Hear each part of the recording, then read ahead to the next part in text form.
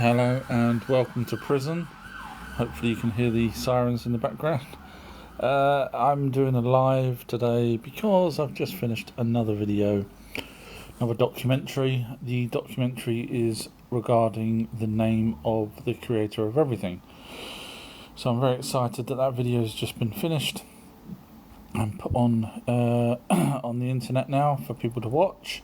If anyone's interested in the full name of the creator of everything, and it's not God. Unfortunately, the word God belongs to the Anunnaki. That's their race name. The reason why they're called Anunnaki is because that's the name that the... Oh, thank you all, Angie. How are you? I'm just started this live, just waiting for people to join. So I've just in case you didn't missed it, just finished the documentary on who the real name of the creator of everything is. So I know there's people out there that will say it's God, which is obviously not, because the Anunnaki's race name was God, which I've proved with evidence, and no one's ever debunked me and never will be able to. So the Anunnaki's race name is God. Obviously, the Hebrew version of God is Elohim. But the Anunnaki didn't create the universe. They wasn't even around. In fact, there's a Hindu poem that actually, or hymn, that actually goes through and says that the gods wasn't even here when wasn't even created when the creation of the universe was created.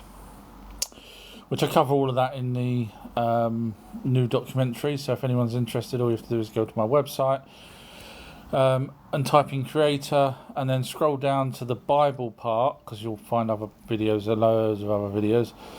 Look for the one under the Bible section that says, and trust me, it's nothing to do with the Bible in the way that people think it is.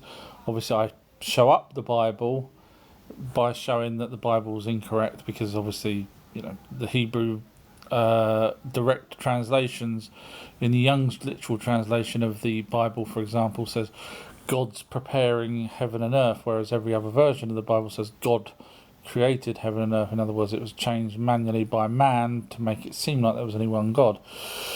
So yeah, amazing new documentary, finished. It's on so you can just get to it from my website, as with all the other documentaries. So, see if there's any questions. Polly has wrote, hi, people from Scotland. Oh, bless you. Hi, Polly from Scotland. What part? My family was from Maryhill in Glasgow. Or still are. I don't really see them now that, what happens is when you get older, when people start passing away, you tend to see them less. Banana Rappers wrote, now then the sunshine, and then wrote, did God create the universe for Zionists? So there is no God. The word God belongs to the Anunnaki. If anyone's interested in the evidence for this, the amount of times I point people to it. So the evidence, and no one's ever debunked it, the evidence is on my website. All you have to do is go to ourtruehistory.co.uk, scroll down. You don't even have to type in. I put it on the front home page. Big blue letters, click here. That proves that the gods in the Bible, and yes, it does mention gods in the Bible, plural. The gods in the Bible were the Anunnaki. But regarding your question, did God create the universe? So we have to rule out the word God. So that rules that out. So then it leaves you to either source or creation, or the name that I've found that the Anunnaki called it. I'm the only person that's done that. I know you're going to say, well, how come you can be the only person? Well, first of all, there's only a handful of people that even bother looking properly at the ancient text, and even then, not everyone has the intellect. I know it's going to sound really big-headed, but watch my documentaries and you'll see I pick up on things that no one else picks up on. So the universe, I don't know what, even though I give the name, I don't know what the start of the universe was. The Emerald Tablets of Thoth says it was a thought. Now, whatever it was that started it, I know you wrote Zionists. I know you're being obviously facetious, but I'm going through that as a sensible question, because back then when the universe started, there was no people, no nothing other than a void, as it says in the ancient tablets. So when you've got a void, then there's no reason to have any kind of Zionists or Christians or absolutely anything, because no one was around. So hopefully that answers your question, Sunshine. All Energies wrote, do you think Hercules walked among the Greeks, or was he based on earlier heroes like Gilgamesh? Brilliant, absolutely fantastic question there. So the reason why it's a fantastic question is because the Greeks do refer to older stories. They refer to the flood. The Greeks weren't around till, give or take, 3000 BC properly in terms of the what we know of them. Obviously, there was pockets of people here, there, and everywhere for thousands and thousands of years, but. So the Greek stories of Zeus is based off of Enlil and the flood and the splitting of the lands and various other things. So it's a really good question. Go number 1 in the class for that. So from my research into Hercules, or as his proper name is Hercules, I'm trying to remember it there. I believe Hercules was a son of Enki and a human woman, because Enki was Poseidon. Sorry, I'm getting mixed up now. Was it Zeus? Wasn't it Zeus? So it would have been Enlil.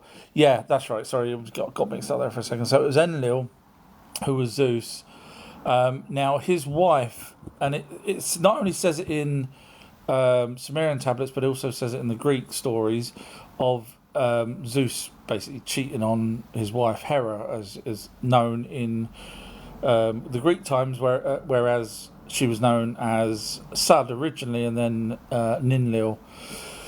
So yes, he did cheat. Now, whether or not Hercules was at the period in Greek times, I would say no to that. And the reason for that is because when you look at my amazing documentary on who Yahweh really was, I refer to Enlil as El. El was old, very old, around 3000 BC, which is pretty much when he gave the reign to Marduk, who became the highest. If you're religious, you don't want to listen to me talking, because I will point to all the evidence, and I get in so many scraps, and in the end the religious people just swear, and because they can't argue, they can't debate, because obviously I show evidence. So my guess is that Hercules would have probably... Now, they did have a holiday home. I know it sounds crazy. Mount Olympus was actually a holiday home. They'd been to Greece way, way, way before Greece was even around. They'd built their buildings for the gods, obviously. Bearing in mind the Anunnaki were called gods. Thank you, Lord Phil. So they'd already had a holiday home there. In fact, when King Anu came down the second time, they left Greece to go back to see King Anu's, and they had to build him a new ziggurat, which they did, which is called the Ziggurat of Ur. So I would say it was a god, demigod, which is what a half Anunnaki and half human is. I would say he was probably put and stayed in Greece, because obviously the last thing Hera or Sud or Ninlil would want is to see said person, because it shows that Enlil had been doing naughty things that he shouldn't have been doing, which we know they all did that. And in fact, they saw that as a normal thing anyway. That to them, having concubines and everything else is no problem whatsoever. It was a done deal. So if there's any spare women out there, no, I'm joking, but you get the point. So I think Hercules was an earlier story, but kind of left. He may have been left in Greece. I'm not 100% sure, so don't quote me on all of that. But that was my take on it. Because unless when I say Enlil was old, unless he was really old but still had the old magic inside him to produce an heir, in which case it would have been a Greek story. Gardina has wrote, good to be here. Oh, bless you. Thank you very much for saying that. Banana has wrote, Hebrews nicked the Bible from the previous civilizations. They did indeed. Well done. Technically, they didn't really, actually, if you think about it properly, because all they'd done was translated ancient texts, which we have. We have the in the British Museum, we have the tablet where Enki tells Noah to build a boat. So all they done was translated it in a way that they could best translate it. Bearing in mind, Hebrew isn't the direct language from the previous text. The previous text was Akkadian, Assyrian, Babylonian, and Sumerian, and whatever else. So the Bible didn't really nick it. It was trying to create a narrative for people to understand the god at the time, which ended up being Marduk. Previous to Marduk, the older stories, Genesis, etc., was referring to the stories of Enlil. User 14 wrote, "What much History Channel does to someone?" I'm guessing you're actually saying what watching too much History Channel does to someone. In fact, I don't actually have the History Channel. I do my own research. And then this, hang on, the same person with no name, and obviously a troll, has then wrote, "Wow, I've been listening to you for a little bit now. You are amazing. You're a genius. Feel free to block me because I'm stupid and my mother won't let me out the basement." Okay, all right, I'll block you for being a numpty. So just going to block that person because he's asked to be blocked. But thank you for the kind words about saying I'm a genius. That's very nice of you to hear. Patrick has wrote, "Jesus Christ. What would you like to know about Jesus?" I've got him on speed dial. He's coming back. Don't worry. Every religious person says he's coming back because he did so in World War One when we needed him. Oh, no, he didn't do that. Sorry. He did it in World War Two. Of course he did. Yes, he came and saved... No, he didn't do that, actually. So, actually, when will Jesus Christ come back? On a serious note, any religious people, give me the reason that he's coming back. Because if World War One and World War Two wasn't a good enough reason... what reason is he coming back for, and what will he do? Because they will always say, our Lord and Saviour. What will he do? Is he going to side with the elites? Or is he going to side with us, the normal people? Who's he going to side with? Because to him, the elites might be doing the right thing, depopulating the planet. He might... So be careful what you wish for. Not that obviously Jesus Christ is ever coming back, because he was... If you watch my amazing documentary on who Jesus' real father was, with evidence, and you can say, no way, go watch it. It's on YouTube, go watch it. It's on TikTok, it's on my website, go watch it, who Jesus' real father is, with evidence. Do you know how many people's told me I'm wrong? TikTok, tumbleweed, none. Because they can't. When you put evidence in front of people, they cannot refute it. They just swear. Anyway, Ruler of 50s wrote, "Was the creator of all a net?" Thank you, Donna. Oh, bless you, Donna. How are you, Donna? I finished one of my videos, Donna, so as you know, I like to come on and promote the amazing new documentary that I've just done, which is The Creator of All's Name. So Ruler of 50s wrote, "Was the creator of all a net?" I'm guessing you're kind of meaning like Skynet type thing, Matrix. I do not know what the creator of everything is. All I've done is found a name that the Anunnaki's given that no one else has ever found.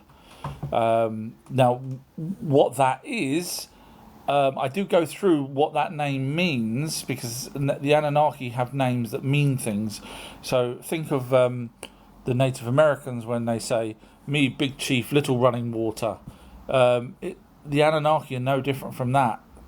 Their names meant something. Whereas nowadays, John and Fred, I know you could say, well, the Latin version of John means blah, blah, blah, but there's so many people now with different names that means nothing other than, there's people out there with Kal-El, which is a name that was made up for the original name for Superman on home planet. So my gut feeling is, if you're going to ask whether or not we're in a matrix, my gut feeling is no. And even if we are, the old saying is, I think, therefore I am. Banana has wrote, "Thanks, mate. No worries at all. That's what I'm here for." Tree has wrote, "Good morning. Great to wake up to this type of stimulation." Steady on, Tree. Steady on. We don't want your wood getting hot. Oh, crap. Sorry. Bad joke. I've got told to call this person Tree, TR33, but he said call him Tree. Bananas wrote, good response to my question. You're more than welcome. If you are interested, honestly, in seeing the evidence, then you can point that to absolutely anyone, as I do many times. It's on my website. All you have to do is go to outtruthhistory.co.uk and scroll down to where it says click here. And you'll see the evidence, and it's phenomenal. Metal detectors wrote, said so many and tried to say Sumerian, etc., and loads and stuff, but felt it hard justification on spot. You've got me on that one, Metal Detect. Sorry, I'm probably reading it really badly. Sorry, I don't know what that meant. Metal Detectors wrote, hope Kerry, history and coins are okay. Yeah, me too. Yeah, I do chat to him occasionally in the background. Jay has wrote, can you read cuneiform? I cannot. However, your next question will probably be, how do you know that what you're reading is correct? So I read many different translations. Now, there's not just one person. I know people out there will say Sitchin's the only translator. No, he's not. So I listen to lectures where there's no, for example, there was a guy called Samuel Kramer, who in 1965, I think it was, did an audio lecture that's on YouTube. So I listen to things like that where it's not in writing. However, he did translate many tablets himself, and he's got many books out with the translations.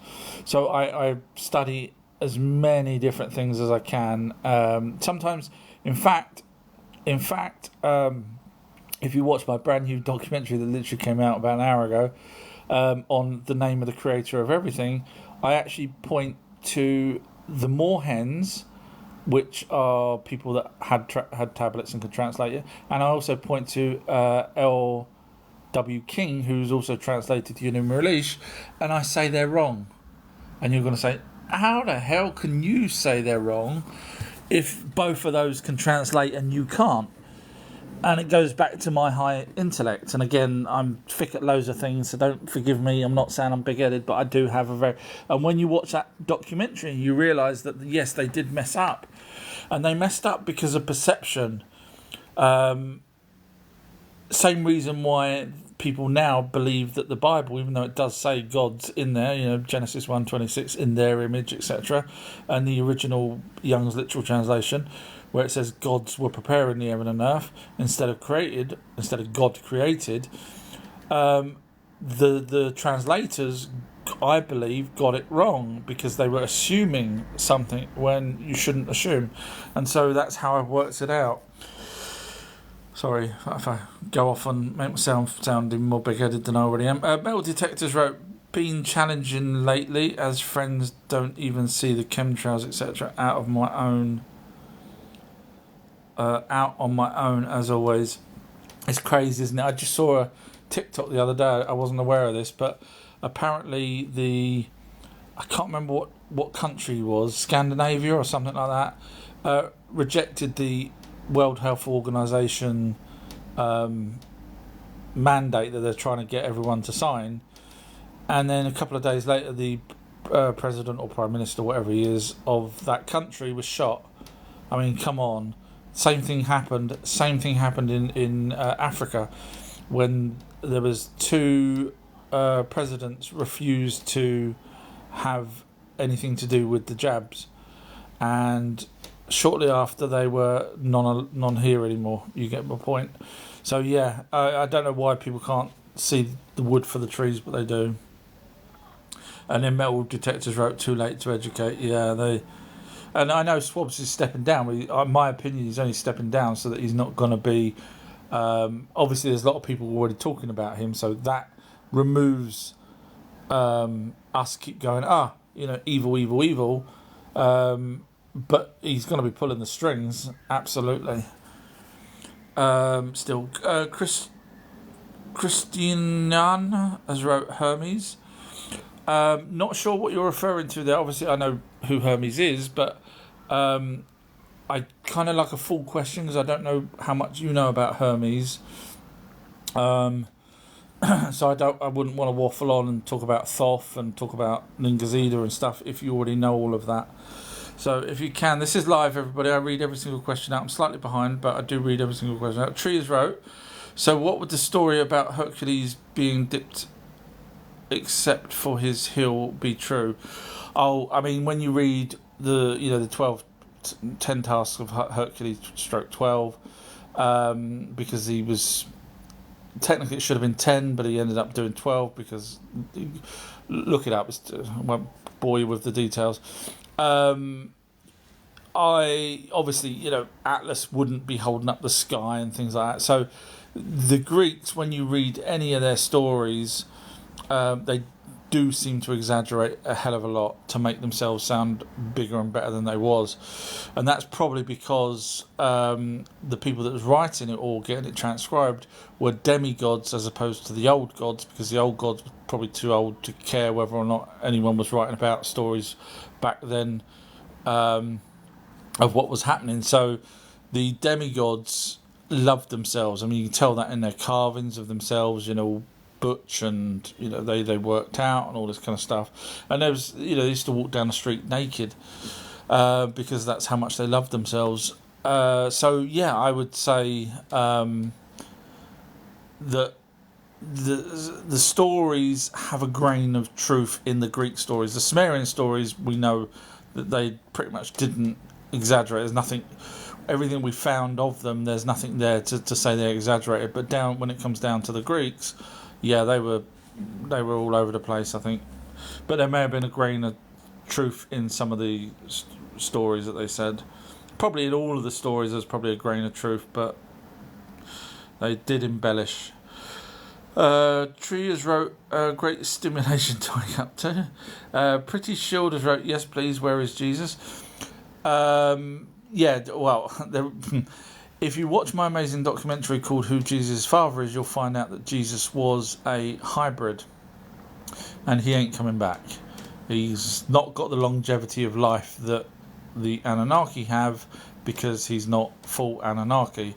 I know it sounds all weird when I'm talking like this, but when you watch the documentary, it's a long documentary, and the reason why it's long is because it goes through all the evidence, and then when you get to the part where it says Marduk was Jesus' father, you'll go, that makes so much sense, because I've just watched this whole documentary and he's pointed to absolutely every single bit of evidence there is. But me blurting it out on this live makes it really hard for people to go, Marduk, how the hell can Marduk be Jesus' father? Watch the documentary and you'll see. Lewis Watts has wrote nah, and then wrote us, and then wrote nah. Not quite sure what all that means. Anthony has wrote, Jesus Christ is Jesus consciousness, he just knew about Ascension. So this is what I like when people talk about stuff that they have no idea about. They assume stuff. Now this person here, Anthony, has just said Jesus Christ, he just knew about Ascension. So Anthony was there obviously because he chatted to Jesus, said, Jesus, what's the deal here? And he said to Anthony, he said, look, Anthony, he said, I know about Ascension. Hold on to that thought for another couple of thousand years and then tell everyone about it, because you know it as a fact. You see where I'm going with this, Anthony? So I don't assume things, because it's very dangerous to do that. If I do assume, I will say, I believe. I would never say it like you've done as a fact, because now I will ask you for the evidence of that. Let me see if you follow me and see whether you don't follow me. So I'm going to ask you for evidence of that. When you realise you can't give me evidence of that, stop. Sometimes, I know it's easy for you to blurt this stuff out, but when you come across someone that's going to ask you for evidence, sometimes you just end up looking a little bit. So it's easier to just keep your mouth shut and believe it, or say I believe. Then I wouldn't have a problem with it. Thank you, History and Coins. Hope you're well. We are all thinking about you still. Anyway, moving on. Pretty as wrote, they always lose him. I'm guessing Jesus. Yeah. He was here a minute ago. Junex has wrote, Amon just loved telling his followers he'll be back. I'm guessing you mean amen or amen. I'm not sure which one you mean there. Pretty Shield has wrote, we're all Jesus. Technically no, because the Homo sapiens came way before Jesus came. So we're talking 298,000 years, give or take. Homo sapiens were here before Jesus. So if we was all Jesus, then Jesus would have to be part of the Anunnaki, which technically he is, but obviously it's not part 298,000 years ago. He's part 2,000 years ago. So no, we're not all part of Jesus, I'm afraid.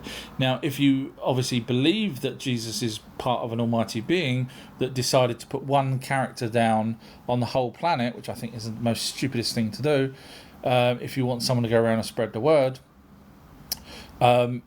if you want to see evidence that the Anunnaki were the gods in the Bible, all you have to do is go to my website. I should just put this on repeat, shouldn't I? No one bother coming back. No one either watches it or they watch it and think, oh crap, this guy's proved it.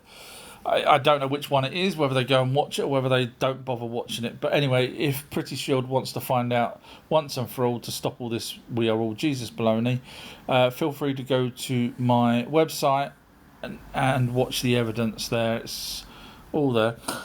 New Leopard Girls wrote, love Ancient Aliens. Yeah, it's a good program. Haven't watched it properly for a long time, but yeah, it certainly woke a few people up, which is good. Metal Detectors wrote, does soul or light being control one's health? Interesting question. So that's referring to what I believe the orb that joins with us in the pineal gland 3 to 4 months in the mother's womb. Metal Detectors wrote, does the soul, e.g. the light energy being the orb, control one's health? I don't think it does. Now, you could, with a bit of intellect there, is a very interesting question. You could say, well, is our aura anything to do with the orb? And that would be interesting, because what we would need to do is see whether or not everyone's got an aura. That still won't say one way or another, but it'd be interesting to know whether there's people out there that don't have auras. Excuse me. So, good question. Go number 2 in the class, but I can't answer it because I don't know the answer to it, I'm afraid. Patrick wrote, do you know that the Old Testament prophecy about Jesus Christ's birth and resurrection and manifested... Trying to see the next part of it. There is no next part. So let's go back to it. Do you know the Old Testament prophecy about Jesus Christ's birth and resurrection? I do not, and I don't believe there is such a thing. Because you've got to remember the Old Testament is based off of the Anunnaki texts. So if anything was added to the text, which there's obviously not, so I've read many translations of the Anunnaki texts, certainly to do with the Genesis. So in other words, no to the Anunnaki text. However, as you may know, Patrick, the people that wrote the Bible in English lie. And you're going to say, no, they do. How? Prove it. Okay, quite easily. You ready? Get a pen and piece of paper. So all you have to do is look at any Bible except for Young's literal translation, and it will say God created heaven and earth. Now go look at Young's literal translation, which is the actual direct version off of the Hebrew, and it says God's preparing heaven and earth. So when you say that Jesus was mentioned in the Bible, it's not mentioned in the ancient text, which is what we've got. Bearing in mind, we've got the tablet in the British Museum that tells us Enki told Noah. We've got the 6 Days of Creation tablets over in the Columbia University, and so on and so on. So we've got everything we need. So no, Jesus wouldn't have been mentioned by the Anunnaki at all, ever. Pretty Shields wrote, I'm his sister. I'm guessing you're referring to Jesus. Technically, if you say... You know Jesus had brothers, don't you? Any religious people here? Hands up. You do know Jesus had many brothers. Seriously, you know that. It says it in the Bible. Anyone know those other brothers and what they did? I can tell you. And if you don't know, just put the frickin' Bible down and come follow me. Because if you don't know that Jesus has brothers, then do not come here and try and tell me stuff about Jesus and God and everything else. Do not. Because if you don't know a simple thing, that Jesus had brothers, and it's written about in the Bible, then you can just move along, do whatever you want to do. Do not bother my time. Christians wrote, the light of Christ is within us. Unfortunately, he's not, because, as I say, with evidence, the Anunnaki were the gods. Enlil was the highest, with what they called a rank of 50, and then Marduk ended up getting given that, which he then became the highest. Happy to show you all the evidence of that, but you will not go and see it, because you will happily believe in a lie that the mainstream have done. And I say mainstream because, as I say, the Young's literal translation has it different to what you're being fed. And I mean fed with a capital F. And you're lapping up whatever they're telling you. Lapping it up. Yum, yum, yum.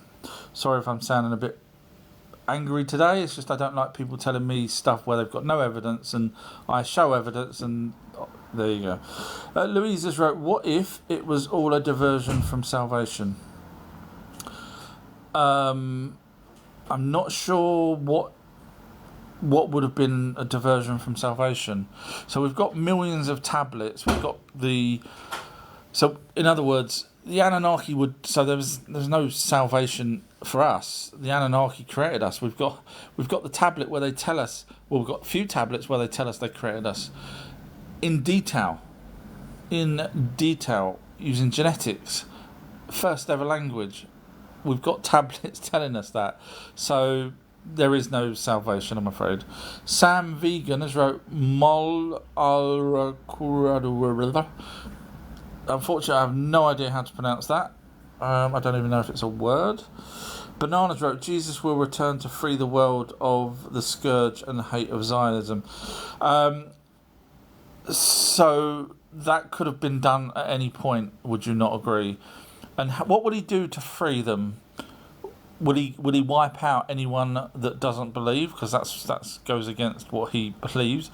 Is he just going to say, hey, look, I'm here, come on guys, all follow me? Because there's people like me that will still say no.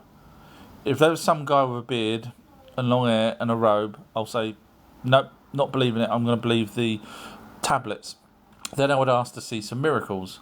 And of course, this particular person wouldn't be able to show me any miracles because he would need the tech that his father, Marduk, had, that he was allowed to use in order to do miracles to get people to believe in Amen. Yes, Amen was the name of Marduk, which was... Oh, it's too easy. It's too easy. Follow me, guys. The non-religious people, feel free to follow me. All my videos show all the evidence. Louise has wrote, it may be. Love your work. Thank you very much. That's nice of you to say. I'm being a bit facetious today, aren't I? And I must stop using that word. Perry Mack has wrote, what do you know about Yahweh? Funny enough, I have actually done a documentary on who Yahweh is. Honestly, I have.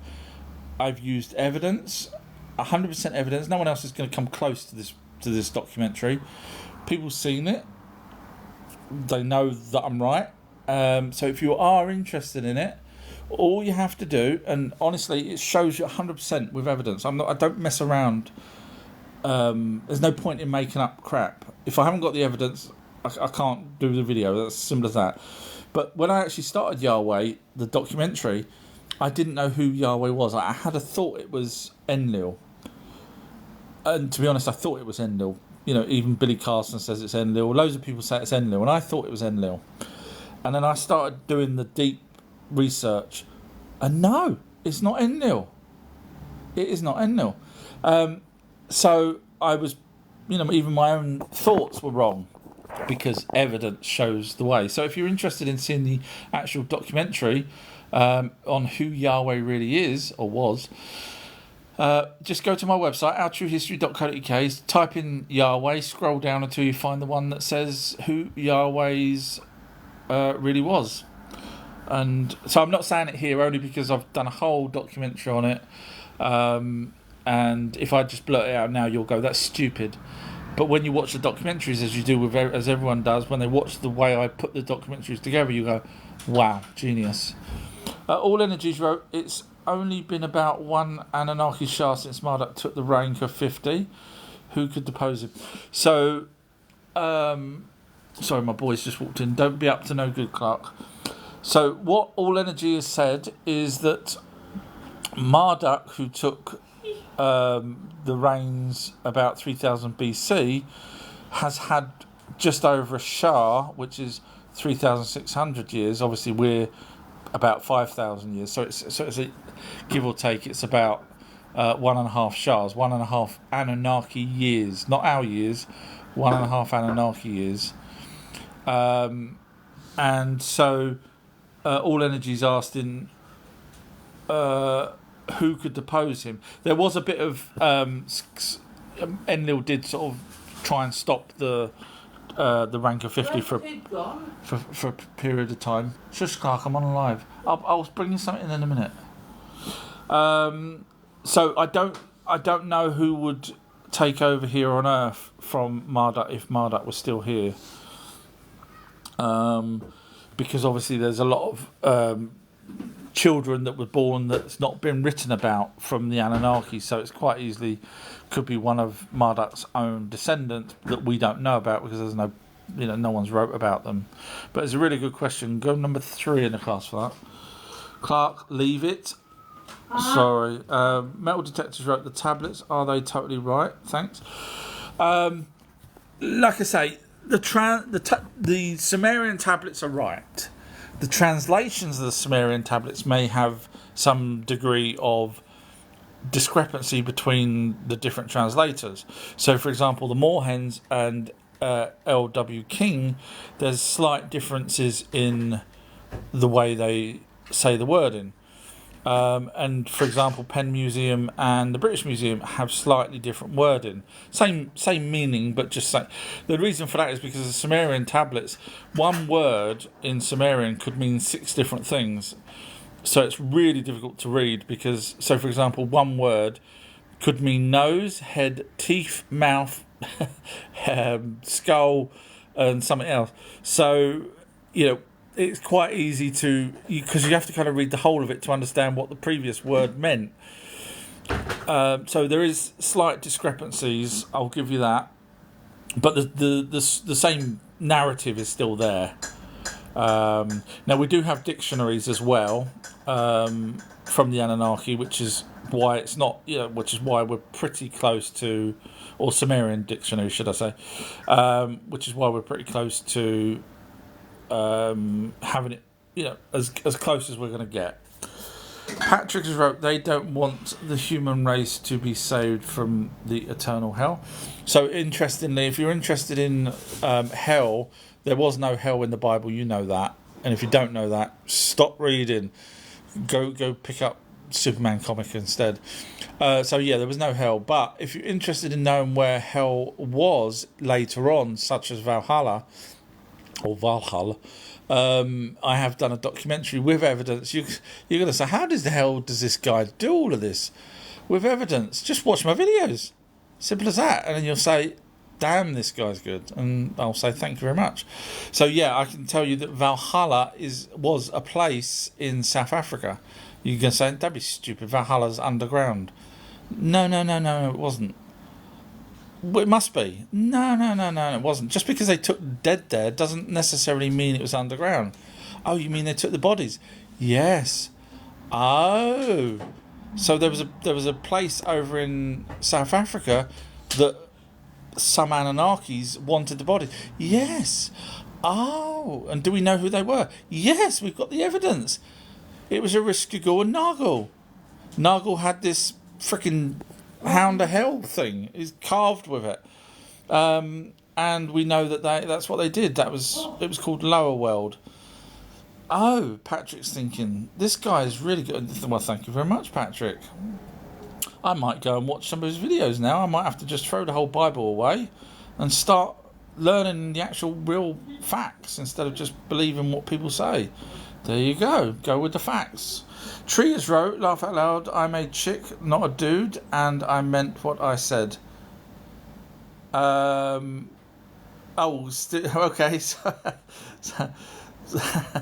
I'm guessing that was to do with waking up. Sorry, chick. Whoopsie. Yeah, sorry. It's hard to know sometimes, and forgive me if you've already told me before. I assume everyone's a bloke, or yeah. Sorry, my bad. Well, happy morning to you. Patrick wrote, blushing now, deception. And then Patrick wrote, people read the Bible, Jesus Christ's words, be saved from hell. Oh, thank you, Kerry. Hope you're well, Kerry. Hope all your family's well. People read the Bible, Jesus Christ. Okay, so the problem is, when they read the Bible, you know there's 144 inconsistencies in the Bible, don't you, Patrick? If you don't know that, Patrick, stop reading. Stop, just enough now, stop. So anyway, Dad jokes is right. Who created the animals and Neanderthal before the Anunnaki came? So according to the tablets there's 14 tablets, if I'm not mistaken, in the Columbia University. There's loads, but the ones that we're referring to. Thank you, Leela. Thank you. That's very nice of you. Thank you.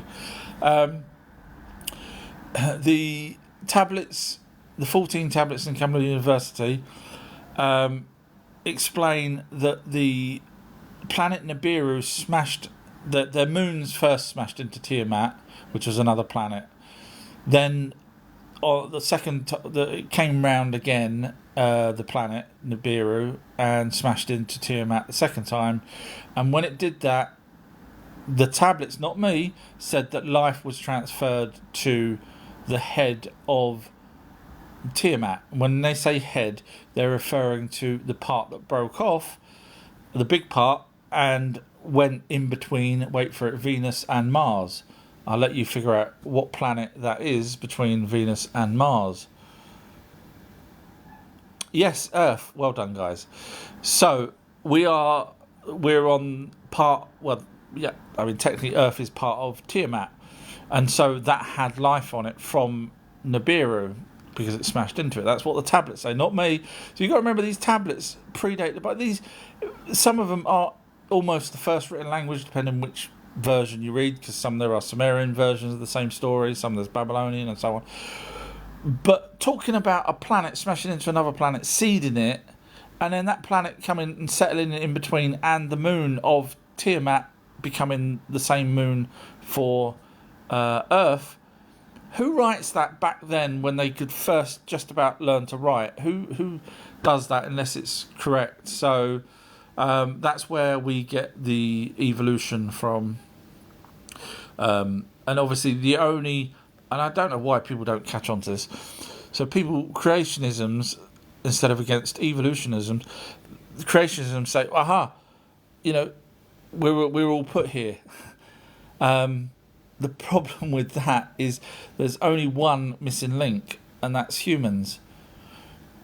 And the reason for that is we've got the tablets that tell us that the Anunnaki genetically modified a species here, which I say is Neanderthal. So I don't know why people seem to think that there's... I don't know. Just Checkers wrote, good day, mate. Hi, good day back to you. Perry Mackers wrote, didn't our animals send seeds of their species from asteroids and seed the planet with animals? When you wrote, didn't our animals send seeds of their species from asteroids and seed the planet with animals? And then you wrote after the Anunnaki hit the planet to prepare it, or before that. So hopefully you just heard what I was saying about how we were seeded with life. And so by the time the Anunnaki settled here, it was 4.5 billion years later. Leela's wrote, I'm not sure I believe you, but this is fascinating. I love to educate myself. Thank you very much, Leela. All you have to do, honestly, to watch the one, if I tell you any video out of the thousands that I've done, watch the one on my website. So it's my homepage, I've put it there, outtruehistory.co.uk. All you have to do is scroll down on the homepage to where it says click here, big blue letters. Watch that. That proves the Bible talks about the Anunnaki. Once you've seen that and you know, fine, yeah, there's no debating, that's it, end of. Anything else you watch of mine, I show evidence as always. and then you can then learn and unlearn the stuff that you may have been taught at schools, etc. It's all there, honestly. I won't, there's no, just watch it. You'll see. I point to I actually show you where the evidence is. People can go and look it up themselves. I don't do what other bad researchers do, which is just show their face and talk. I don't do that. I can't do that because I have two heads. No, but I can't do that because I just want the information out there. I don't want to be known as, he's a very handsome guy, or he's very ugly, or he's, too tall, he's too short, he's whatever. Because I know people do that. And I don't want that. I want people to just take my research as it is, face value. Louise has wrote, it might be a good fabrication. It's still only tablets, so we will never really know. Actually, we will. If you watch my documentary that I just pointed to, I back it up with cylinder seals, with their carvings, with their temples, etc. And with, for example, for crying out loud, the Greek gods named 9 planets. We can only see 5 with our eyes. Come on. How the hell did they know about the other planets? Why can't people just think, hang on a minute, how the hell did the Greeks know about stuff we didn't know about? The Anunnaki talk about the asteroid belt in their, thank you, Piggy Peanut, that's very nice, cool name, thank you. The Anunnaki talk about the asteroid belt. They called it the hammer bracelet. The asteroid belt is the other part of Tiamat that broke up, that goes in between Jupiter and Mars, because that's where Tiamat was. That's why Nibiru goes between Jupiter and Mars still, every 3,600 years. So it just takes a few people to stop thinking about religious books, because that's ridiculous, when we have the evidence, and just say, okay, so the Anunnaki mentioned the asteroid belt. When did we find out about the asteroid belt? 200 years ago. Wow. So we knew about the asteroid belt thousands of years before. Yes. When you just put it all out like I do, it's just, it kills me that people don't grasp it. It's not that difficult. We're going to other planets. Give us another 3,000 years. We'll be going to Alpha Centauri. 3,000 years of our technology where we are now, we'll be in Alpha Centauri, no problem at all. Does that make it, any less credible that another species can come here? No.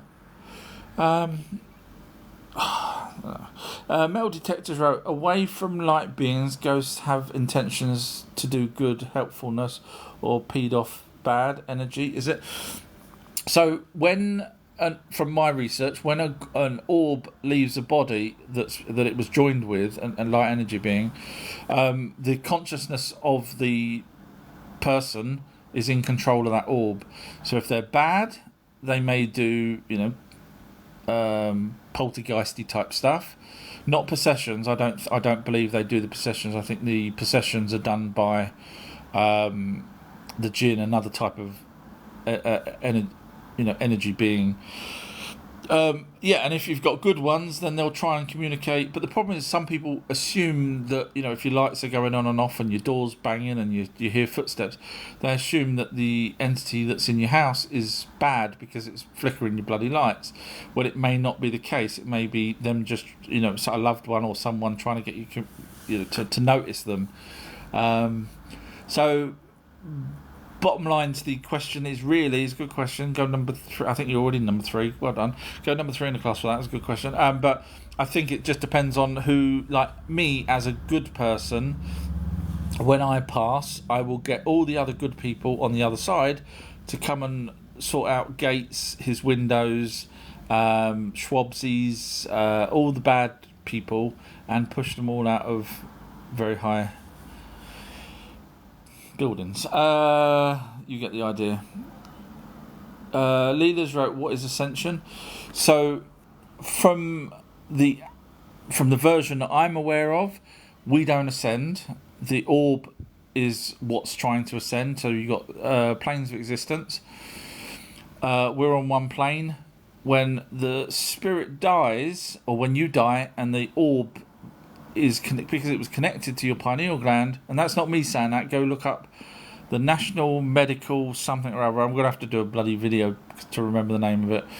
But you just type in pineal gland spirit, and the first one that comes up is the national. It's an organisation. It's government that says the same thing, that the eye Horus is where the spirits join with, which is your pineal gland. So Ascension, from the orbs point of view, is when it moves up to the next plane of existence, where it becomes a spirit guardian. There's no such thing as angels. Angels were just messengers. If you believe that there's angels, then, you know, move along. If you realise that the word angel actually means messenger in Greek, because that's where the Hebrews got it from, carry on listening, because you'll find out that the messengers were in the actual original Sumerian and Babylonian texts, where the Anunnaki had people, messengers, flying around in chariots, picking up people, taking them here, there, and everywhere. That is your angel. So anyway, the Ascension isn't for us. The orb will go back round until it's learned everything it can. It will go into different people. You'll think that it's, you know, if you remember a previous life, you'll say, aha, I was... No, it wasn't you. It was, you're just accessing the memory from that orb. And so that's what Ascension is. It's not for us. We're just, you know, biological matter. We're not eternal energy, which is what the orb is. Louisa Watts has wrote, I know you have evidence, but the Anunnaki could be masters of deception. See, the problem with that is all it takes is one very logical conclusion to this. It's so simple. Sorry if I'm not trying to make you seem silly or anything. I'm just saying it's so logical. We would not know the difference. So when the Anunnaki were here and they created us, and we've got the tablets and everything else that says that they created us, we wouldn't know whether they were gods, whether they were dolphins, whether they were, you know, spaghetti monsters. We wouldn't know any different. There's no need for them to deceive us, because we know no different. And once you realise that we would know no different, then you realise that they're not deceiving us, because there's no point. How can you deceive someone that knows nothing in the first place? You would need to know something in order for someone to deceive you, to make you believe in something different. So it's very simple. They didn't deceive us, because there's no benefit to them deceiving us, because we wouldn't know anything whatsoever. They could tell us what they want. So they could have told us they were spaghetti monsters. We wouldn't know any different. Do you see my point? So there's no point in them deliberately deceiving us. They could just do what they need to do. Bills wrote, how much is it to join your webpage? Free of charge on the webpage. There are videos on there, long documentaries that you can watch on YouTube. You can get to everything from the website. However, I do have a Patreon page where, when I do my long deep dives, I put videos on the Patreon page, because it takes me sometimes months to learn and research and everything just to do one video.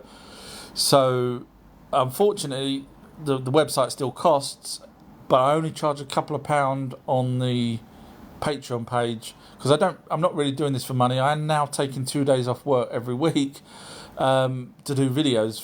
So it's, you know, trust me, I'm losing more than a couple of £1 by not doing these 2 days a week. So I'm actually off Tuesday and Thursdays, which I constantly, because I you know, you can probably guess I love doing this. So for a couple of £1, you get to watch over 150 long documentaries. There's one's called 3-hour one called Everything You Need to Know About Spirits. There's mermaid documentaries. There's crystal skulls documentaries, all with evidence. Stonehenge. So yeah, for a couple of £1, it's not. Hopefully, it's not too much. I certainly don't make a profit on doing this at all. Louisa has wrote, the Book of Enoch kind of describes how wingy the fallen angels were. Yeah, so they basically went in chariots, as it says in the Book of Enoch, and he goes up into orbit as well, and he sees craft. So when you read the Book of Enoch, you'll see that he's referring to craft in space, and then he sees lights leaving the said craft in orbit, going off to the stars. Says that. Who would have made that up back then? To write that, it's amazing. Miss Something has wrote, where is that Patreon? So you can get to everything from my website. Thank you for asking. You can get to everything from my website. Feel free to watch the normal videos on my website first if you want. There's thousands. Just and they're very long videos as well. So as well as shorter ones. But so yeah, you can get to my Patreon page from my website. But if you can't get to my website for whatever reason, just type in on Patreon Our True History. Our True History, which is my name because my mother gave it to me when I was born. No, she didn't. But yeah, so Our True History on Patreon, or you just go to my website and watch whatever's there until you've exhausted everything on there, and then move on to the Patreon. It's totally up to you guys. Louisa's wrote, "Laugh out loud. I've subscribed to you." Oh, bless you. Thank you very much, Louisa. Thank you. Hopefully you're enjoying the stuff. DB has wrote, "Why aren't the Anunnaki taught about today in schools, etc.?" Because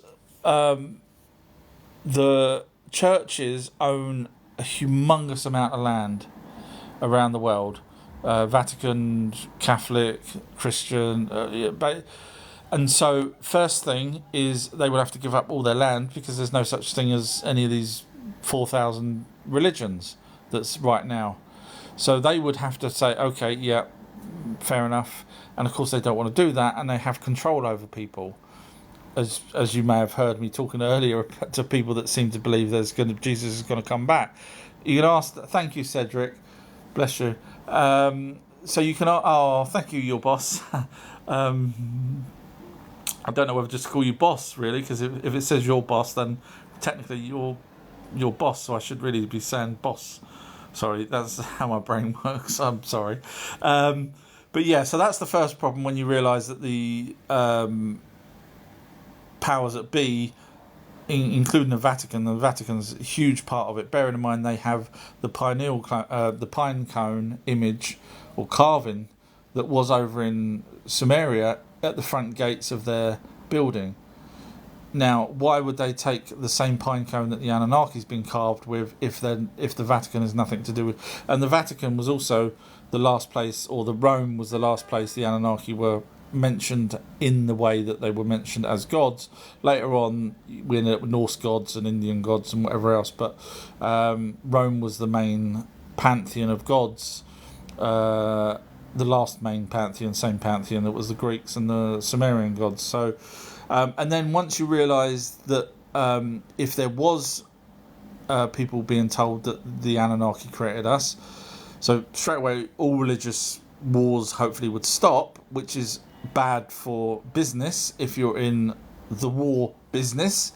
And second, we would then say, we want to meet our alien brothers or fathers, and they must have technology that we don't. And then, hang on a minute, if the Anunnaki are real, then the little greys are probably real, and they have anti-gravity technology, which we really want. Free energy. And of course the petroleum companies, the pharmaceutical companies, the 13 families that pretty much run our country, our planet, won't want us to know. And in fact, so much so that if you look into the Rockefellers, you'll see that they have tried many, many times by funding certain institutions, that those institutions then suddenly lose giant skeletons, they lose tablets, they lose anything to do with the Anunnaki suddenly disappears. Leela's wrote, "You're fascinating. I'm following you now. I love that you have debunked Christianity in one sentence." Thank you very much. Well, technically wasn't my intention, but it's just wherever if the research took me to that there was an almighty being and the Bible was right, then I'd be pushing that. I can't help it. I have to push whatever the evidence shows, and the evidence 100% shows that the Anunnaki were the gods in the Bible.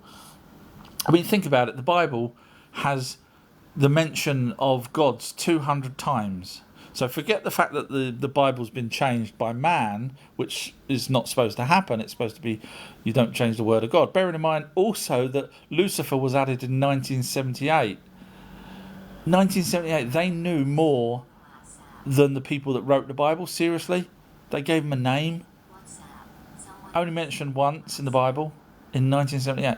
So, yeah, you get the point. I can go on and on and on, but I cover many of this with my in my videos as well. Sorry, my boy's just asked me, I think, to put his phone on a little bit longer. I have limits on his phone. Sorry about that. Dr. Nicholas Curtis has wrote, "What's up with the sun? It has changed since the 80s and now very different." I don't know. I've not really looked into it. Now, there was a NASA video that someone had spotted that had a massive planet-sized spherical object. I don't know if you guys have seen that video, where it was there for about a few days. Obviously, it was a time-lapse video from NASA, and this object was sucking up energy from the sun. You can actually see it sucking it up, and then eventually leaves the sun and moves away. So, you know, is anything happening to our sun because of aliens? I don't know. Is anything happening to our sun because of our ozone layer, that we make it look different? Don't know. I've done it, Clark. I've already given you more time. Sorry, my boy's coming in. I've done it. Turn it on and off. Sorry, guys. Turn it on and off, Clark. I thought I'd be nice and quiet today and have a little quiet live chat. Sorry, my boys. Restart. Right, that should work. Yeah. Stumpington's wrote, "How are we? Hope we're well." I'm not too bad, thank you. Yeah, I'm good, and hope you guys are too. Metal Detectors wrote, "Think we got to be hardcore." I'm guessing that's laying down the fact that religion's baloney. Is that what you mean? Genexus wrote, "If our life is predetermined because of our soul's chosen life experience, would vessels with no soul free to live and experience things without intervention?" Interesting question, as always, from Genex. So my perception is that we don't have free will no more, because when you talk to a clairvoyant, medium, spiritualist, or any Ouija board or whatever, they tell you your future. The good ones, forget the baloney ones. They tell you the future. How can they know the future if the future's not been written? You could have an infinite choice, but no, they tell you, which means we've already gone round. Now the Emerald Tablets of Thoth say that the universe is cyclical. It goes round and round and round, which is possible. Don't ask me how. I'm not a physicist or anything like that. But so I have a feeling that the orbs that join with us know the past and present and future, because obviously they can, see it. Because when you talk to a dead person, they can tell you stuff that they weren't around, but yet your loved one can tell you stuff. Oh, you put the key in the drawer. How would they know that if they can't go backwards in time? And of course, being energy, they should be able to go backwards in time, because energy doesn't, it's the E equals MC squared thing. I'm just trying to. There you go. Sorry, my boys. Thank you. Is it working now? Yeah, thank you. All right, bye, Clark. I'll sort you out in a minute. Okay. So I don't think it's the orbs that have any dictation. I think they're aware of what's already happened and what's happened in the past, but I don't think they have any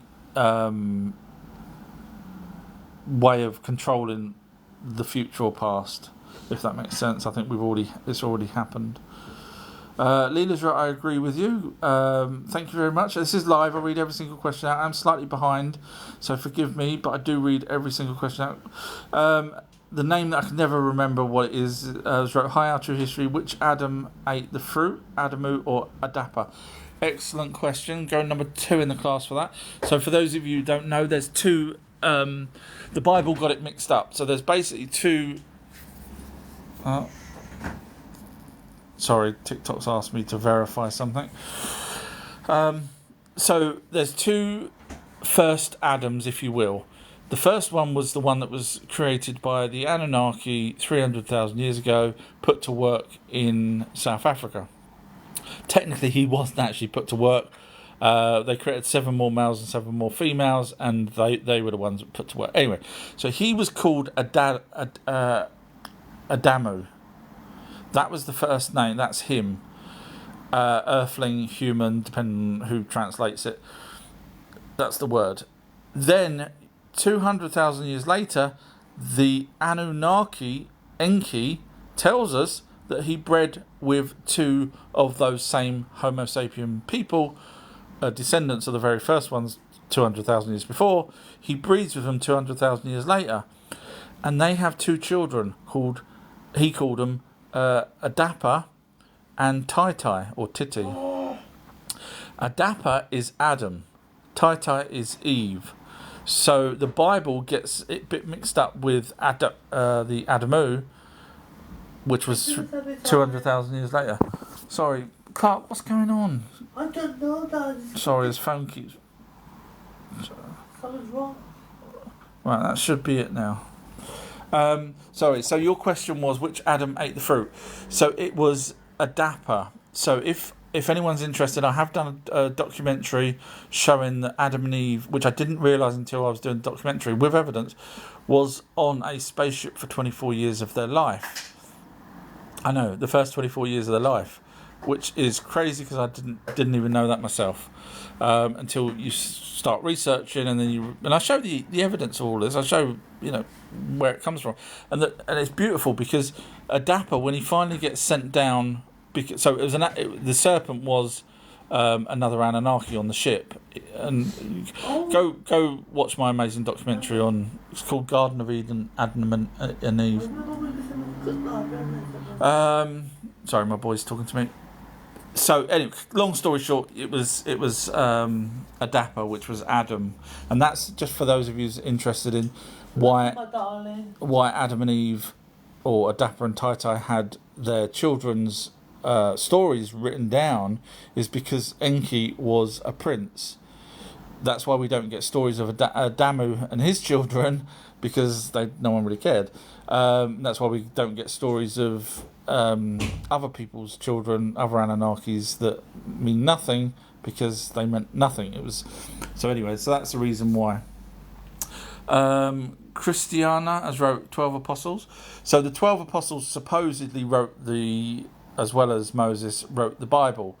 However, when you actually do a little bit of logic and a little bit of research, you realise that the 12 apostles wrote stuff down that was only given to Moses, if you believe the stories that Moses was given stuff to write down. And so there's no way the apostles would have known what Moses knew, because Moses was given that directly. So what you'll find is that there's people that was translating older tablets was adding them to this book that we end up knowing as the Bible. That's pretty much all it is. History and Coins wrote, I know. I'm not sure what I was referring to there. Perry Mackers wrote, John was his cousin. I forgot his brother's name. I knew he had brothers, though. So that was when I said, did you know that Jesus had brothers? Unfortunately, you're incorrect on that. So, for those of you that don't know that Jesus had brothers, I will quite simply say one line from the Bible. The sons of God took unto them the daughters of man. And you're going to say, and now all the religious people will come up with every excuse they can to say, no, those weren't the brothers of Jesus because they were sons of God. And hang on a minute, Jesus was son of God. And then they'll come out with, Jesus was God. They will do that, trust me. And they'll make up absolutely every excuse. Now, the funny thing is, with that, we actually have the evidence of who the sons of God was. Bearing in mind, if anyone's interested in the evidence that the Anunnaki were the gods in the Bible, watch my amazing documentary on my website, outtruehistory.co.uk. Scroll down to where it says click here. So, we know the Anunnaki's race name was called gods, with evidence.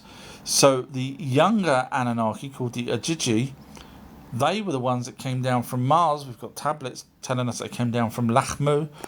And they stole human women. They literally stole them and had them for wives, which is what the Bible says. So if anyone's interested in learning the real history, just watch my videos. I show all the evidence.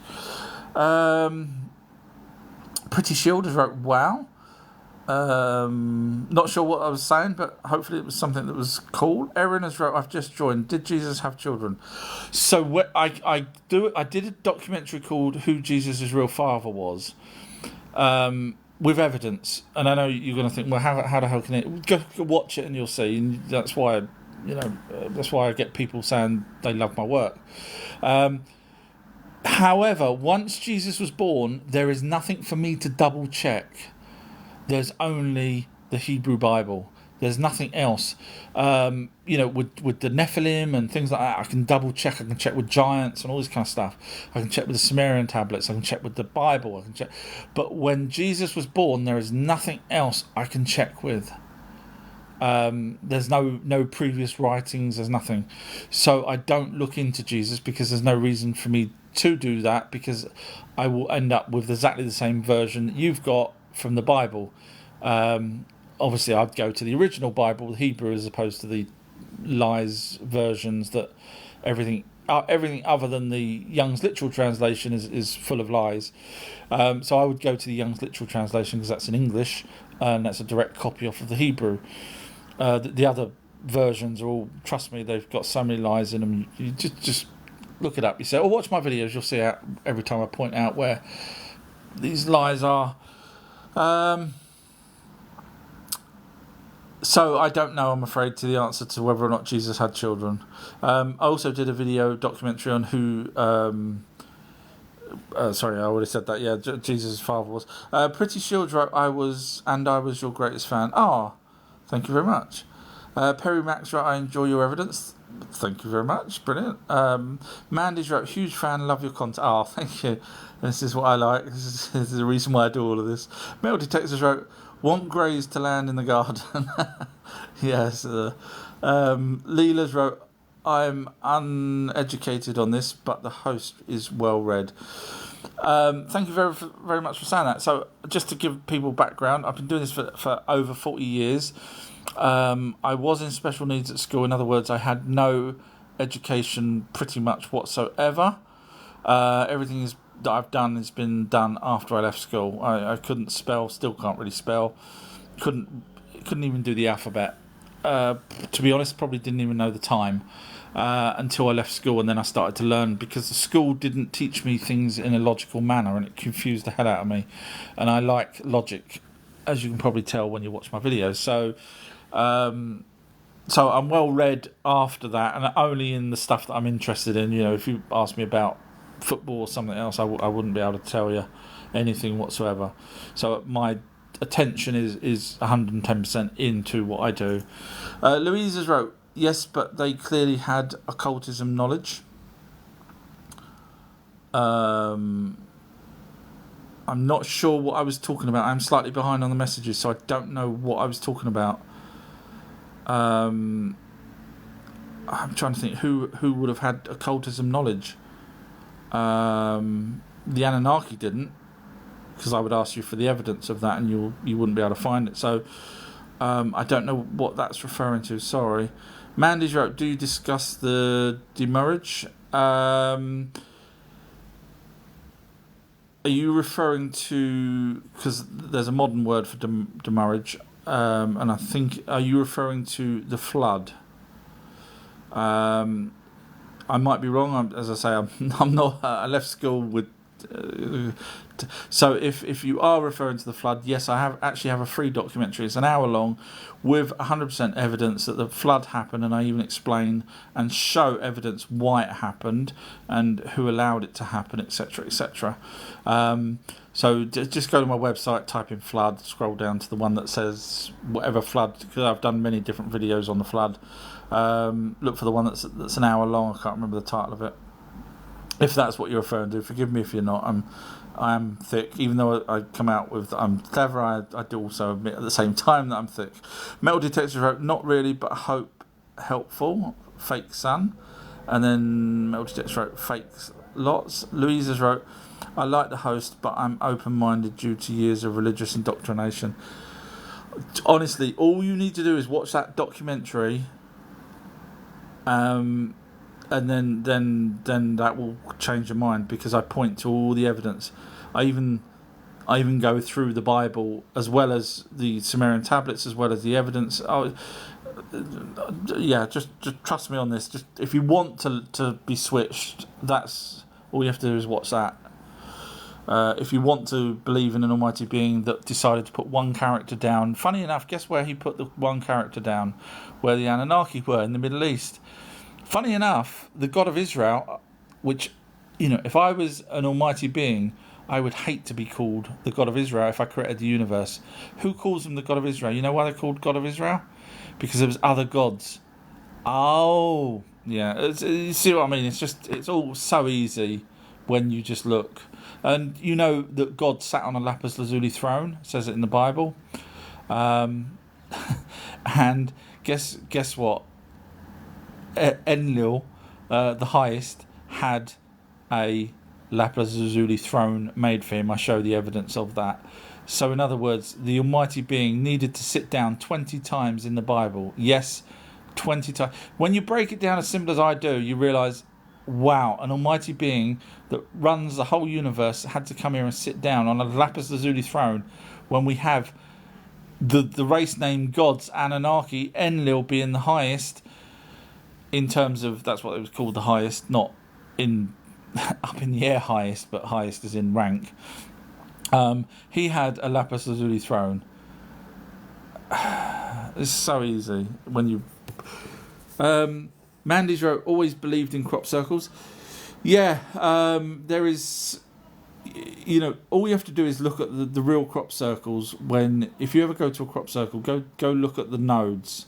If the nodes have been burst from the inside with a superheated microwave, which is how the proper crop circles are bent over, you're in a proper crop circle. If the crop is all flattened from the bottom and squashed with a plank, then it's a fake one.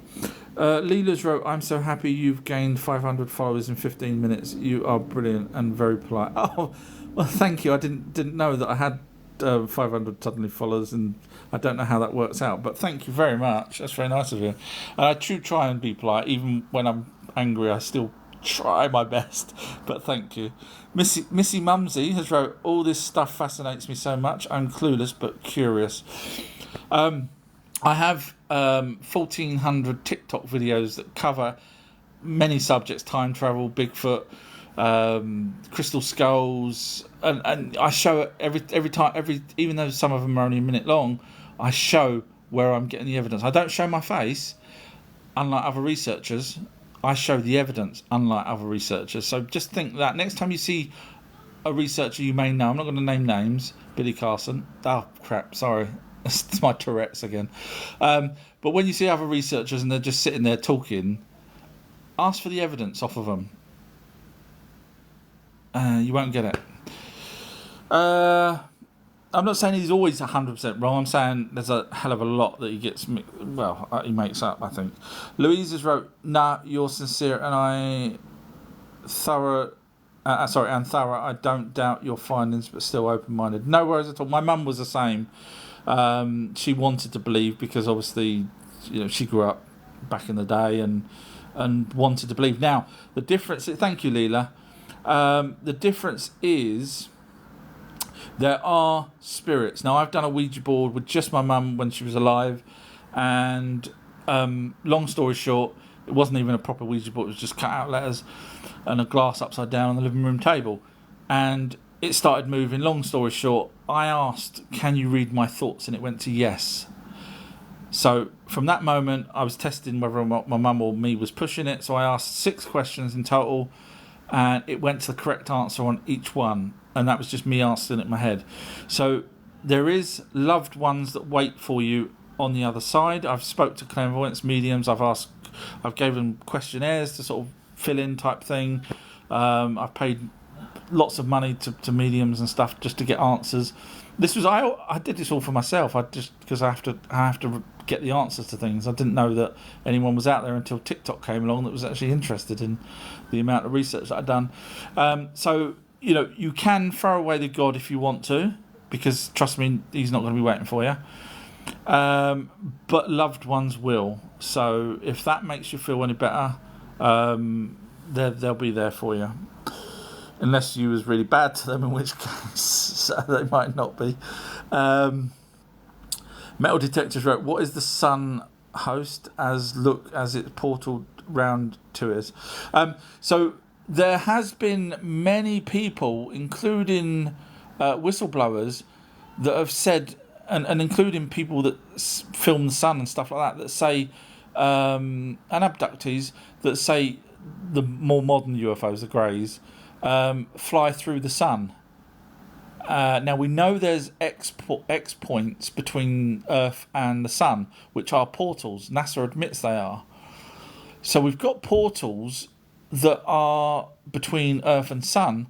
So is the energy of the sun creating those portals? Now NASA explains how the X points work. Look it up. I'm not a physicist, damn it, Jim. I'm a doctor. But no, I'm not a doctor. I'm joking. That was my Star Trek impersonation there. But yeah, so X points are real. So why can't the sun actually have some sort of portal in it itself? If we could not be burnt by it, who's to say there isn't a portal there? So the answer to your question is I don't know. Totally possible. Louisa's wrote, Louisa's wrote, brilliant work, brilliant host. TikTok is quite dry at the moment. Thank you very much. Metal Detectors wrote, demons always around me. So the problem with, as you know, Metal Detect, the problem with demons is the original word for demons was meteorite. So down the line, people's used the word demon to mean something evil. That's why no one can describe a demon, no one can describe a monster, because a monster is something scary. So you can't describe it. So when you say demons are around you, so it could be deceased people that don't like you. In other words, evil people like Bill Gates, Schwabs, and so on. Or it could be the other type of entity which people call the jinn, which are not good for us if you believe everything that people talk about the jinn. Perry Max wrote, thank you, I love the website. Oh, thank you very much, Perry Max. That's very nice of you to say. Appreciate that, really do. Metal Detectors wrote, Jinn did my car clean. The name I can never remember. Didn't you say it was Atlantis or something? Hey, our true history. The scholars say that Yahweh, Jehovah, was a mistranslation. So what I done when I done my amazing documentary on who Yahweh was took the character, not the name. So regardless, they could have called him Scooby-Doo. The end result is still the same. The character.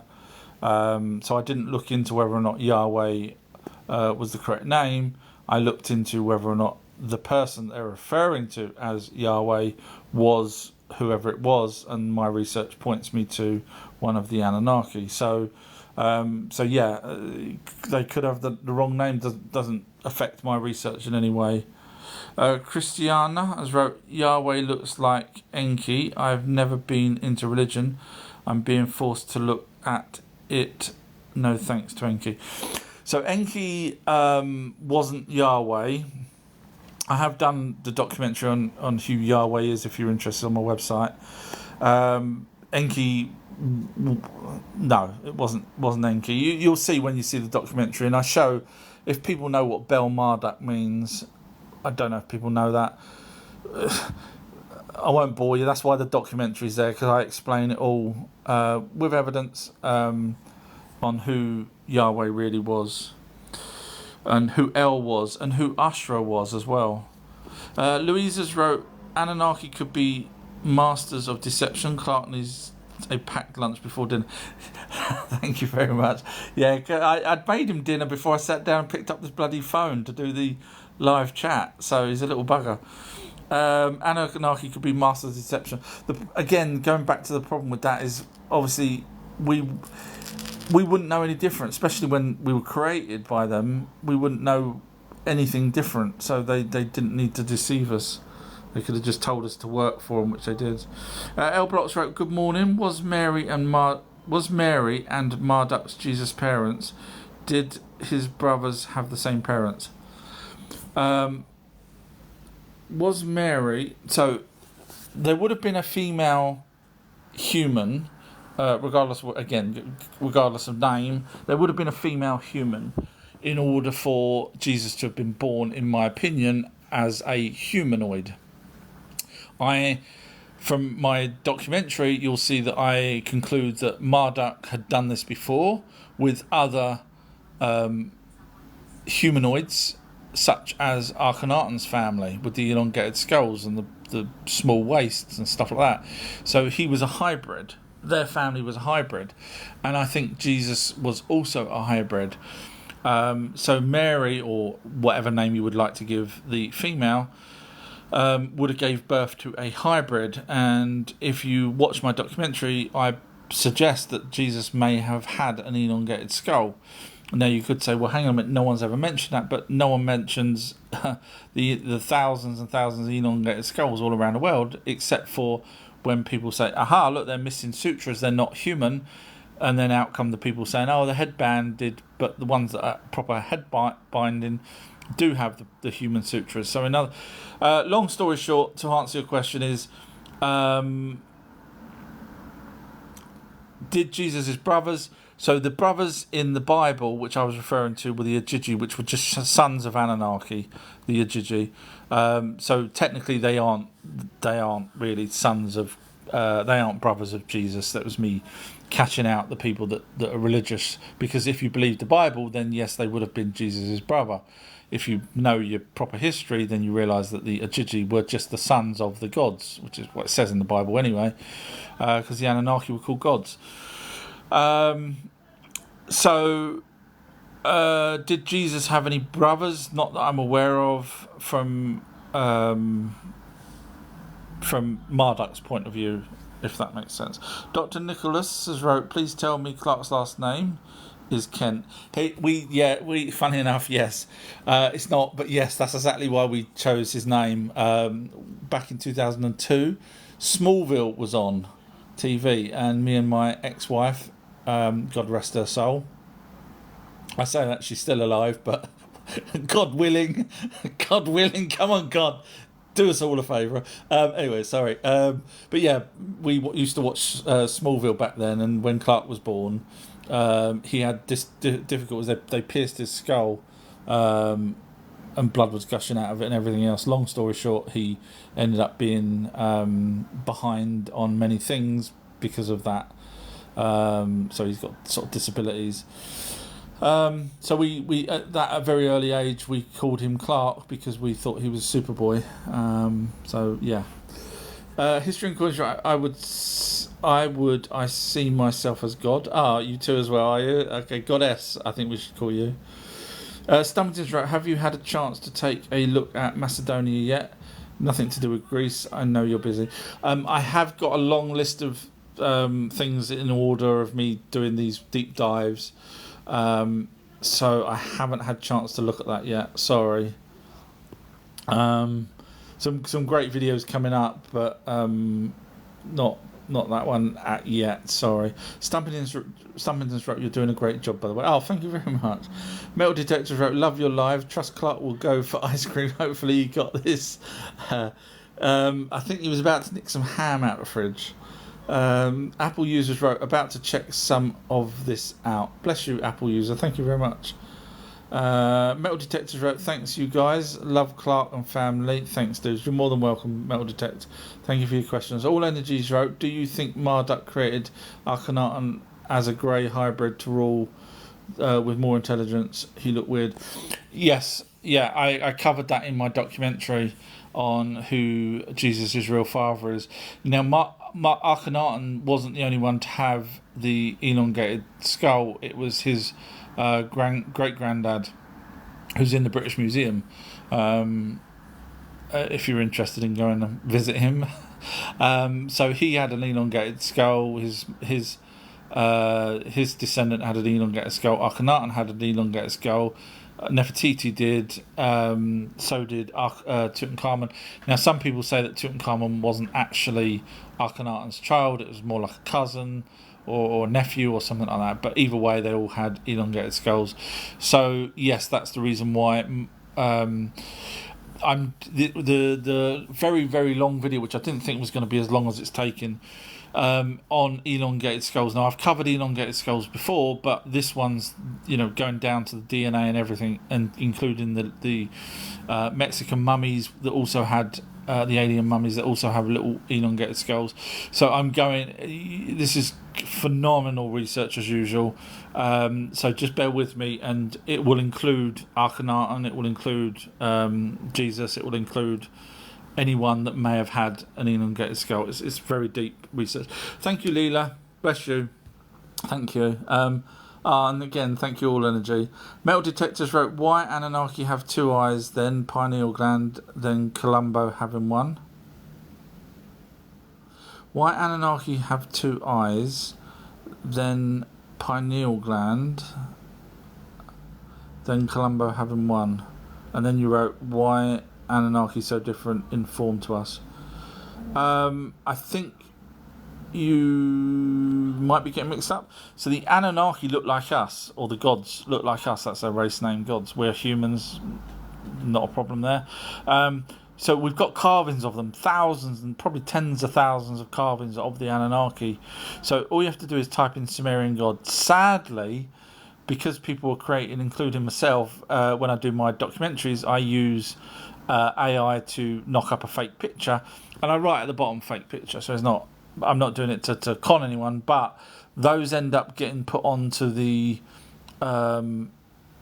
Google Images searches, which is really bad because I've been doing this for 40 years, so I know which ones are real and which ones are not. But there's people out there that will see these AI images of carvings now and actually will believe that they're the real ones, which is very sad. So I'm kind of guilty in a roundabout sort of way for causing problems. But no, they look like us. They have 2 eyes, they have beards, they have long hair, earrings, muscular, just like us, but they were 8 to 12 foot tall. The only difference really, now I used to think they had elongated skulls. I don't think they have elongated skulls.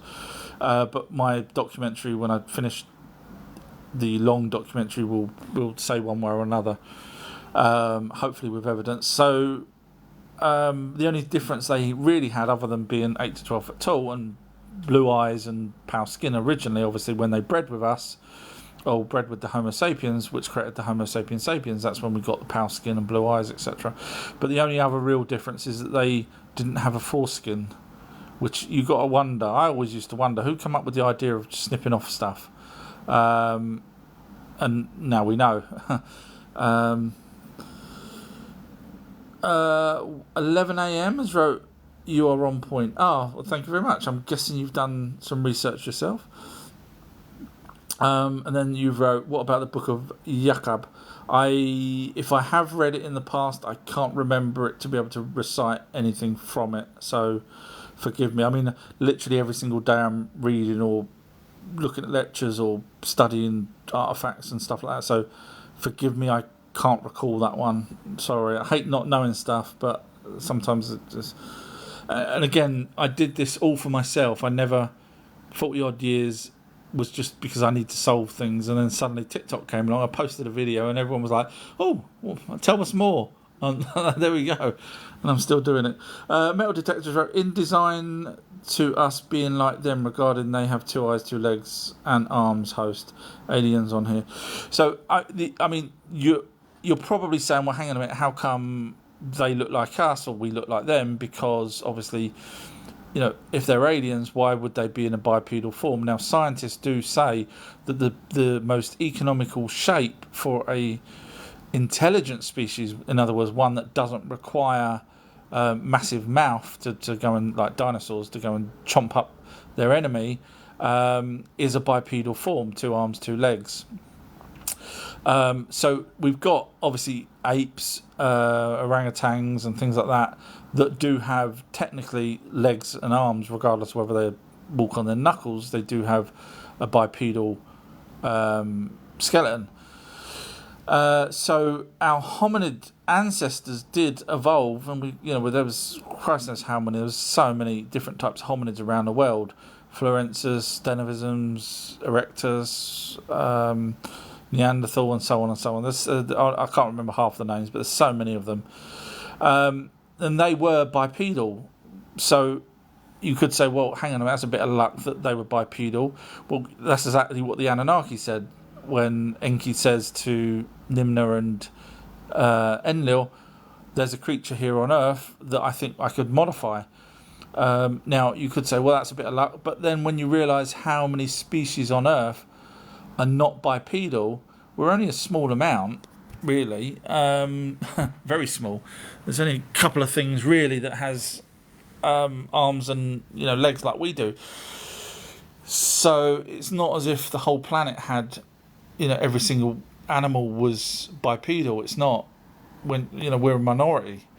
There's more animals out there with more legs than us. So it's just a case of being here at the right time at the right place for the Anunnaki to have been able to do what they did with us. Christiana has wrote, Enki arrived in ancient Sumeria as a merman. He would have had knowledge. He is Lucifer, aka Capricorn. No.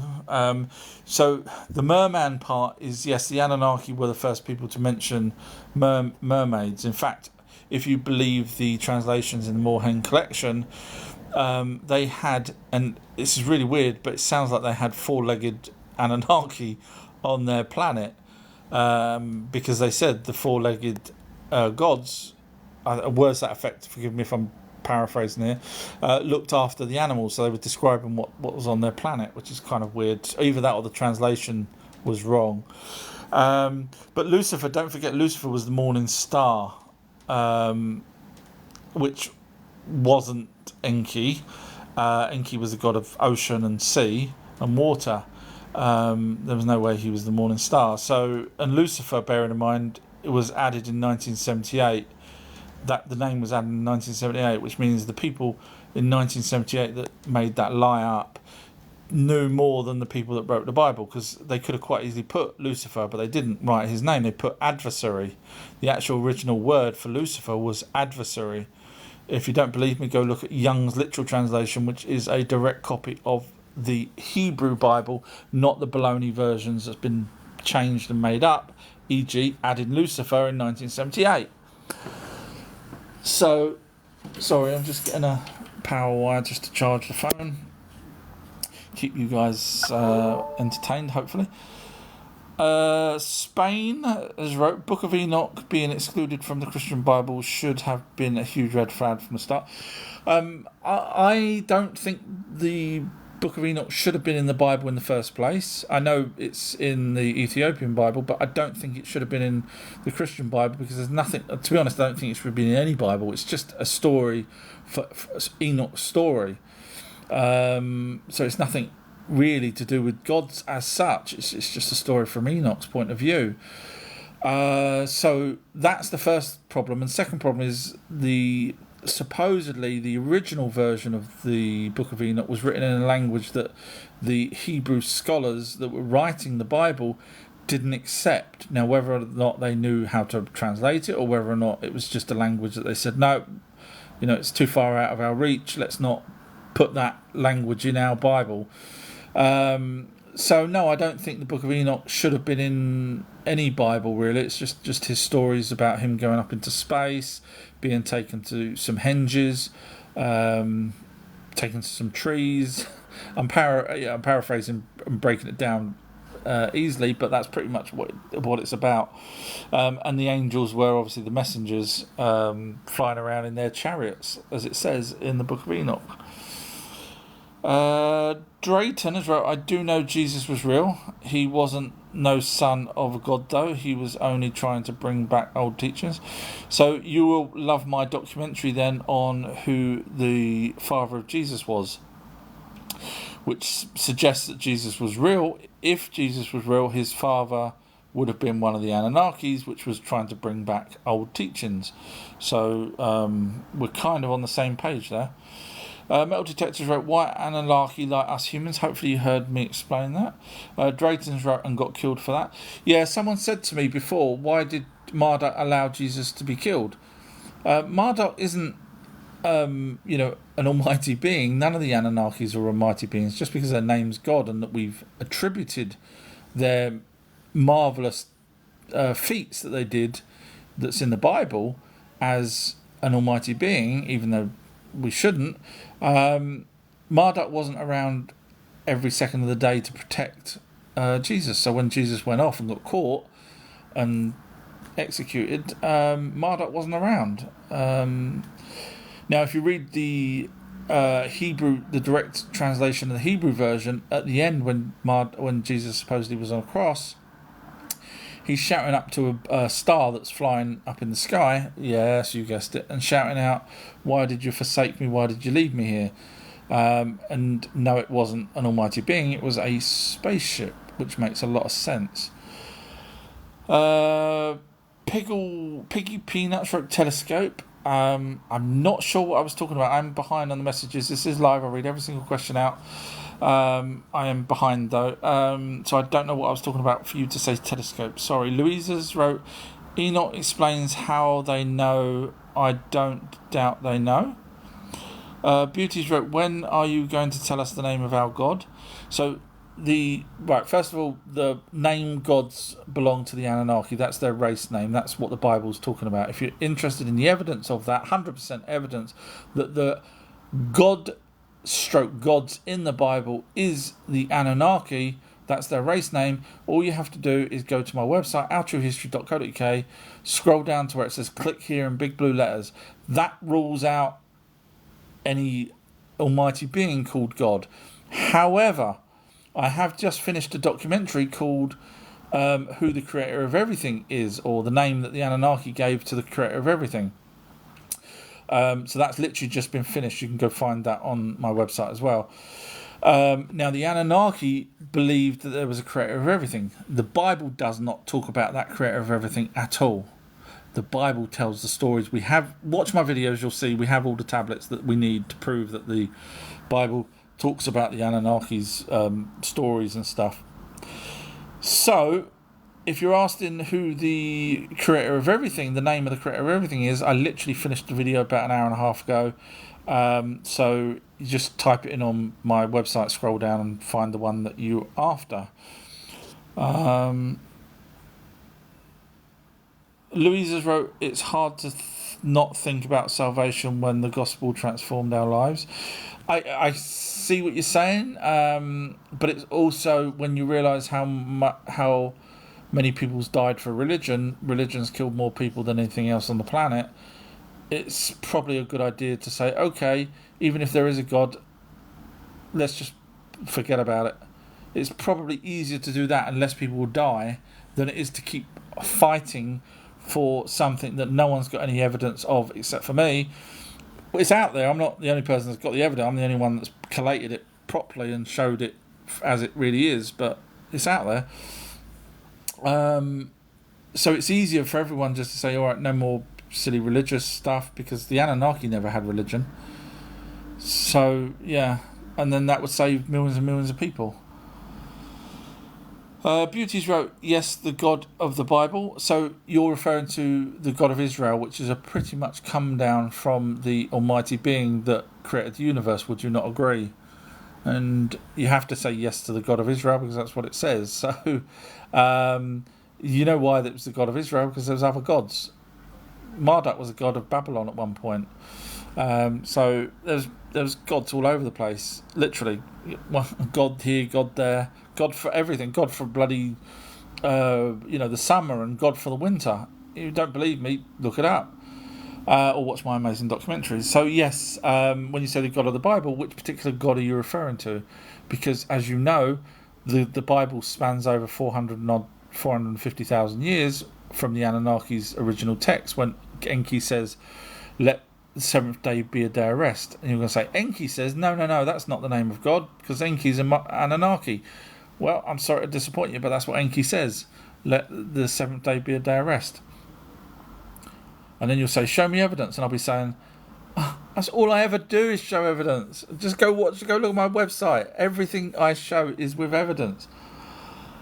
So if you're referring to the God of the Bible, it's many gods, and it's the highest was Enlil at one point, and then eventually it was Marduk.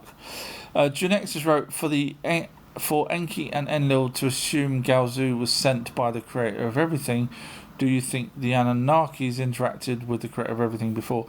It's a brilliant question, as always, from you. So just to let everyone know, the Anunnaki in the tablets said that there was a character that called Galzu that later on they realised might have been an emissary from the creator of everything. Of course, that's not in the Bible, because the Bible wouldn't have understood all of that, because how can you understand a god and then saying there's another god on top of that, the creator of everything? You can't say, you're talking about Enki creating us humans, which he did. We've got the tablets. Go look up Enki and Nimna on Google. You'll see the translations of the tablets. So you can't have the Bible saying, Enki, Jehovah, creating us humans, and then saying there's a creator of everything and an emissary for the creator of everything called Galzu. Just doesn't work. So they ignored certain things, or may not have even found those tablets. Anyway, we have those tablets. So what Junex is asking is, did the Anunnaki have any interaction with the creator of everything? My humble guess, educated guess, and probably one of the most educated guesses to do with the Anunnaki, is that they didn't ever talk to the creator of everything. I have a feeling that they may have assumed there was a creator of everything. I may be wrong, but if there was a creator of everything and they weren't supposed to do all the things they did, like create humans and stuff like that, then if they knew and spoke to a creator of everything, then they would say, that's really going to pee off the creator of everything, let's not do this. So I have a feeling that they assumed there was a creator of everything, just like religious people do now. They assume there's an almighty being based off of erroneous information, which is the Bible, which is badly copied off of original texts. And so I have a feeling they probably thought that, and then of course when they got confused with this Galzu, now don't ask me how this Galzu came into play, because he did have, if you read the translations, he did have a tablet that actually had a passcode that the princes could type in, and it was a message from Anu, which is weird because later on King Anu says, no, I didn't send anyone down. So if Galzu was an emissary of a creator of everything, he would have had to have created a technology, or stole technology, and knew the password of King Anu in order. So I have a feeling it might have been just an Anunnaki that came down, and maybe Anu forgot about it. So yeah, that's my gut feeling. Louise has wrote, yes, higher, better. Just Checkers wrote, work of angels. Metal Detectors wrote, had things or monk NX next to me. Monk float typing around. I'd say 2 foot off. My sister, when she was about 10 to 13, had the same thing. She saw monks because she had double pneumonia, and we had to call emergency doctor and everything. And she said she saw monks walking through the bedroom in a or floating, and that's the image that I have, is her drawing. She was very talented back then as an artist, and she drew the monk, and which is the monk I'm using for my background image for my profile. So you're not the only one. Miss Mummies wrote, yes, my name Angela means messenger from God, angel. So there you go. So you're obviously aware that the word angel is messenger. Well done. You've done your homework. Brilliant. S. Colson has wrote Anunnaki with an alien face. Correct. And then F. Dot has wrote Anuna. Yeah, they was also called Anuna as well. Metal Detectors wrote, live in the grounds of old Abbey from 1400s. It tries me, but okay. Brilliant. I won't read the rest of that out, but brilliant. SPHE is wrote, angels are humans too, protectors, guides. So the angels actually, if you want to do it properly, instead of just believing what you're told, the angels were messengers. That's a fact. That's not me making that up. Angels, the original word was messengers. And those messengers, we have actual tablets from Babylonian, Akkadian, etc., telling us what those messengers did. And they would pick up people in their winged craft. The archangels were the pilots or commanders. So when you had just one angel, it would be an archangel, or we know them as archangels. If you had lots of messengers, there'll be an archangel in the Bible version and other angels with them. So it's all there in tablets. It's very easy to break down. Just Looking has wrote, true. I'm not sure what I said, but thank you very much. Metal Detectors wrote, picks its times and gives me lottery numbers best. You bloody monks these days. F. Dotters wrote, Christianity is how they divide us. I would say all religions, but yes, and not just religions. I think there was a case or a study done in Russia 80 years ago on how to divide and conquer society. One of them was obviously religion and race and colour and somewhat gender. And, I'm just throwing it out there that gender will divide people. And, just look at Disney, how people are getting upset by what they're doing. So it seems to be working. Vias wrote, you're very fair out through history. Thank you. I try to be. Truth, justice and the American way, as Superman would say, which is kind of ironic because if you watch Superman, he lies. I know I shouldn't say this because I love Superman, the original movies, but he lies because he says to Lois Lane, no, I'm not Superman. So he's a lying toe rag. Perry wrote that we now have all the powders, is that the right word? To lead now today, their creation, us. We have all the, I'm guessing you mean powers to lead. Miss Mummies wrote, where is that Patreon? Oh my god, I'm that far behind. I haven't had a time check, so I don't know how far I'm behind. This is live. I read every single question out. High Off Freems wrote, what are the crystal skulls? So the original crystal skulls, in my opinion, from my amazing research, I have done a long documentary on the crystal skulls, and I show that the institution which said that they're fake, e.g. Smithsonian, are lying sods. And I show that with evidence, as usual. So if you're interested in my documentary on me busting up the Smithsonian, just go to my website and watch it. So in my opinion, the crystal skulls are the original ones, the ones that were donated to the museums. There are apparently others out there in private collections, but we've got 3 in museums that supposedly, according to the Smithsonian, are fake. However, they show them. They're all on show. Go figure. Now, I don't know about you. I was thinking of taking in a fake alien mask and saying, stick that up on your wall. They'll say, no, it's a fake alien mask. I'll say, well, you've got a fake crystal skull there that you say is fake. Because they're not fake. Go watch my amazing documentary. I prove they're not fake. But anyway, so the skulls all seem to have different features to them. So they're not all identical. They're made out of different types of crystal, etc. And the features on the skulls are slightly different.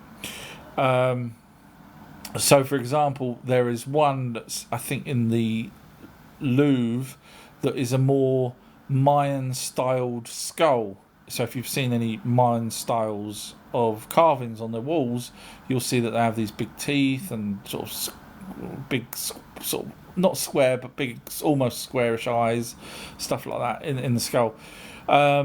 Whereas the Mitchell Hedges skull is just like our skull, perfectly correct in shape of a Homo sapien skull. So anyway, long story short is I think the skulls represented different hominids. which is why, luckily we've got the one that looks like us. We've got ones that may have looked like the Mayans and so on. Now, what they're for, now I know the stories of, put them all together, blah, blah, blah, but 3 of them came from the same place, Maya.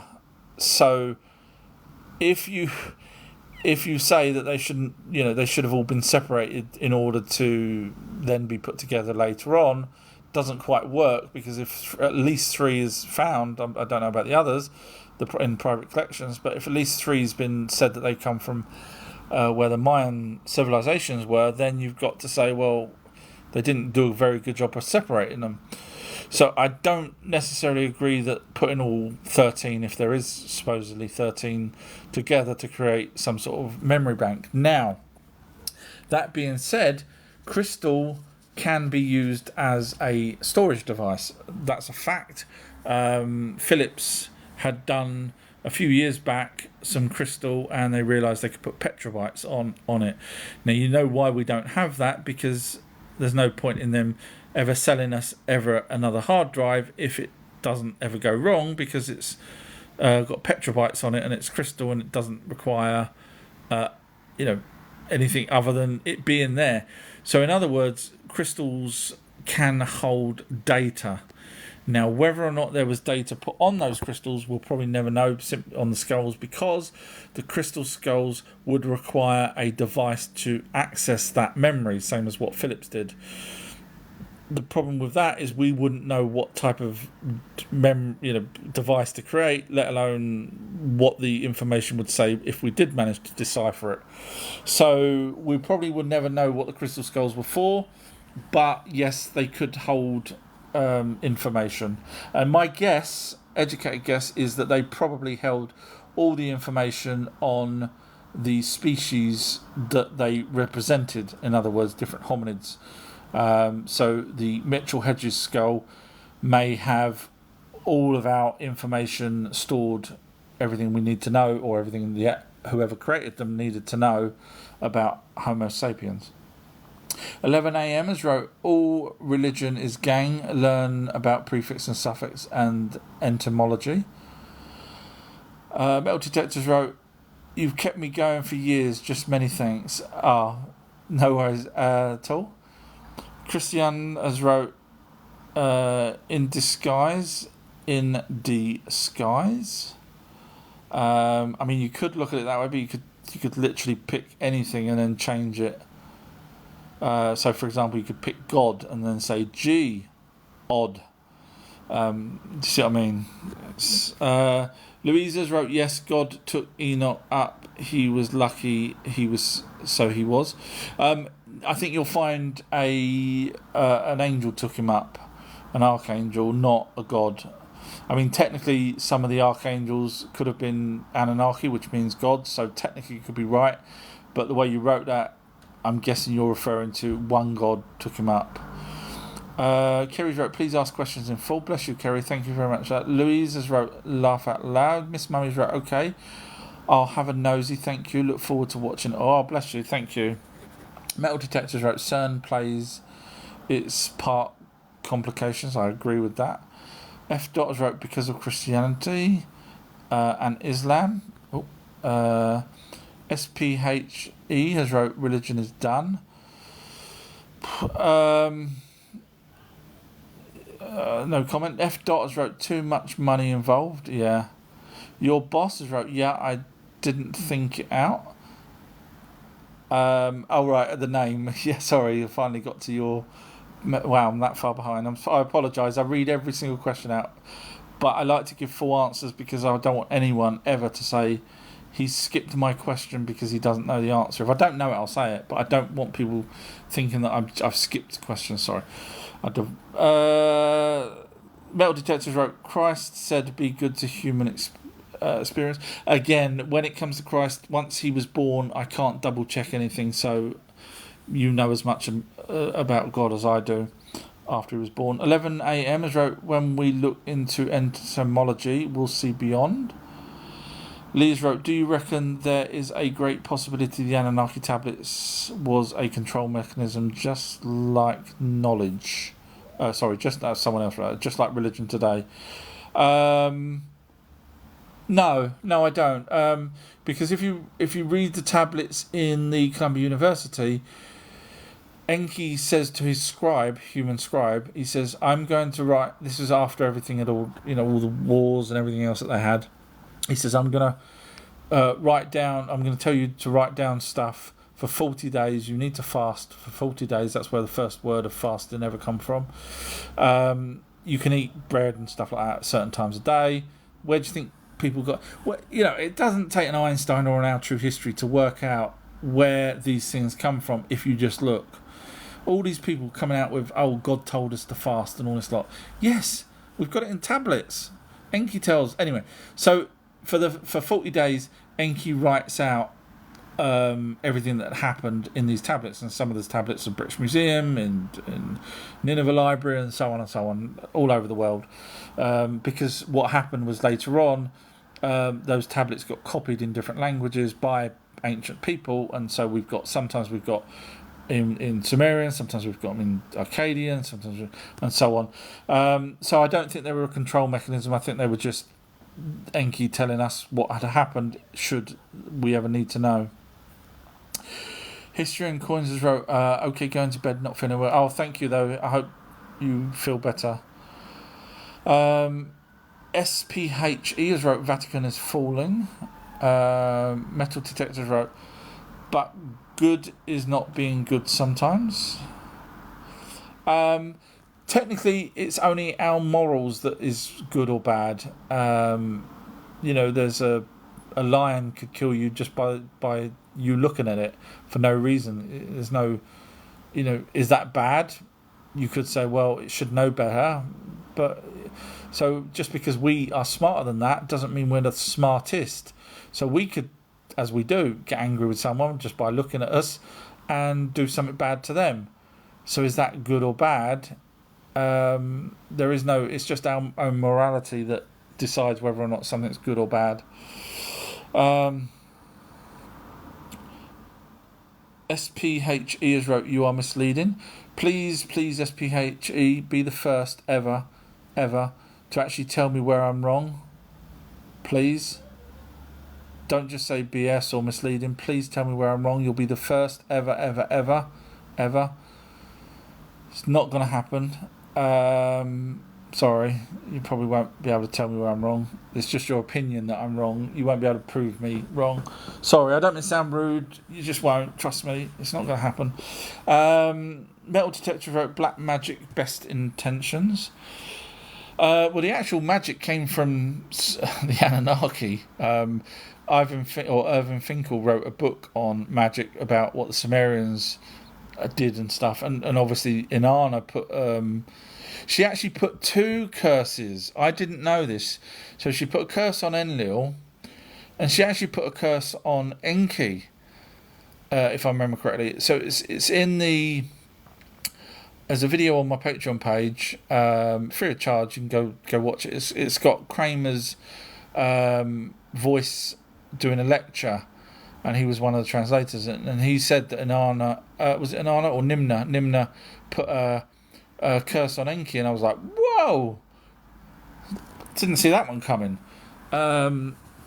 So yeah, sorry, I get excited by these things. Liz has wrote, "Hi, just joined, love the lives, and you." Oh, thank you very much, Liz. I will.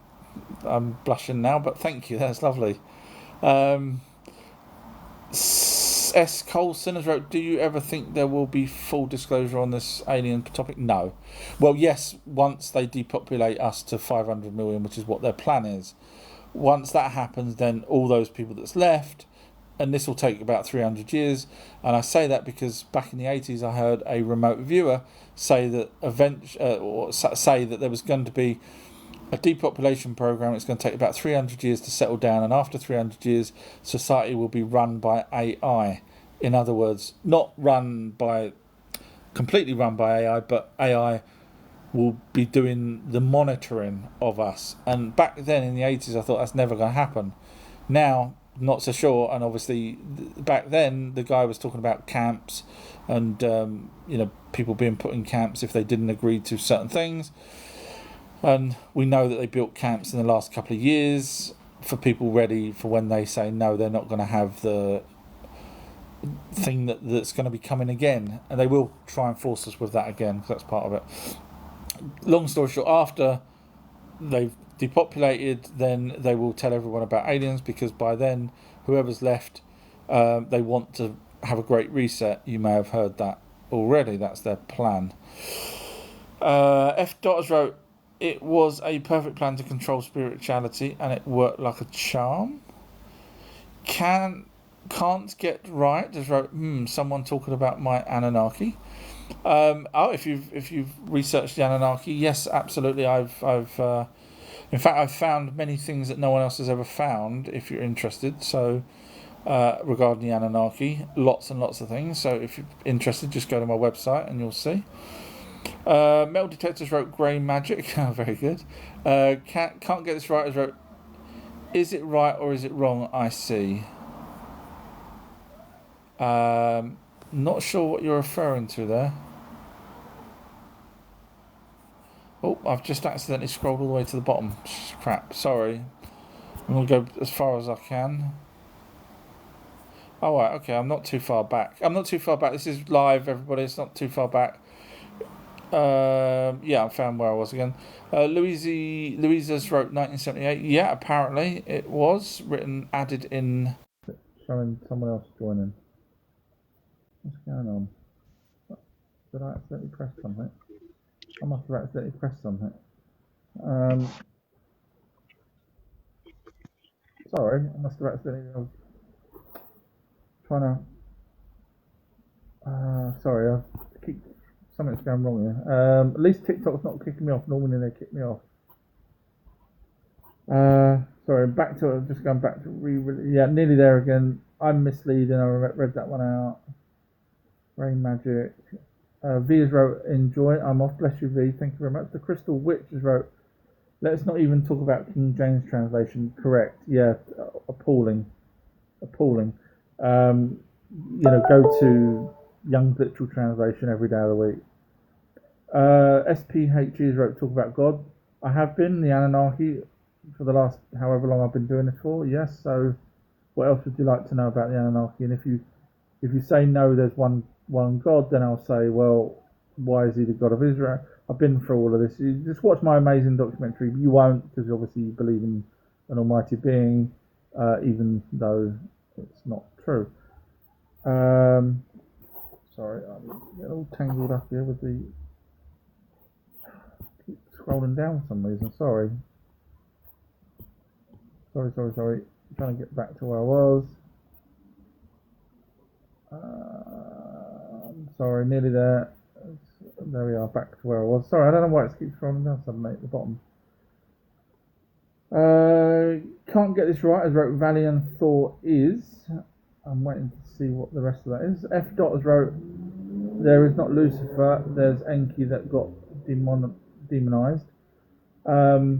F. Dot, if you could show me the evidence where Enki got demonized. When you realise you can't, I'm just going to see if you follow me. You do follow me, so I'm going to be nice to you. You won't find that. Enlil was at one point, because he went with a very young child. And Enki, no, you'll not get that. Mel's wrote, fallen angels, God, Jesus, St. Michael, I have seen in my paranormal nightmare going on 16 years. Okay, I would respectfully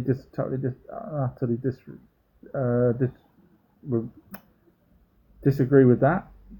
I'm not saying you haven't seen something, but obviously the gods were the Anunnaki, so everything that we've got the tablet where Enki tells Noah to build the ark. We've got the tablets where Enki says on the 7th day, let's sound is muffled. Sorry, I don't know why. Let me unplug the battery.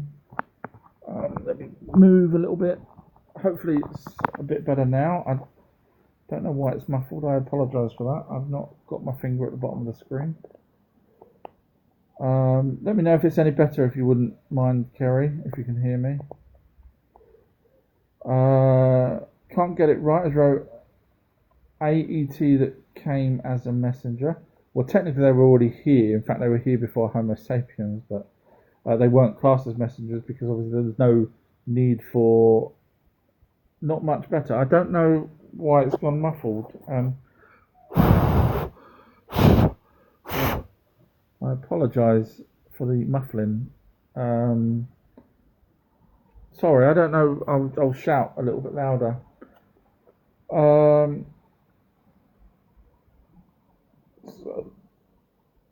Louisa's wrote, "Did you give Clark the pat lunch?" No, he had dinner before I came on the live, so he's just being greedy. Can't get this right as wrote Valiant Thor. Again, not really a question, so I'm not sure what to say to that. SPHE has wrote just casual conversation. Yeah, no worries, but I can't talk about an almighty being because the only almighty being that we could ever really talk about is what the Anunnaki talk about, which was the creator of everything, which is not in the Bible. So there's no way the Bible would have known that the Anunnaki were referring to a creator of everything because the Bible refers to the Anunnaki. So sorry if I can't answer that. SPHE has wrote, God is all-knowing.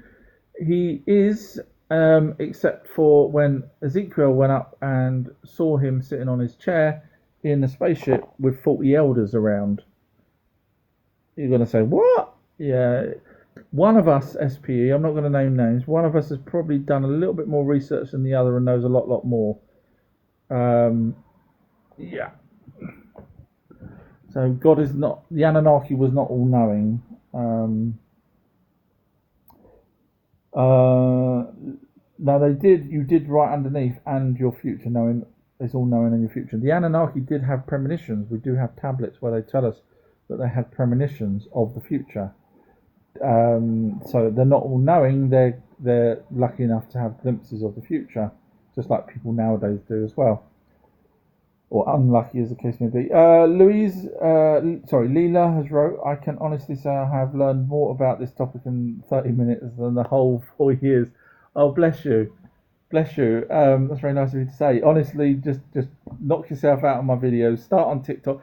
The TikTok videos are on my website as well. So you can either search for a specific topic such as the Sphinx or whatever, or you can go and watch my TikTok videos, which are in a chronological order. When I first started, I was smart enough to do the chronological order of everything. So, it starts with the Nibiru, and then it starts with the Anunnaki coming here, and then it goes on to eventually Greeks and so on. If you're interested in watching in a chronological order, just click on where it says videos on my website. So don't search for it, but just click the video tab, and then it will say, do you want to watch it in 5s or 5s or 50? Because I've put them in sets of 5 or sets of 50, so people can sit back for 50 odd minutes at least and watch 50 of them, and then watch the next 50. So 1 to 50, 51 to 100, and so on. In a chronological order. If you want to watch those, they're all free of charge. They're on YouTube. You'll get to YouTube by clicking on the links anyway, so it's all there. Leaders wrote, I've been on TikTok, love your humility, and I'm trying to find the next bit. I can't see the next bit. But thank you very much. That's very nice of you to say. Now I'm being humble again. Thank you. Oh, thank you, Sarah. That's very nice of you. I don't, believe it or not, I don't actually do these for gifts. I know people sometimes give me gifts, and I'm not saying the word gifts to get gifts. It's only because a rose was just put up. I do this because I enjoy doing it. I know there's people out there that do this for money and everything. I do this because I enjoy it. If you gift me, I normally say, please, you don't have to. I'm not doing this for money, so don't feel like you have to ever gift me or anything. Just ask questions. That's I'm happy with that. To the person that asked him to join the live, I do have a Patreon page. The higher tiered, which is only a couple of quid, is where I let the Patreon users come on and chat live. So I apologise for that. It's sort of like an extra thing for the higher tiers, which is only a couple of pound anyway. And you get over 150 documentaries. You get audio books as well, which are worth £18 each. Yeah, it's very well worth it in my opinion. Metal Detectors wrote, Scottish Water going to get some more. Thanks, host to you, fam, big time. Thanks for what you do, Mega. You're more than welcome, Metal Detector. Thank you very much for your excellent question. And Alfredo has joined the class, and I was expecting Alfredo to say, sorry I'm late, but he's not. Alfredo, how dare you? F. Dotters wrote, Adapa is the real Adam. That's correct. Adam was Adapa, whereas Adamu was the very first Homo sapien. So Adam stroke Adapa was a Homo sapien sapien, whereas Adamu was a Homo sapien. So we are the more smarter ones. Now, funny enough, this is how thick mainstream is. They say that the Homo sapien is a mix between Neanderthal and something else. And of course, there's a missing link. So they're not sure. Of course, it's the Anunnaki. We know they genetically modified us. However, they then say that the Homo sapien sapien has a missing link as well. Hello, we've got the tablets that say the Anunnaki physically bred with those Homo sapiens, which is why so easy. Go watch all my videos. It just I put it up that it's even a child could hopefully understand. F. Dotters wrote, not mixed up, plagiarized. I'm guessing you're referring to the Bible. I guess you could say that. Mel Skaters wrote, I got burned in the shower in one spot by negative entities. Interesting. So again, I do believe there are spirits, and I do believe there's possibly other entities other than these spirits that may be negative. The God was just. See, if you took the Bible away, you wouldn't have said you saw God. You without sounding rude, you wouldn't have said that. There's no way you would have said I saw a God, because you wouldn't know that there was a God. If you take the Bible away, you would. You know, the funny thing is, the gods that had messengers and took people up and saw them and everything else all happened while the Anunnaki were here. As soon as the Anunnaki disappeared, guess what? Your gods disappear. No one's been up like Ezekiel, and no one's been up like Enoch. But of course, once the Anunnaki disappeared, the gods disappeared. F. Dotters wrote, Adapa, the greatest of the Anuna. Technically, he was a demigod, so he wouldn't have been part of the Anunnaki. He was a demigod, technically the first demigod. Now, I don't know whether or not Tai or Titi, which was Eve, came first. We know the names of the two women that gave birth to Adapa and Titi. They were called Dawn and Dusk because, as I mentioned earlier, the Anunnaki name things for a reason. And guess what? They gave birth Dawn and Dusk.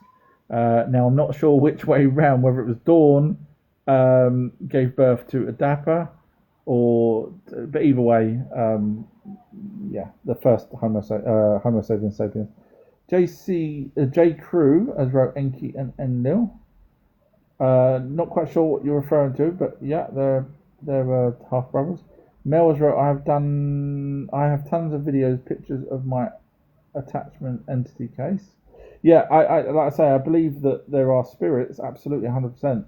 But obviously, God is just the Bible's talking. We've got the original tablets where the actual names are Enki and Enlil and so on, so on. So we've got everything we need to know that the Bible is talking about the Anunnaki. So with a God, we can kind of rule the God out. But entities, absolutely, I totally believe there are entities that the Ouija board. Leela's wrote, I'm writing notes so I can research this. Thanks for opening up my mind. Love your polite way. Oh, bless you. Thank you, Leela. Yeah, you knock yourself out on the videos. I do point to everything. And in fact, on my Patreon page, it's free of charge, the Patreon part that I'm referring to. Just click collections and then click free. And then you'll find links that I've put there for translations and things that I get, where I get my translation. So it's, I'm not hiding anything. I would never hide it because it's out there anyway, but I've just put it there for people to go and see. So there's a section on my Patreon page that's free. Although I have a website with loads of other videos, my Patreon does have some paid for video, quite a lot. But there's also a free section on my Patreon page as well. I highly recommend, if anyone's interested in the Great Flood, watch the hour-long documentary on the free part of the Patreon page. It's amazing. Mel Sketch wrote, rods and orbs are light anomalies, give off its own light source, do speeds of 60 to 200 miles an hour. See, my research leads me to the conclusion that the orbs are light energy beings, not anomalies. In order for something to be an anomaly, it would need to be a freak of nature, really. Whereas these orbs have been seen, or spirits, should we say, have been seen way back in antiquity and even in the Sumerian texts. So would that be an anomaly if it's there way before humans were even around? So we could be technically the anomaly if you go by the amount of time that a thing is here. If you get, sorry, it's just the way my brain works. That's how I can do these amazing documentaries. I break everything down into its logic. Metal Detections wrote, chickens have a life. I'm not quite sure where that's going. Leela's wrote, who is Enki, please? So you have a pantheon of gods, 12 main gods from the Anunnaki's pantheon. So the Anunnaki's race name was called gods. That's their name. We're humans. It's nothing special. We don't have to bow to them or anything like that. That's just their race name. So if we went to another planet and we did exactly the same, they'd be calling humans. They'd be referring to us as what we know as gods, but they'd be calling us humans. They'd be going, oh, the humans created us. Da da da da da. So the Anunnaki is a name that was given to the elder gods that came to Earth. The Ajiji were given to the names of the younger Anunnaki, or younger gods. So you have two types of gods here. You have the younger ones called Ajiji and the older ones called the Anunnaki. The Anunnaki translation basically means those from heaven came to Earth. Heaven is space. Next time you read any Bible, change the word heaven to space and bang, you're there. You're right up with it. So on their planet Nibiru, I cover all this on many videos. They had a kingship, which is where we get the kingship from. Again, I show the tablets where they say they're going to give kingship, a crown and scepter, to a particular person they decided that would be a king. Anyway, so on their planet they had the crown and scepter, and at the time when all this was going on, I won't bore you with Alula, King Anu was in charge.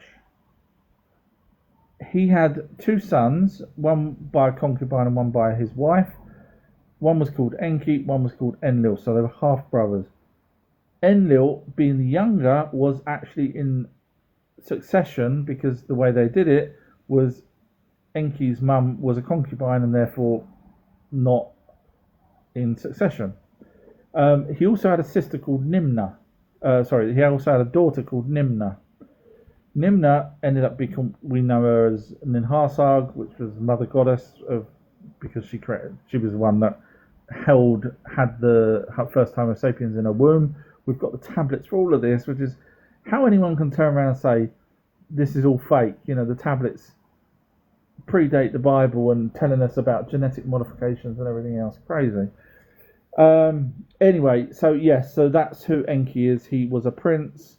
He came down first, pretty much first, to Earth, and then eventually Enlil came down.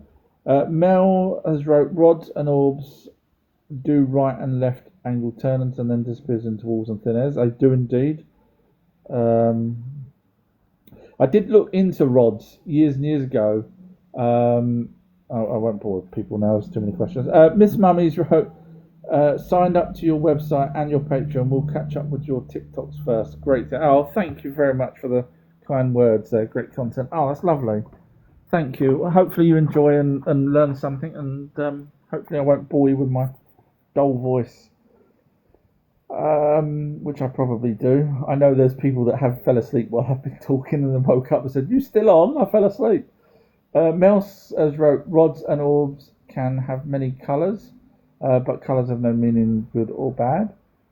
Uh, Interesting. Yeah, I am aware of the orbs having different colours. Yeah. Never really looked into whether or not, because I don't think I would ever know whether or not the colours represent anything. Um, but interesting, thank you. Mel's wrote colour orbs and rods, negative entities, can mimic any colour or shape. Colour orbs and rods, um, negative entities. I see. I wouldn't say they're negative entities. You got to remember the larger orbs create the crop circles, the genuine crop circles. Um, I wouldn't say that they're negative. I would say the jinn are, if anything. They're the dark ones. They're the ones we can't really see, and that's based off of the Emerald Tablets of Thoth when it says they are called night or dark. Metal detectors wrote Thoth rules here. Anunnaki still teach his. I'm guessing you teach us. Leah's wrote Jesus and the 12 disciples as a metaphor. The 12 disciples are the zodiac calendar and Jesus the sun.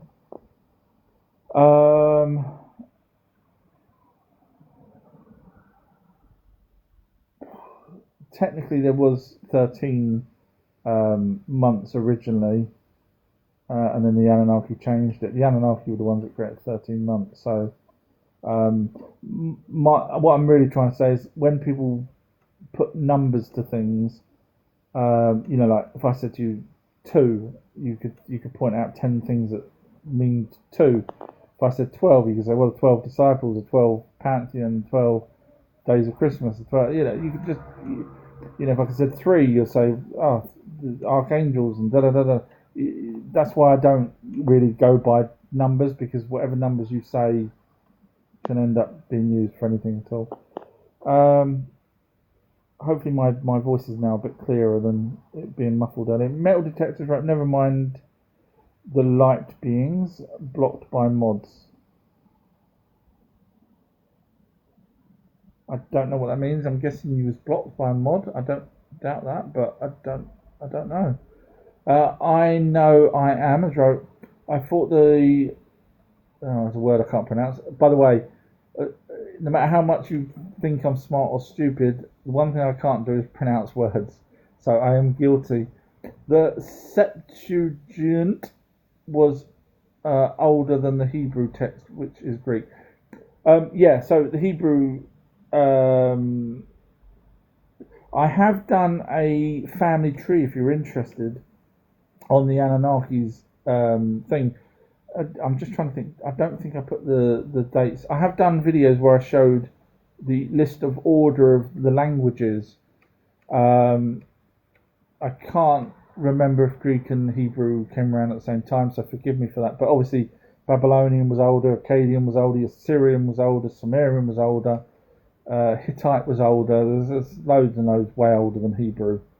Kerry's wrote, can you bring me up for a second, please? Of course, Kerry, anything for you. If I can figure out how to do that. Sorry, everybody, I'm just allowing one of my Patreon users to come up, and she is a brilliant person. Hello, Kerry, how are you?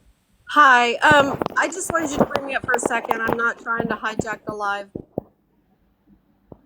The sound is still muffled, and I think it was because somebody requested to come up earlier and it didn't change. So I thought, well, bring me up and take me back down and see if that fixes the sound. Oh, brilliant idea. Thank you very much. See, told you it So was brilliant. I'm just trying anything I can to try to help you figure it out. So Oh, that's that lovely. was all. Thank you so much. Thank you. All right, Oh, what a genius idea. Hopefully that works. Brilliant. we're gonna try it. Thank you. I don't Uh-huh. know. And brilliant. Uh, okay, I don't know how to get rid of you in a polite way. Yeah, I always I can't struggle get with rid it. of myself either. Oh, I So found don't be it. polite. Just kick me down. Oh, thank you. All right. That's a brilliant idea. Thank you very much for that. Hopefully that's helped. I don't know if it has. I won't know unless someone tells me. So I'm going back to where the questions was, because I try and read out every single question regardless of how long I stay up. Sorry, I'm just trying to find where I was because it scrolled me to the bottom. Okay. So because I know it didn't help, but we tried. Oh, thank you very much, though. I will try and talk louder still. Thank you. I mean, what I might do is, what's the time? I lost track of time. I might do another live tomorrow if anyone's around. And for me, it's a bank holiday here in the UK. Because I've missed a chunk of questions, so I'm near the bottom now. So I apologise for missing any. It's because I let the person come up. People saying they have a few questions. So my higher tiered Patreon users, which is only a couple of pounds, and you do get value for money, trust me, unless you don't like my videos, in which case it's not value for money, but for a couple of pounds you spend more on a can of Coke. You can then, as a higher tiered person, come up like Kerry did.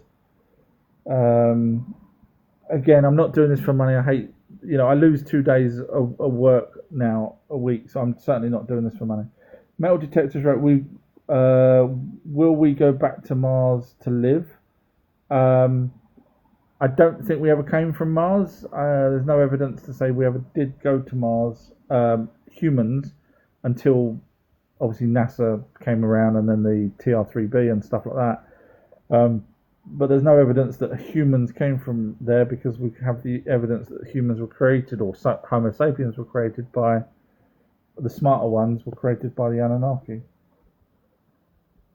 Something I can't see the name of. It's in a font that's italic and script, which is very difficult to read. So if you don't mind me calling you script, sorry. So what do you think about the seeds of life? So earlier on I was mentioning that the tablets in the Columbia University talk about the planet Nibiru bashing into another planet called Tiamat, which broke off. Part of Tiamat is now Earth. The other part is the asteroid belt.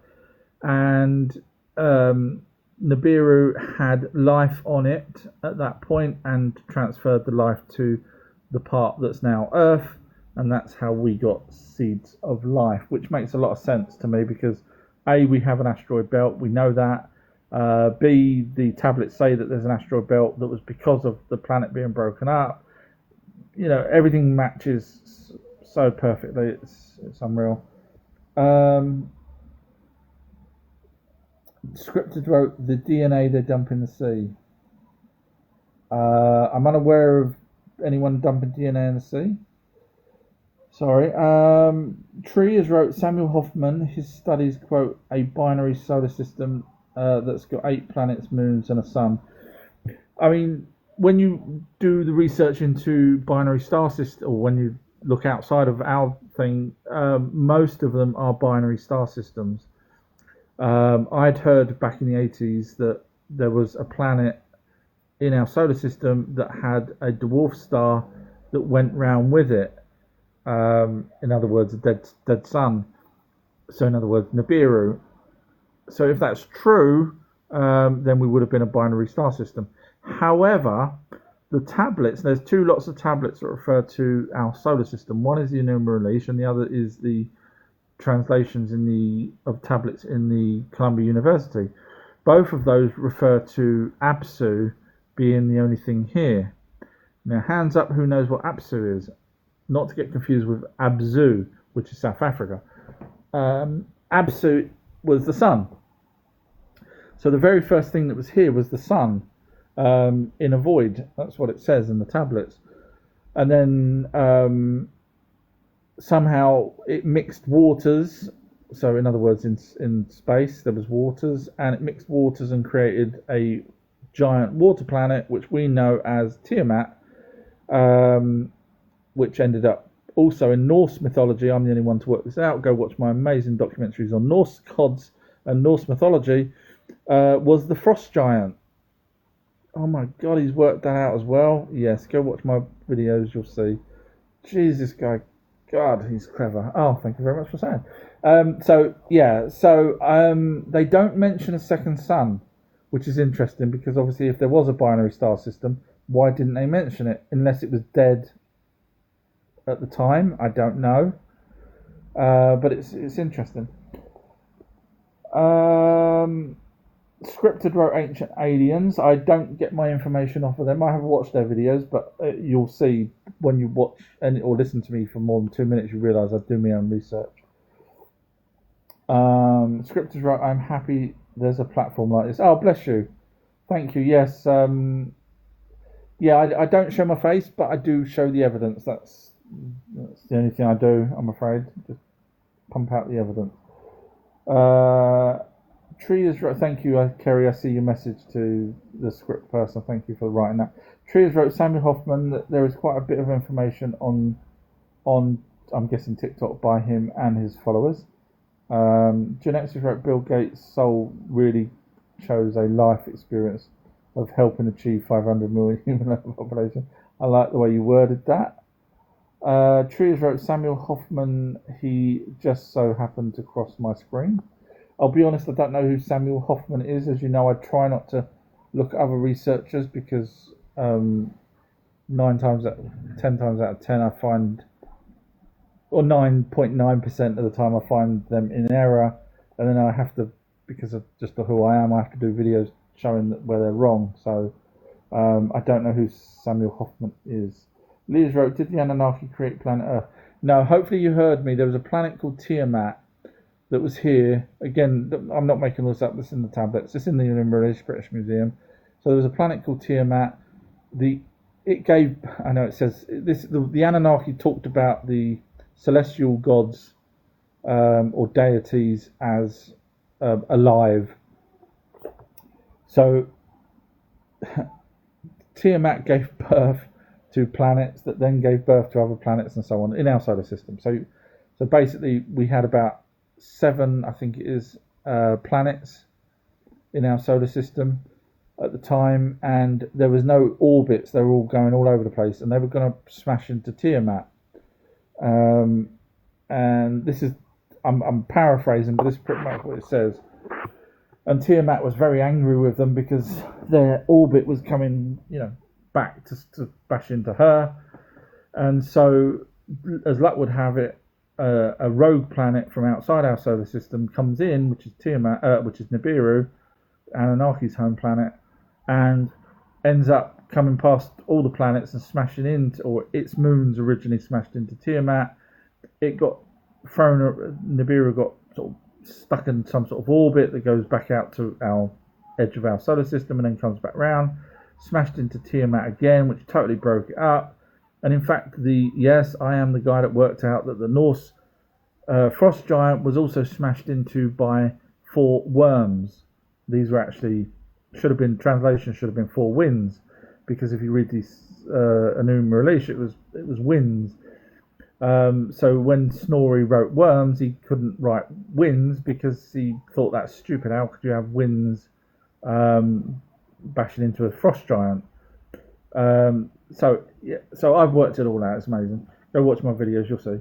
So in other words, Tiamat, part of Tiamat is our planet Earth. Bree has wrote, do you believe in manifestation with our own destiny?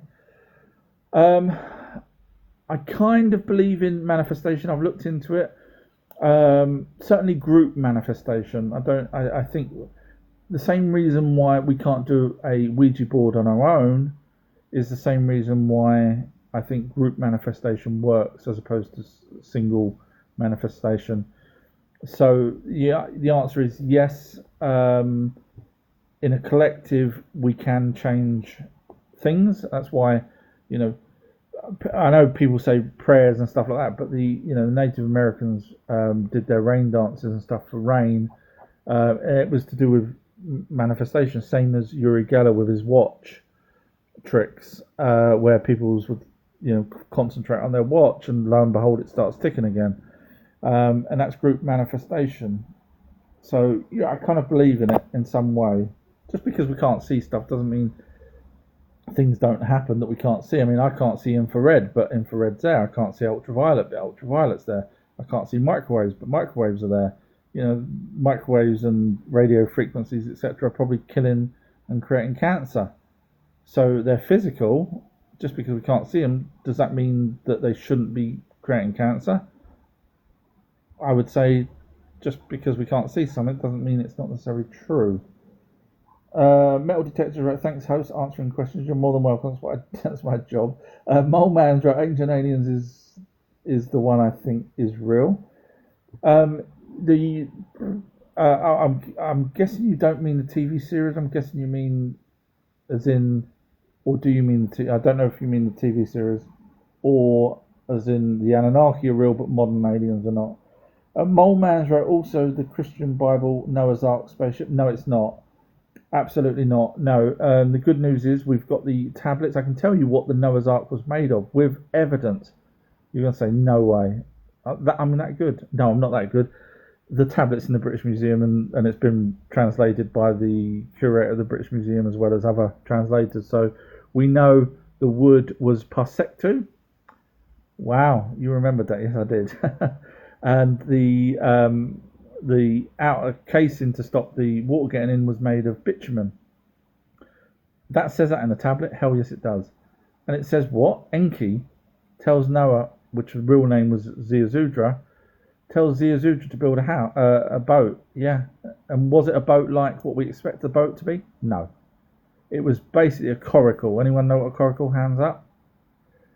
Okay, so it's basically a squashed football. That was it. His job wasn't to go from New York to England. His job was to survive the onslaught of the deluge. And I say deluge, not flood. There's a difference between deluge and flood. The deluge is the tsunami that first came. Then, obviously, there was rain, and then there was the flood because the ice shelf that broke off that caused the deluge, the tsunami, melted, and then you had the flood. So anyway, so if you're interested in the evidence of Noah's Ark not being a spaceship, and wherever you got that from, forgive me, I don't mean to sound rude. Let me see if you follow me. You don't follow me, so I don't mind being a little bit rude. Whatever silly researcher, and if it's including yourself, give yourself a big slap in the face for getting it wrong. Now all you have to do is go to the British Museum, or look on the website, or just type in Irvin Finkel Noah Ark. That's all you have to do, and you'll see him giving a lecture. He's the head curator of the British Museum, where he tells us Enki tells Ziusudra to build this freaking boat to save lives because the deluge is coming.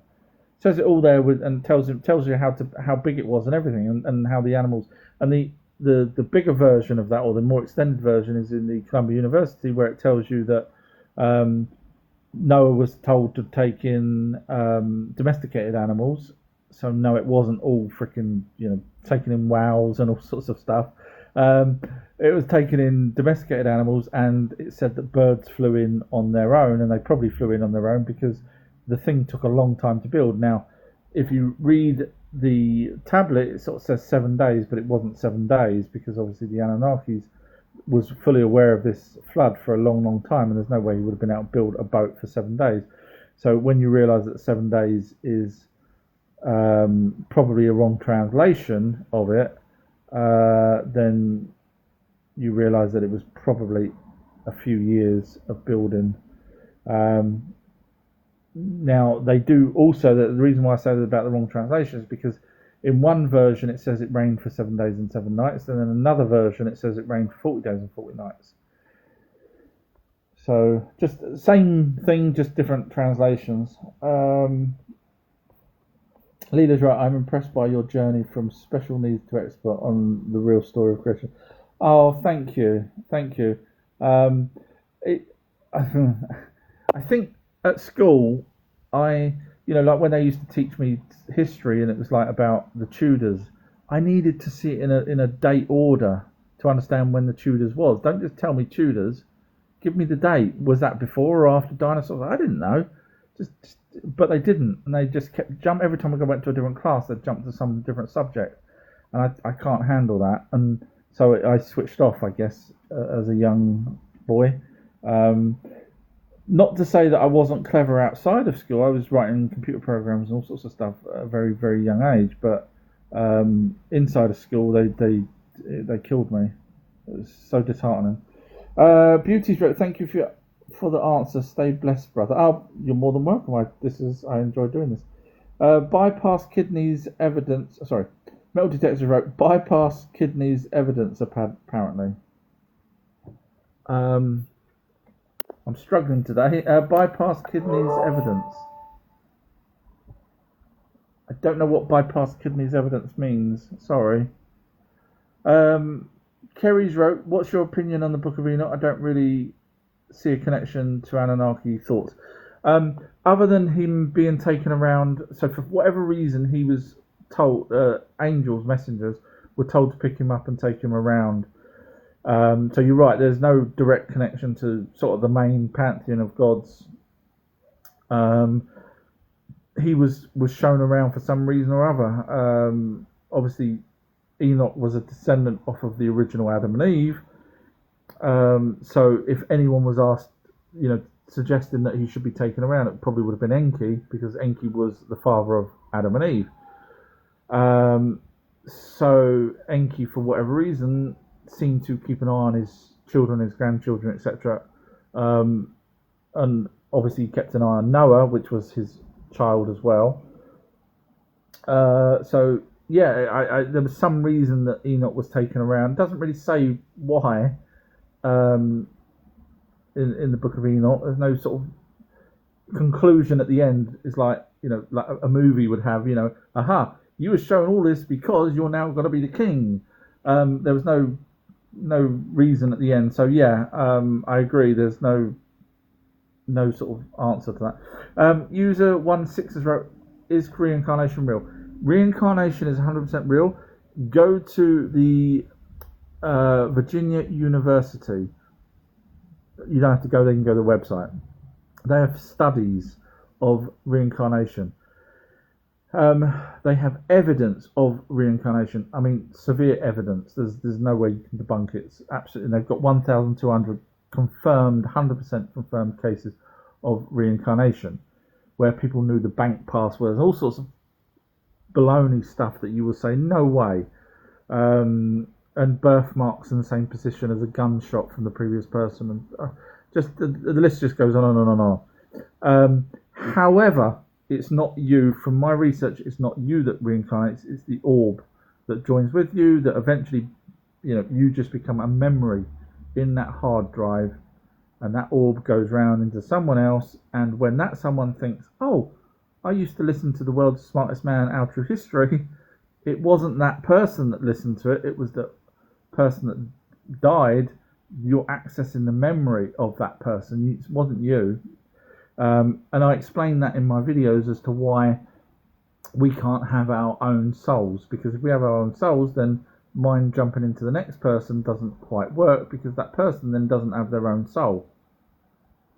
And then no clairvoyant or medium's ever said that people have two souls or two spirits or two lives.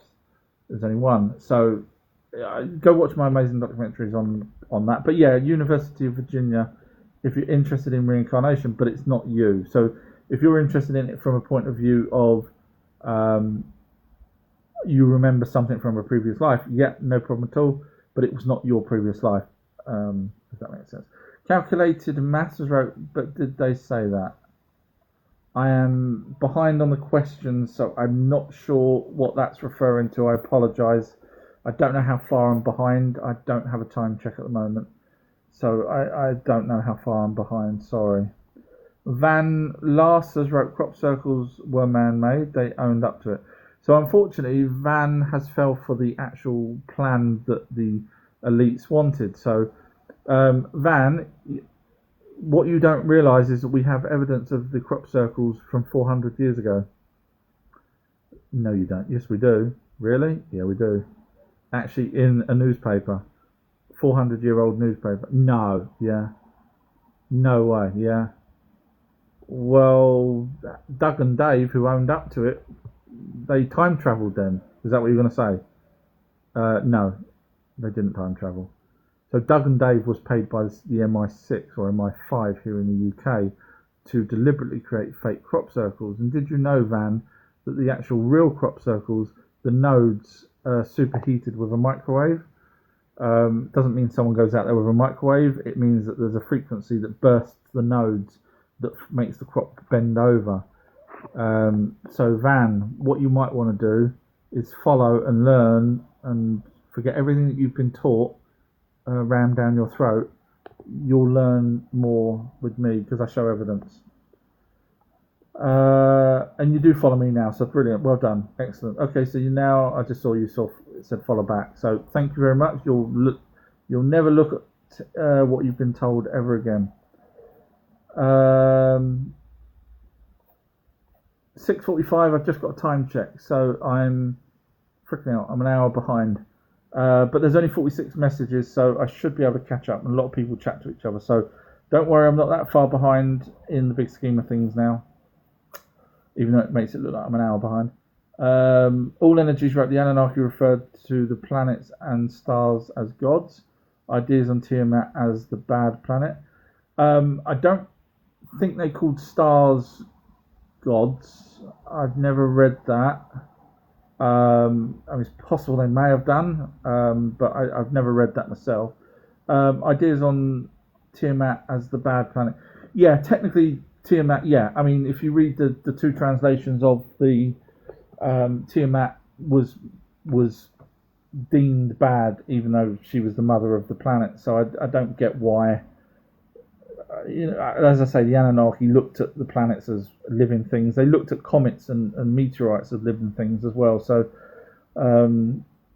you just got to forgive them for that, I guess. So I don't think there was a bad planet, but they perceived it as a bad planet. Ryan has. I have a page. Someone's asked him to join the live. I have a Patreon page which has over 150 documentaries, but the higher tiered, which is only a couple of pound, people that I sort of let up on the lives. So forgive me for that. Ryan's wrote, but who is Joshua?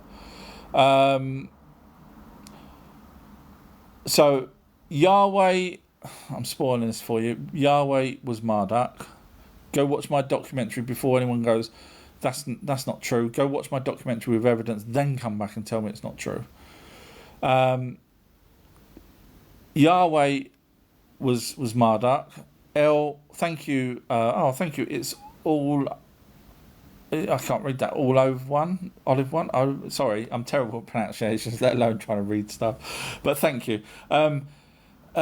Jehovah was Enki, and Joshua, I have no idea. So, sorry, just to get to all that, just to say I don't know. It's not a name I've bothered looking into, to be honest. So, it's probably just another name for either Enki or Enlil, really, or Marduk. Metal Detective wrote, can a moon walk? Kerry's wrote, sound is normal now. Oh, thank you. I don't know why it went funny, but oh, good. Thank you very much, Kerry. Can a moonwalk exist other than Chinese back of moon? So I'm guessing you're asking, can someone walk on the moon? The gravity on the moon, according to the Anunnaki, was absolutely fine enough for not to fly off. Now there are some reports out there that says that the gravity of the moon isn't what we're told it is, which leads back to the Anunnakis being not as bad as it is.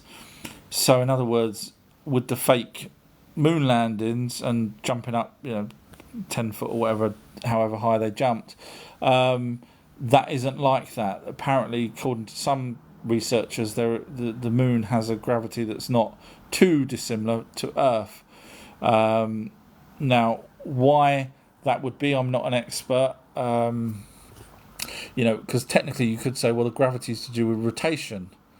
Why have we got gravity? Because we've got a rotation of, like when you spin a bucket of water, if you spin it really fast, the water stays in the bucket.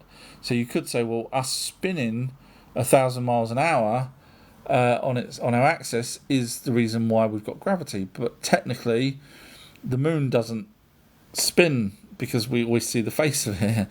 So we can rule out that. Then it must just then mean that it's the gravity would be the density of said object in space.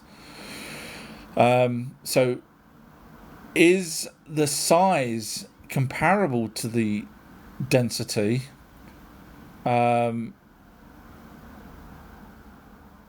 Because, for example, Earth is big and maybe heavier than the moon. However, the moon is smaller, but in proportion may still be the same density in terms of, if you scaled it up.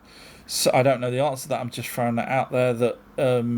So the answer to your question about the moonwalking anywhere on the moon, technically, from both sides of the argument, you should be able to walk on the moon somewhere. Freya's wrote time check 6:53. Thank you very much, Freya. We'll catch up. There's only says 57 messages, so and a lot of those are generally people chatting to each other. Timothy's wrote, my data tells me it's all in our heads. We are the divine and our planet is alive. I'd love to see your data, because your data wrote stuff about planets that you didn't know about. So well done, your data. So in other words, the data that you're saying is all in our heads, we have evidence now of the asteroid belt and other planets, but back when tablets were written, we could only see 5 planets and no asteroid belt. If we're lucky, 5 planets. So your data has made stuff that ended up being correct, which is impressive. Sorry if I sound rude. I'm not. I'm just going through the logic of it. It's easier to work logic than just making up stuff. And your planet is alive, and our planet is alive, you said. Well, actually, I have done a video on Earth being alive based off of scientific research, and some scientists do say that Earth is alive, which is interesting, because if you go back to the Anunnaki talking about the planets being alive, obviously they added mouths and they had added weapons and all sorts of stuff to these planets, but they could be alive in a way that we're unaware of. Go watch my documentary on whether or not the planet's alive. User has wrote, what are your thoughts on the crystal skulls? So I have covered this earlier. I have done a long documentary proving that the only people that debunked it were the Smithsonian, and I proved that they were lying toe rags. So there is an amazing documentary I've done on that if you're interested. Very briefly, because I've already covered it, very briefly, the crystal skulls are genuine. The genuine ones are genuine. No one made any money out of them, except for the Lee Mitchell Hedges one, which eventually... there was a guy called Eugene Boban who had one, and he would stand on street corners showing his collections and maybe charging a shilling or something, whatever. He was from France, so a franc or whatever it was back then. But if you could create them, because the Smithsonian said that Eugene Bowman created them and he was the one that faked them. Now, if you could fake them, you wouldn't charge a franc for someone to look at. You would sell them for a fortune. So go watch my long, amazing documentary on debunking the Smithsonian, which is pretty much the Rockefellers. So if I ever mention the British Museum or the Smithsonian or the Louvre or anything else like that, we're really talking the Rockefellers. Metal detectors wrote, certain objects, relics left by Anunnaki stuff have power now. There was actually 3 objects still left in the Great Pyramid, believe it or not. So I will be doing a documentary on Anunnaki artifacts. So if you just bear with me on that, Metal Detect, I will be doing that. BAX has put clappy hands. Thank you very much, BAX. I don't know how to pronounce that. Bax, I guess. Dion's wrote, please check your sound. And then that's when the sound problems. Hopefully it's now fixed, I think Kerry said. Metal Detectors wrote, we'll go live if okay with loads of questions. 5 minutes tops. Are you still here now? If you're around tomorrow, I'm sorry to do this to you, there's still loads of questions, and if you're around tomorrow, jump on, no problem at all, Metal Detect. I'm so sorry. It's just, I'm just looking at the time now, it's 8. I'd lost track of whatever time I started 4 or something. People saying muffled sound. Sarah's wrote, some people will never open their eyes or minds. No, I've come across those people, sadly. Cole has wrote, how are you today, my friend? Not too bad. Yeah, finished a video, so whenever I finish a new documentary, I come and do a live because I'm all excited to talk about it, and then all the questions are about absolutely everything else other than the video that I've just finished. But hey, there you go. Metal Detectors wrote, so-called chicken burgers. Again, I'm not sure what you're referring to with the chicken. Sarah's wrote, thank you for sharing your knowledge. Oh, you're more than welcome. I do this because I enjoy it. Tanya's wrote, hi, sweetie. Oh, me? Thank you. It's very nice of you to say. Hi back. Cole has wrote, I do this to bring to light lost history of my family, also to find more information I've not heard. Yeah, I think you was the gentleman that had the connection to the King Arthur, if I'm not mistaken. The Pendragons, I think that was you. Forgive me if I'm wrong. Very interesting. I know we've chatted a few times. Very, very interesting. You've done some amazing research. Sarah's wrote, I am a reader of spirits.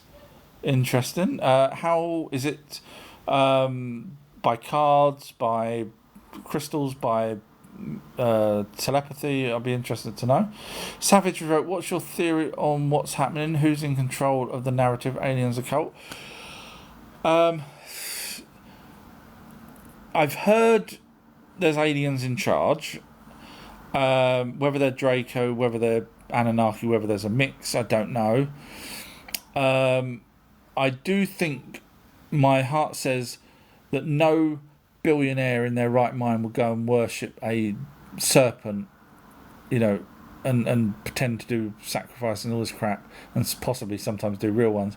No billionaire would do that. They've got nice places they could all go to, islands that they could go and take kids to. Oh, did I say that out loud? Yeah, you know what I'm on about. Sick elites.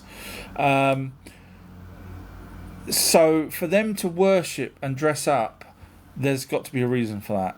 They've got to believe whatever it is that they're worshipping. I don't know if you know what I'm on about. I'm trying to be cagey because obviously TikTok's got very good algorithms. So that they believe in something. That's all I can really say, in my opinion.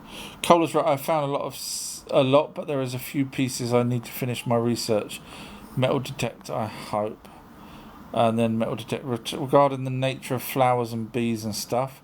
This planet has been harvested by insectoids. Also, I've not come across that. I've never heard. I mean, it's possible, but I've not heard that. Colas wrote, he has definitely given me a lot of great info. I'm guessing that was metal detector. Oh, that's brilliant. Great. And then metal detector for other aliens since the Anunnaki. Yeah, there's loads of aliens has been here. Sarah's wrote, this stuff is mind-blowing, isn't it? I guess when someone throws it all out in one lump sum like I'm doing now, but over 40 years, it every time I find something new or whatever, it doesn't become that mind-blowing. But I suppose if I put it all out in one go, then it's like, wow. Sarah's wrote, all living beings have souls. So when you talk to clairvoyants and mediums, they give you the impression that they can only see certain creatures or animals that just so happen to have pineal glands. So the ones that they say, horses, dogs and stuff like that, and cats, they seem to have a pineal gland. So they've never mentioned, an octopus. They've never mentioned, an ant or some other animal that doesn't have a pineal gland. So I would probably go with the pineal gland that has a soul. Neil was wrote, hi there. Hi Neil, nice of you to join. Metal Detectives wrote, chicken burgers should have prayed to, as barbecue got it onto the thrust of the camera. You've really confused me on this whole chicken burger thing, Metal Detector. I'm so sorry. I don't know well, you're going with that. Metal detectors wrote, do you think the Anunnaki will get reborn on their planet? So people that's had past life regressions have said that they have, or that the spirit or the entity, the orb, had been sometimes here on Earth and sometimes another species on another planet. So I don't think there's a direct lineage to where the soul goes, where the entity goes.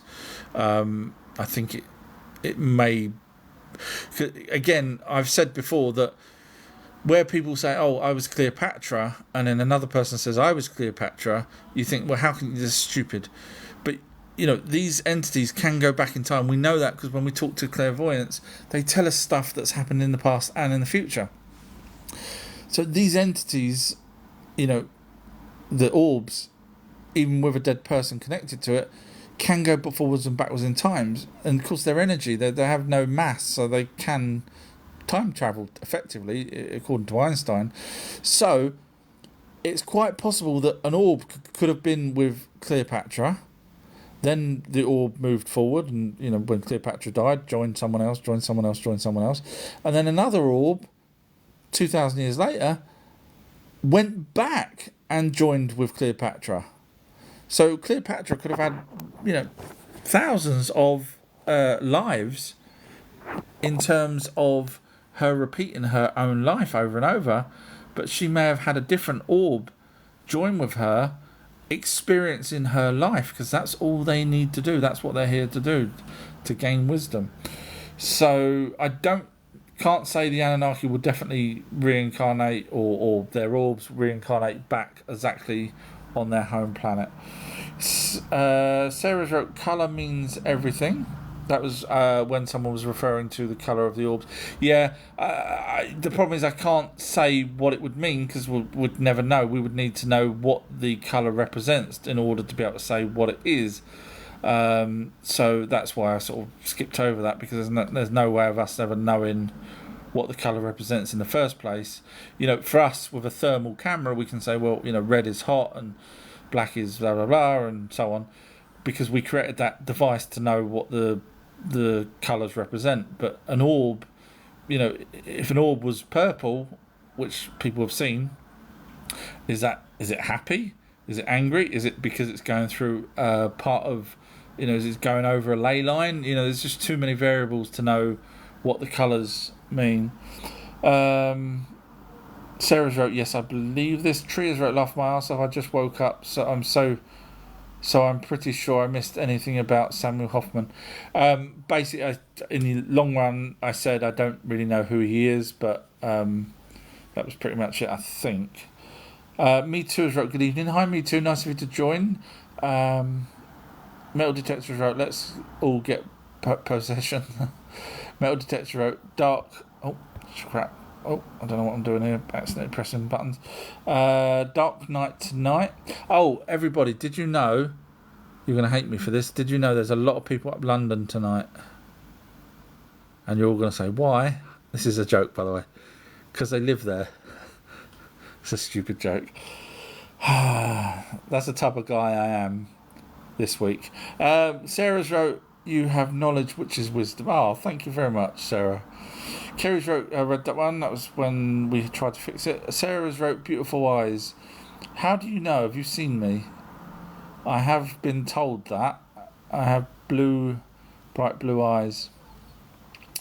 I've been told that a lot.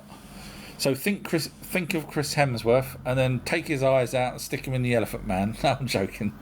Metal Detectors wrote 100% Kerry. Kerry's wrote, no, it didn't help. But I have had people say I've got beautiful eyes. Thank you very much if you said that.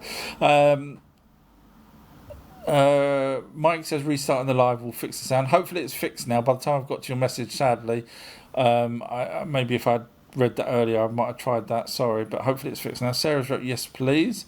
I can't remember what that's referring to. I'm trying to catch up as quick as I can. Cola's wrote, I have premonition that involves you happened last night. I understand something big will happen in Europe tomorrow. Can't say what, but I woke up with it. Oh, The only thing I can hope that it's the elites getting they're just desserts, but I doubt it. Kerry's wrote tomorrow is the US holiday as well. Oh, is it? All right, okay, cool. So yeah, I'll do another live then tomorrow if anyone's interested. Cole Piers wrote almost always right about these things. That was to do with the premonition. Okay, well, fingers crossed it's not a bad thing. Liz has wrote, I believe we are all star people. What do you think? So we've actually got the evidence that the Anunnaki genetically modified us Homo sapiens from Neanderthal and their own DNA, which is why we've got the missing link. So we've actually got the evidence of that for lots of reasons. One is they told us that in tablets. They told us that they tried 6 times. In ancient Sumerian tablets, they tried 6 times to create this new species, and on the 7th time it worked, and they tell us that on the 6 times each one of them that came out was deformed. So we've got genetics in the first ever language, which is crazy. Now any of the other hominids, such as Neanderthal, Homo erectus, anything before Homo sapiens, was not smart enough to come from another planet. And the reason for that is because the Anunnaki needed someone smart enough to carry their baskets. Again, we've got the tablets that say that. So they wanted us to carry the baskets for them when they were doing the mining. So we've got all the evidence of that. We've even got evidence that we have fused chromosomes, which was done in a laboratory setting. Which means the Anunnaki genetically modified something to create us, which obviously they did.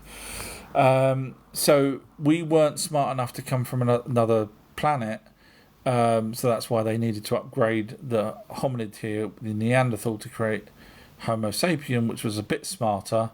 And then the smarter one after that was the Homo sapien sapien, when the Anunnaki bred with those Homo sapiens, which created the Homo sapien sapien, which are the ones that could talk. The ones previously, we can talk. The ones previously couldn't talk, they just grunted. But they were smart enough just to carry their baskets.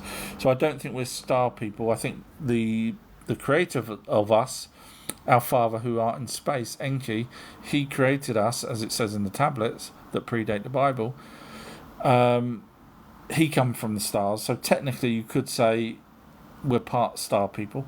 Cole Peters wrote, I remember I said this, and just keep it in mind, emotions of a lot of people will be affected. I will indeed. Fingers crossed it's a good thing. But Sarah's right, I believe I have knowledge locked away. Please don't laugh. I'm able to know things I shouldn't. No, I don't. The Anunnaki admitted premonitions and stuff. Cole's just been telling us he has premonitions. And clairvoyants get messages all the time about things that there's no way they should know. So no, I don't think you're daft at all. Cole's right. That's how I feel it prior to it taking place. Sarah's right. I asked Alexa questions. Answers were mind blowing. Yeah, Google's a bit more reserved, whereas Alexa does seem to spit out a lot more. Thank you, Richard. It's very nice of you to send that, Rose. Thank you. Coles wrote, watch screenshot my message proof. This will happen to me all the time, 90% right. I will screenshot that. Oh, if I can. I'm on a different phone. Sorry, I don't know. Normally I have to press volume and power to screenshot, so I can't remember what I have to do on this phone. Kiri's wrote, PSA, if you having trouble hearing the host, earphones help if you have access to some. Thank you very much, Kerry. Sarah's wrote Andromeda, and then wrote, this is brilliant to find you. This is brilliant to find you. Thank you. That's very nice of you to say. Thank you. Metal Detectors wrote, hey, thanks. Always have a great evening. Life goes on. Loved on Mars a few years, or so it seems. Regards. I'm really struggling to know what you're saying, Metal Detector. Don't hate me. But I kind of understand roughly what you're saying. Cole was wrote, always big fan. Tons of Claudia, I'm guessing you mean credible info, and open mind and ears important nowadays. Oh, bless you. Sarah's wrote, I believe, and then wrote, we shouldn't do them. And then low energy, you wrote. I'm not sure what that was referring to. All energies wrote, I find it interesting how some species of fish and trees were recognised by the Anunnaki thoughts.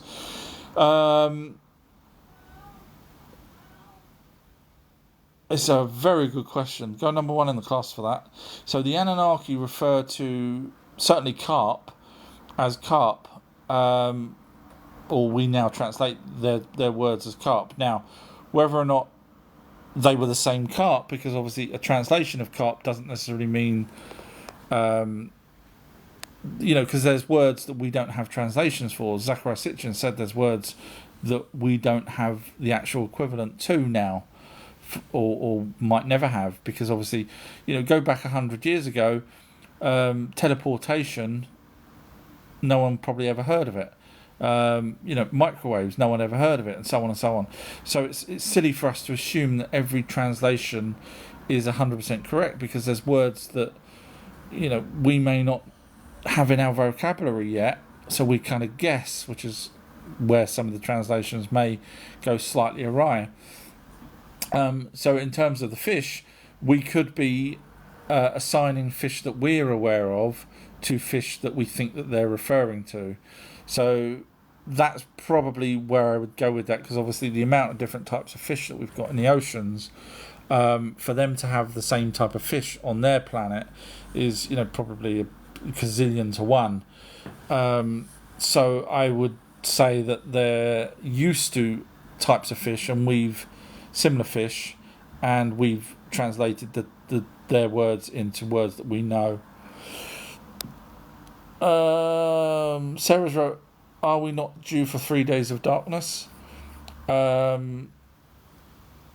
we not due for 3 days of darkness? I'm guessing you're referring to a biblical reason, or HARP, which is the secret government, even though it's not secret, mission to basically help cause the blue beam project, etc. I'm not sure what you're referring to there, sorry. Sarah's wrote, "You're shining now." I'm guessing that was to do when I was being dumb at school. Thank you very much. And I'm guessing I'm not so dumb now, or I'm still dumb, but only, yeah. Thank you for that. Flockers wrote, "What are thoughts on Terence Howard's recent popularity and his claims?" I do not know who Terence Howard is. I honestly really try not to research other people if I can help it. So I don't know who Terence Howard is. I might have come across something of his, but I may not know his name. So I apologise for that. I don't know who he is. Sarah's wrote, "It's real." And then wrote soul. And then wrote, "No, we have many lives." So the thing is, we don't have many lives. So imagine a hard drive in a computer. You can make let's imagine you're doing Photoshop work, and you save the files on that hard drive. You take that hard drive and put it into another computer. You can access those files. You can look at those photographs. You can look at the videos. You can look at anything you want from that hard drive. Does it mean that hard drive, new computer created those? No, it doesn't. It just means the hard drives moved from one computer to another, same as the orbs. Watch my videos. If you watch all my videos, you'll get to the ones where I totally destroy the idea that we have our own orbs. Because if we had our own orbs, you have to go back to the very first person that got his own orb. Because if reincarnation is real, which according to Virginia University is 100% real, and as you just said, we have many lives, then the orb that's inside me, or my spirit, is not mine. It's the previous person's. Do you get what I'm saying? And if it's the previous person's, then it's not really the previous person, it's the previous person's before that. You go all the way back to the very first person. Why did he get his brand new soul and I'm not? Right now, I'm not getting a brand new soul because you just said. So why does he get one? Why did his wife get one? Why did their children get one? Why did their children's children get a brand new one? But then finally the dad dies. Where's his life go? He has to wait until the children's children have children to jump in. So he's now jumped in, and those children don't have their own. You see where I'm going with this? It doesn't work. The only way it works, as it says in the Emerald Tablets of Thoth, is there's an entity that joins with us, and we take that we get that and we remember a past life, it's not our past life. It's the only way it works. There's no way it can work otherwise in terms of logic. Then Sarah wrote, our soul has many journeys. I agree, the soul, the entity has many, many journeys, absolutely, but we don't, in my opinion, using everything that I've learned. Shuri has wrote, so then this awareness that I feel now as being me is gone when I die. So for a period of time, you're in control of that orb. So you can go and, knock things off of, because it joined with you. So basically it's energy, so you can manipulate that energy. You can go and turn a light on and off. You can go talk to a clairvoyant. You can move a Ouija board around.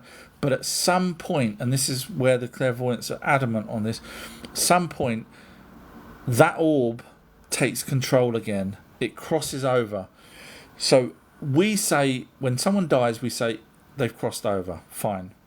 But clairvoyants say, when they're trying to get in touch with someone, sorry, can't get in touch with that person. I've just been told by another spirit that that person has crossed over. So they've crossed over again, even though, how can they cross over? They're already dead. They cross over, and that's when it goes back to the orb taking control, going back in front of the council of aliens, in other words, other orbs, getting told what the next job is, which is why people say, oh, you have a contract with God. No, you don't. You have the soul has a contract or an agreement with the other orbs on what to do. And then that orb chooses or gets given another life to go and live with. And that's it. It goes round and round and round. So unfortunately, yes, we do. I think it would be silly for us in a way to think that we're anything more than just flesh and blood. I don't see why in this whole universe we have to have continuous life. Why us? Just because we can think? There's a cat, there's a dog, there's an octopus that's smarter than us, there's dolphins, there's other animals that are intelligent in their own ways. So they all have to, everything would have to carry on living because we want to. No, it doesn't work like that. We're just flesh and blood. When you turn a TV off, does it carry on remembering? It's just power, it's just energy. Once you switch that off, it dies. Same as a computer. But if you take that hard drive out of that computer when you switch it off, you can put it into another computer and it goes on. Sarah's wrote brilliant. Shuri's wrote the sound is clear now. Kerry's wrote sound is now normal. Anunnaki's wrote I thought Yahweh was Enlil. No, I did as well. No. Watch my amazing documentary if you're interested. I show evidence of how it absolutely Enlil was absolutely El and Marduk was Yahweh, because Marduk's name Yahweh didn't even come into it until about 3000 BC, which is when Marduk took over. It's all there. Go watch my amazing documentary if you're interested. You can get to everything from my website ourtruehistory.co.uk. Flock of Geese has wrote, is he answering questions from a different place or is he just going down the line? Sadly, I read every single question out, which makes me behind on the questions. So I'm only on TikTok, heaven forbid, trying to read other questions from elsewhere. So no, I apologise. It is me. This is live. I am behind, but I try and go as quick as I can. Liz has wrote, going down the line, thank you. Flock of Jesus wrote, thank you to Liz. Sarah's wrote, he knows his stuff for sure. Sarah then wrote, brilliant, thank you very much, Sarah. It's nice of you to say. Anunnaki's Hunters wrote, do the Anunnaki believe in gravity or electromagnetic gravity? They created the pyramids, so if everything that I've researched leads me to the fact that the Anunnaki use levitation, and so therefore they're fully aware of gravity, and how to manipulate it using electromagnetic or just electro frequencies of some description. So yes, I would say they definitely do.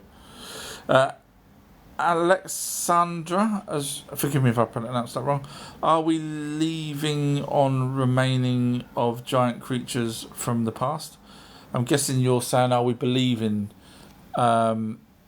on the remains of the creatures, giant creatures from the past. So we've got dinosaurs. Now I know people will say there's no such thing as dinosaurs, and that's because they say, wait for it, this is how simple logic just destroys silly people. They say that there's no dinosaurs because no dinosaur bones were found before 1800s, for example.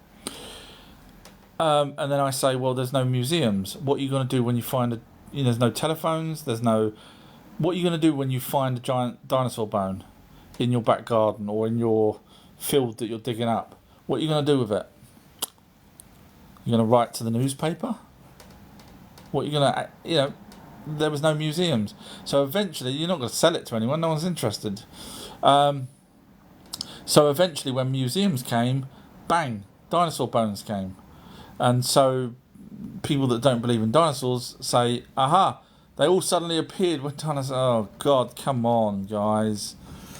So dinosaurs were real in terms of giants. And if you're referring to giants as in anyone over 7 foot, because that's technically what we call a giant, the Anunnaki were 8 to 12 foot. We've got carvings of them. We've got the doorways. When they walked through a door, they needed to be 15 foot because they had turbans and hats that they wore. And then obviously the Nephilim were the giants, was the offspring of the Anunnaki and humans, where some had gigantism, which made them bigger than the parents. And there have been bones found. Unfortunately, Smithsonian gets them donated to them, or other museums. And when I say Smithsonian, we're talking about the Rockefellers, and they disappear. But we have got old newspaper articles talking about 20-foot giants and stuff like that. So they were around for sure.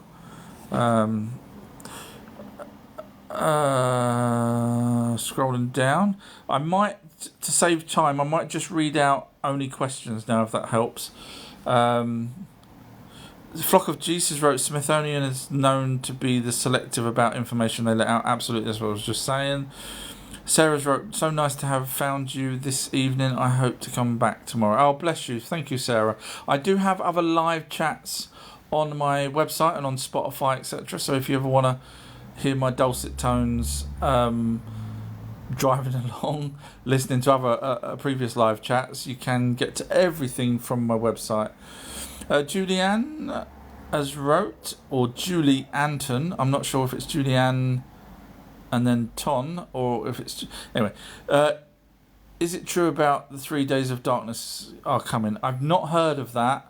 So the only reason why there would be 3 days of darkness coming is because of HARP, in my opinion. There's no reason for the planet to suddenly have 3 days of darkness. The only reason why something would be dark would be if the sun was blocked out. And the only reason why the sun would be blocked out is if it's a celestial orb, celestial object such as a moon or another planet, or the sun dies, which fingers crossed it's not, or our skies are blacked over by nefarious reasons. And we know HARP has the technology to do that, and we know the secret military have the technology to do that. So if any reason for it going dark, and that's the reason why the British newspapers and stuff were saying stock up on food and stuff, I'm guessing that's probably why they're saying that, is because it's planned. Everything's planned. Don't assume things happen by chance. These things are planned so far in advance. Liz has wrote, love all your information, always learn new things, thank you. Oh, thank you very much, Liz, very nice of you to say. Sarah's wrote, my mind is how I connect to the energy. Oh, brilliant. Okay, because I was asking before how you connect. Thank you for that. Anunnaki's wrote, here's a hard one for you. If Earth's frequency is 7.83 hertz after the flood, what frequency was it before? I wouldn't know. I would need. It's a good question, but I would need to know I would need to know someone that took the measurements beforehand. So we know, the flood has affected at least 100 foot. Some people say 300. It depends on. It's silly to say 300 or directly 100 foot water level rise, because on top of the normal water that was here, is because we don't know how low the ground level was at that point, because not every ground level is equal to each other. So in order to know what the frequency was, because of this displacement of water, and water does have a dampening effect, certainly on acoustics, one could say that the water would affect the frequency of the planet, whether or not greater to a lesser degree, I don't know. So it's a fair question. Go to number 3 in the class for that, but I couldn't tell you what it was. I think the only way we would know is to roll back the clock and actually go back and have some sort of measurements then, because I think the waters now, would have affected the whole planet, because it did rise at least 90 to 300 foot around the world. Scrolling down, Susie Q has wrote, "Boss, oh bless you, thank you, cute Susie. How are you? Hope you're well. Hope your child is doing fine and your family's doing fine." Sarah's wrote, "Live the experience to gain knowledge, and then you have the wisdom." See, I still say the orb, as it says in the Emerald Tablets of Thoth, the orb is what collects the wisdom, not us. Time check 8 p.m, so I'm catching up now. Susie's wrote, "Dad jokes, boss." Yes, not. Damn, you heard it. Yeah, I'm not so great at them. I was going to be rude there, but I won't with a joke. Metal Detector wrote, "Police friends and old friends kidnappers." Metal Detector really killing me today with these things. I'm very struggling here. Liz has wrote, "Is it right to say we can in this life still have karma from our past lives?" No. Good question. Go number 2 in the class for that. No. And the reason why I say no with a degree of certainty is because the Virginia University that did these studies, they did 2,500 studies, 1,250 I think it was, came back that they could not debunk them in any shape or form. And you'll be surprised, especially with the birthmarks, especially with deformities. So, for example, if a person in a previous life had their fingers chopped off, the new person has a deformity in the hand. Just the list just goes on. But again, it's not that person, it's the orb taking the essence of, or the memories of the previous person and somehow manifesting that effect on the new person. Now, the orb does, the memories of the previous person shine through, according to the research, that if it was a traumatic death, so a gunshot or being eaten by a lion or whatever, they're the ones that come through stronger, and they're the ones that come through with the deformities or the birthmarks or whatever else. So it seems to be an imprint that sticks with the orb, and then seems to spread out once it joins with the person to create a manifestation of the same issue that happened in the previous life. And that's not just going for physical attributes, that goes for people's fears of drowning, fears of fire, fears of birds, fears of whatever it is that they may have had a previous death from. And hopefully there's not too many birds going around killing people, but you never know. But going back to the karma point of view, the research that they done looked into whether or not you was, because I heard this years ago, I heard when I was a kid that History and Coins wrote 2,570 done and 1,250 weren't able to be debunked. Thank you for the exact amounts. I thought I was right with the 1250, but thank you for the exact amounts. Thank you. So because History and Coins has looked into that as well. She's found that fascinating, the research. But they looked into it because, like I say, when I was a kid, I heard that if you hate something, let's just say you're a certain religion or a certain colour or certain whatever, and you hate the opposite, when you're reborn, you're going to be the opposite. That's what I heard as a child. So, forgive me, it's not racist or anything like that. I'm just telling you what I heard. However, the research that they'd done, because they could actually track the actual previous person, and there is no connection. Sometimes they're Hindu, sometimes they're Sikh, sometimes they're black, sometimes they're white, sometimes they're this, sometimes they're that. The only main thing that they got from it, the only thing that they could sort of pinpoint is that when the people, majority of them that they found were on the same continent. In other words, you didn't need an aeroplane or a boat to get to the next person's life, which I found interesting. So in other words, the orb didn't travel too far.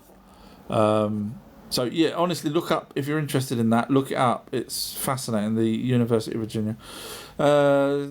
Liz just wrote, thanks to Sarah. Susie's wrote, boss, thinking about all the alien races out there. What do you think their commodities are?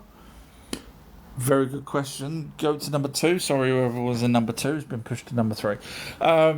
I would say because of forgetting the Anunnaki for a second, because the Anunnaki was still, I would say, materialistic.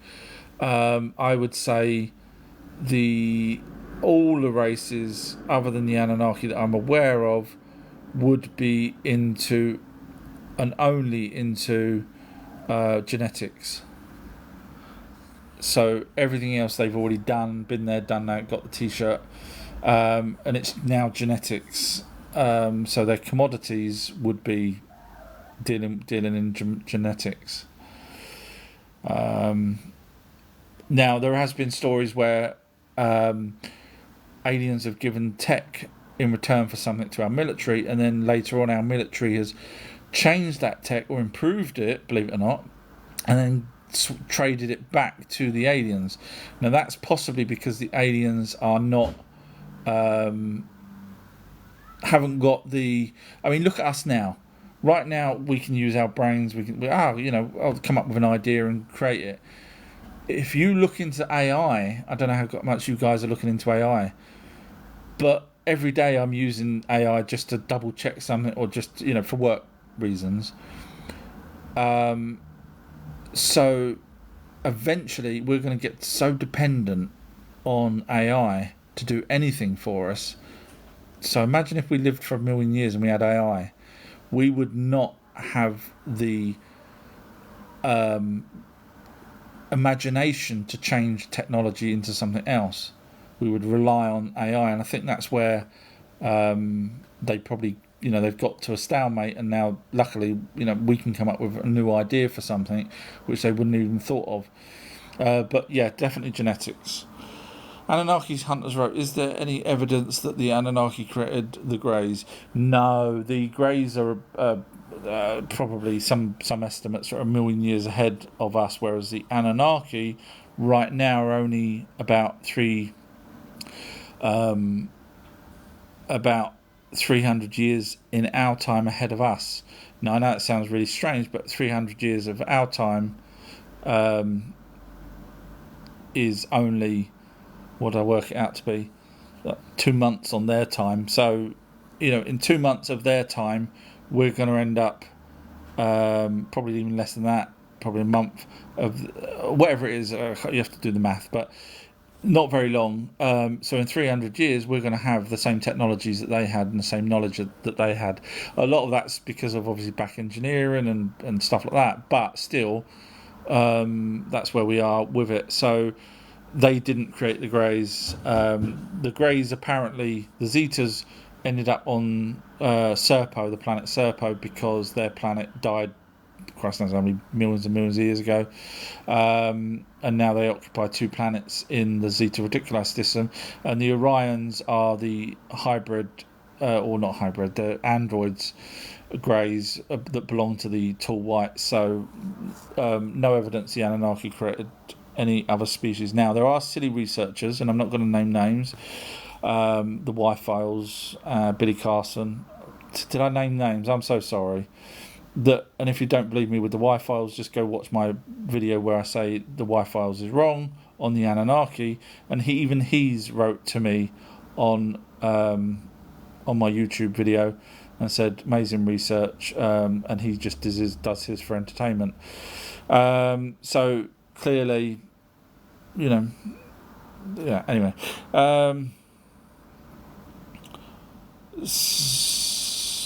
Sarah's wrote, so thoughts on solar flare on its way, dear. Go back to watch my previous videos from 2 years ago. I've been saying that the elites are trying to pull the plug on us, and they'll use a solar flare. And I've been doing loads and loads of videos for the last 2 years showing the newspapers trying to say, and I've been saying it. So when you say go dark, I'm guessing you're referring to. Now you're referring to electricity wise.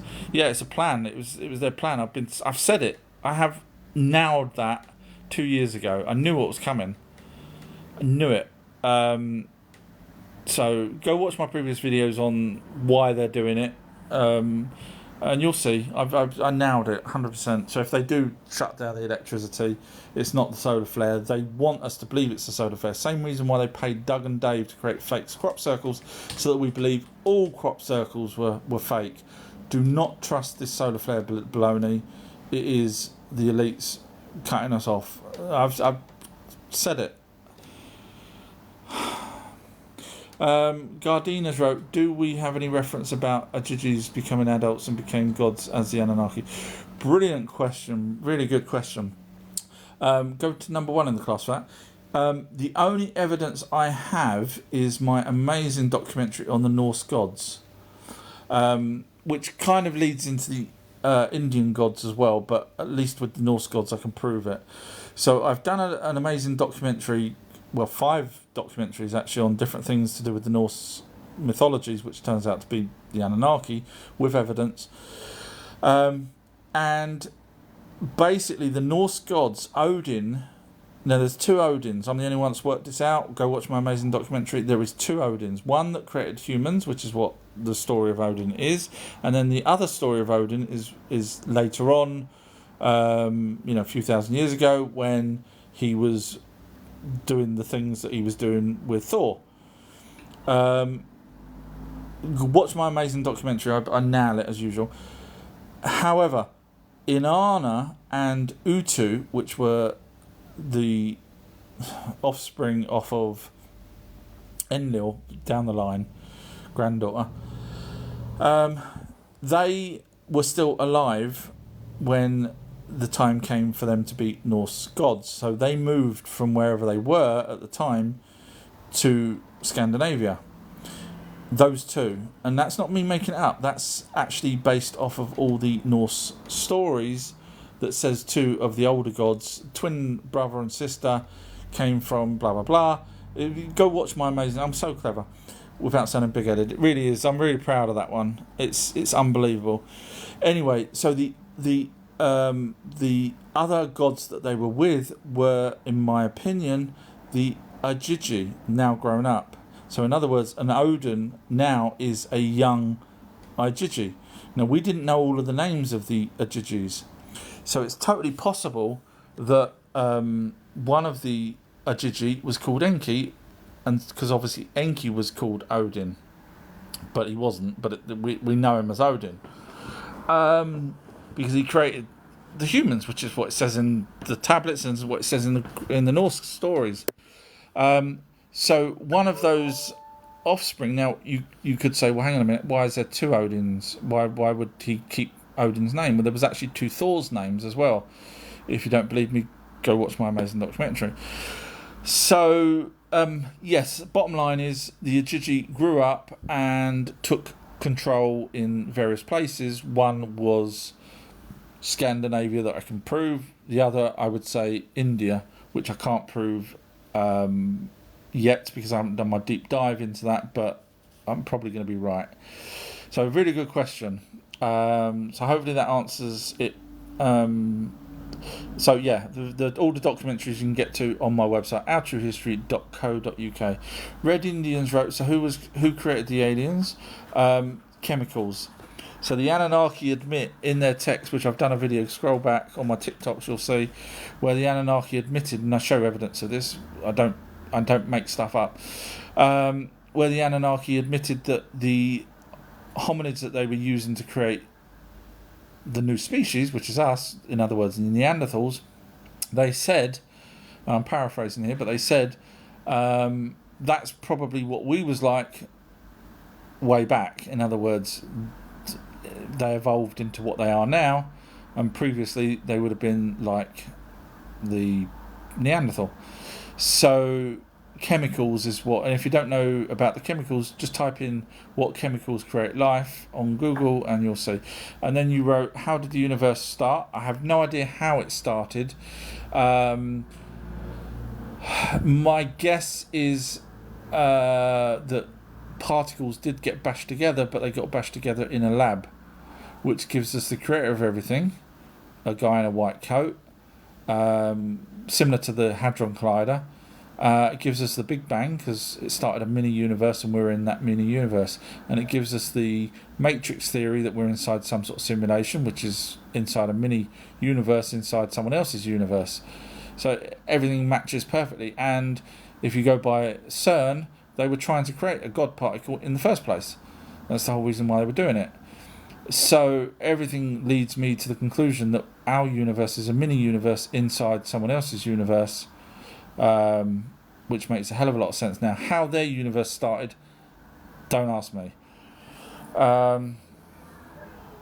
Anunnaki hunters wrote, are the Ajiji stationed on Mars the same Ajiji trolling in African mines? Yeah, so well done. Yeah, good question. So originally the Ajiji were the ones in the mines. So when the Anunnaki first came here, they got the younger Anunnaki who were now you got to remember the young Anunnaki when they first came here thought that they were going to be helping, not mining, but helping with the gold purification, because they thought that the gold was coming from the ocean. So that's why Enki built this spaceship that could suck up and separate the gold. Anyway, that failed, so they ended up having to use the Ajiji in the mines. And of course the Ajiji, after spending, you're going to hate this, guys, imagine working for 200,000 years in the mines, because you've got to remember their longevity of life because of their orbit. They live for technically nearly a million years of our time, but on theirs it's just 120 years, because they'll sleep for 30 days and 30 nights on their planet, but that's just one day to them. So for us it's 30 days 30 nights. Anyway, so yes, the Ajiji were mining for 200,000 years and then finally complained. We've got the tablets in the British Museum called the Arcturahasas, where they go and complain to Enlil and say, look, this is too much hard work. And that's when Enki comes up with the idea of creating a new worker race, which is us. Now 200,000 years seems like a long time to mine. It wasn't. You got to remember 200,000 years was only, if you can do the math, I have done it before, I've done it on videos, I can't remember what it is, but it's not a long time, 6 months or something stupid of their time, something like that. I can't remember what it was, but not very long. So they weren't mining that long really, if they slept for 30 days and 30 nights here on Earth. If they didn't, then obviously it would be longer, because it would be classed as a day here on Earth. Almighty is right. So who here has any cool secrets to share that people don't know about? Hopefully people will answer that. Richard has wrote, the Anunnaki were here to receive a page missing from book under the Sphinx. Do you know what it was? So the Anunnaki created the Sphinx, so I don't think they were missing a page from there. I'm not sure where you got that from, and I don't mean to sound rude. Let me see if you follow me, to see whether you follow me. So I'm going to be nice. No, bless you. No, yeah. So basically, the story goes that the Anunnaki, right. So the official story from the tablets is after the flood, the Anunnaki built the small pyramid in Giza, and then they built the large pyramid, small one's a template to see where it worked, built the large one. Then, once they built the large one, for power reasons and a light beam apparently going up into space, they come up with the idea of building a monument to show who built it and when. And if you do the math, you find out that the Sphinx was a lion's body, and the lion constellation was around 9 to 10,000 BC, which is exactly when the flood would have happened, 10,000 BC, which is perfect because that's when the Younger Dryas was and everything else, blah blah blah. But silly people that don't understand what the Younger Dryas is keep talking about some ice age when it wasn't. It was a flood. It was anyway. So what they done was they used the lion's body so people like us can now roll back the clock using computers and say, aha, that was 10,000 years ago, or 9 to 10,000 years ago, because obviously the constellation don't change that quick. So that's why I say there was a period in between. And then they put the head, Ningazida put his head on the Sphinx to show who built it, so we know when and who. However, over time, the head got resculptured and turned into one of the pharaohs. But supposedly, the story goes that, even by Edgar Casey, the sleeping prophet, that the Anunnaki put something underneath, or the halls of record was put underneath the right Sphinx paw. Now, the thing is, whatever was under there, if there was anything, because Casey said it and we know about it, that means the military would have known about it. And of course the military were completely aware of what was going on back then, because they're not stupid. People's been translating the tablets for 200 years. So as soon as someone says there's possibly technology or something underneath the Sphinx paw, you can guarantee someone went in there and took it. So now, the Anunnaki had what they called tablets of destiny. Now, when they came, when the water subsided and the flattest part that they could start building on was the Giza Plateau, they had tablets of destiny, which they probably would have put somewhere. Now, they did have crafted in space. We know that. It says it in many, many tablets. So they could have took the tablets of destiny up there, but they didn't. They seemed to leave them here on Earth. I don't know why, but they even got stolen once by Anzu. But anyway, that's another story. So if they were going to put stuff anywhere, they would have put them possibly under the Sphinx's paw. But they then, these tablets of destiny then got moved to the top of a tower, where Enki, they say tower, it's probably a ziggurat, now destroyed, that Enlil had. And then the tablets were put in a labyrinth, which was guarded by the Bull of Heaven. Anyone know their Greek stories know where I'm going with this. Turns out Gilgamesh's bloody Enkidu ends up killing the Bull of Heaven, long story short. So anyway, the tablets obviously got moved again. So if anything, that's what would have probably been underneath the Sphinx's paw. Susie Hughes wrote, people need to be careful trusting Terence H. He's saying about flower of life and showing opposite. Not sure. As I say, I don't know who this Terence is, but I mean, if you're referring to the flower of life, as in the what is it? It's a particular flower. What is it? Something petal. Can't remember it. I'm going to do a video on the flower of life anyway, but so yeah, I don't know. So I'll take your advice there, Susie. Sarah's right. I believe it's wiped. I'm guessing that's the memory. And then wrote, but sometimes it isn't. That's how you have reactivation.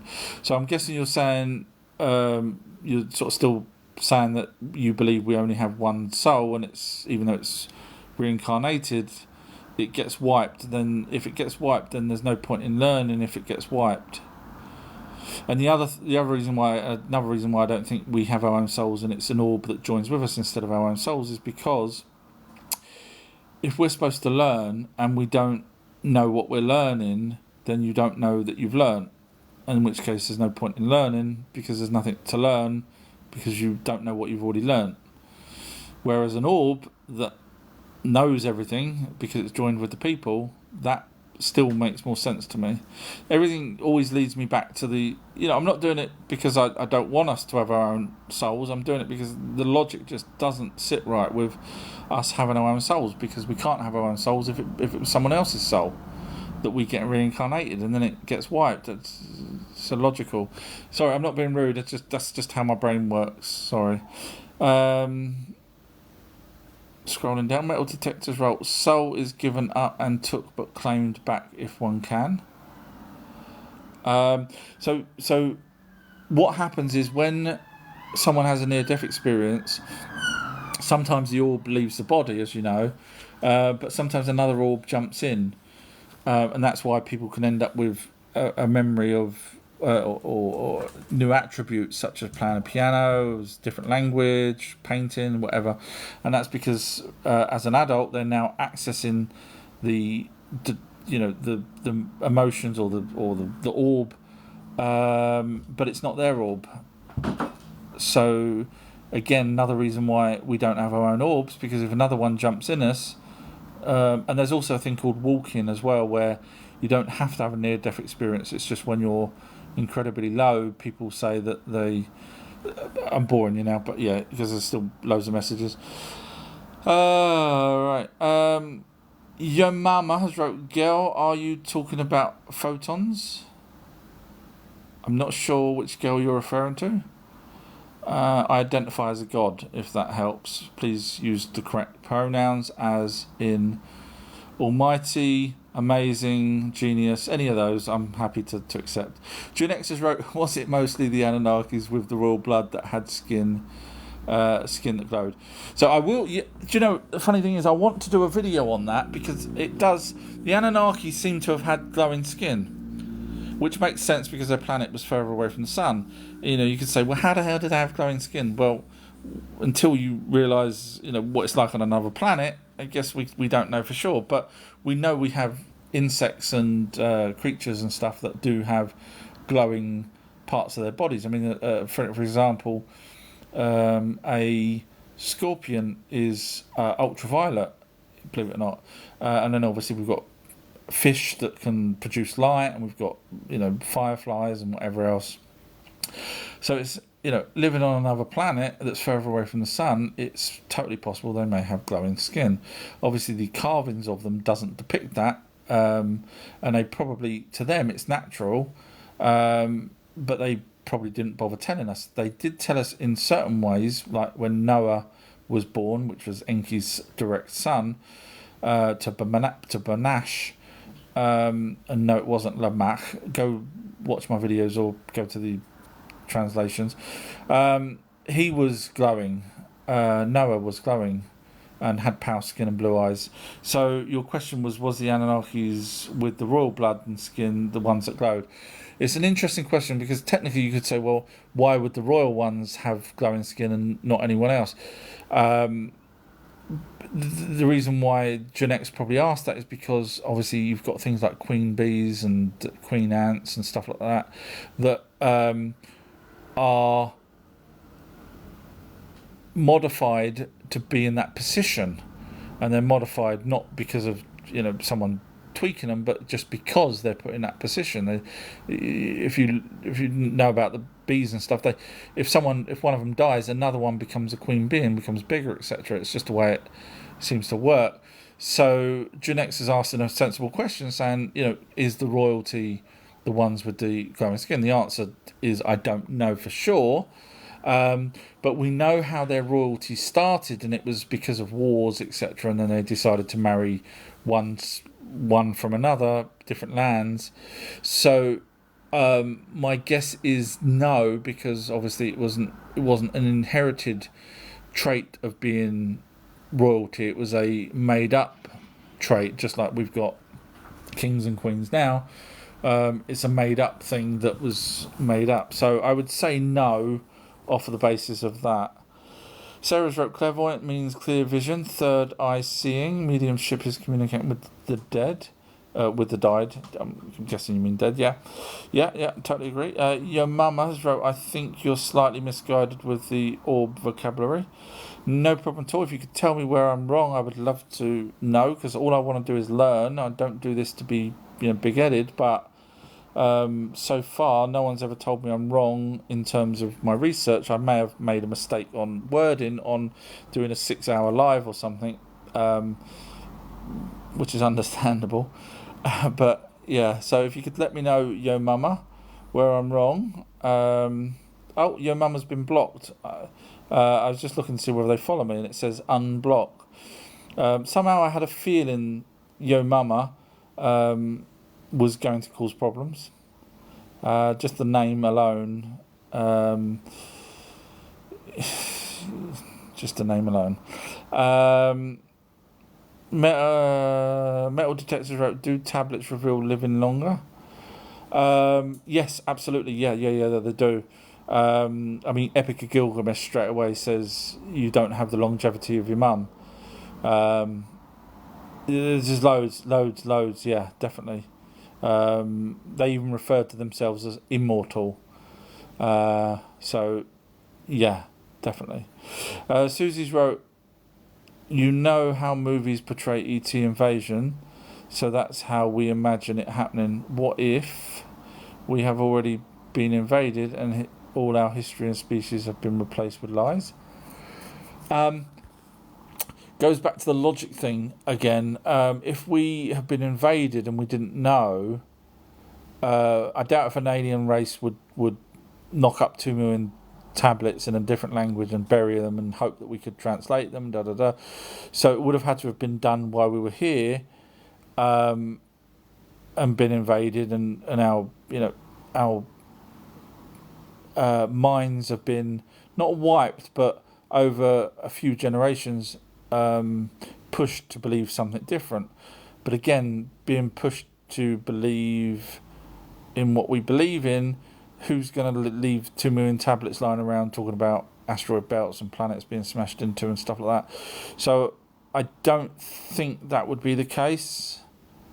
Again, why would you, if you just take over someone, why deceive us? If you're gonna, if I went and took over someone, if I had an army and took over someone, I wouldn't then change the narrative to confuse them and make them believe something different. I would just, if I've took over them, I would just, make them do whatever I wanted. I wouldn't need to put a disguise on or anything. So I can't.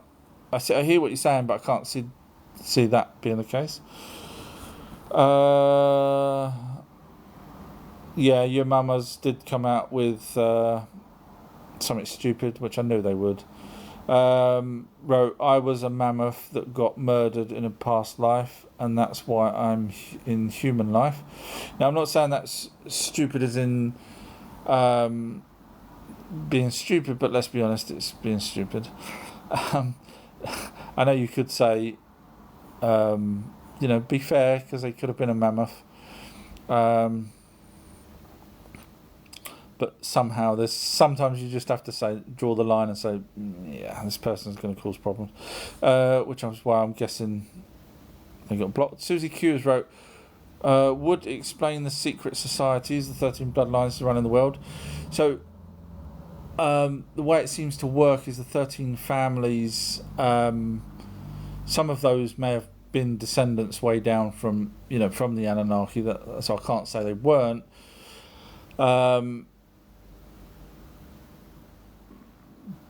But they would need to have changed the whole planet and in their believings, and of course we didn't have the technology back in the day to be able to change everyone's views, and there's too many different religions. If they wanted to control, they would have probably had, I don't know, I still can't see it. I'm struggling with that one, sorry. Lizard wrote to Yo Mama, get a grip, be respectful. Anyone with the name Yo Mama has got to be a problem, surely. Just my opinion. Maybe I've come across too many Yo Mamas.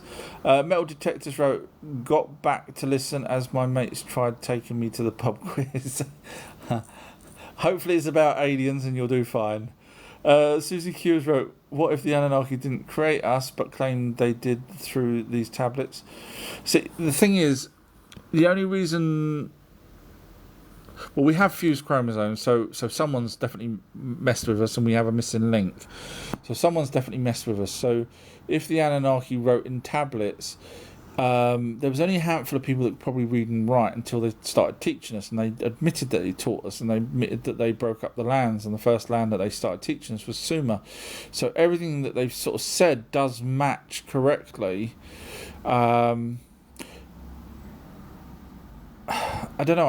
I can't see why they would do that. There would be no need if like I said earlier, probably before you joined, someone said something, and I said we wouldn't know any different if we was, if they created us or not. We'd still call them gods because that was their race name. If they would call something else, we'd still call them something else. We wouldn't know any different, so there would be no need for them to.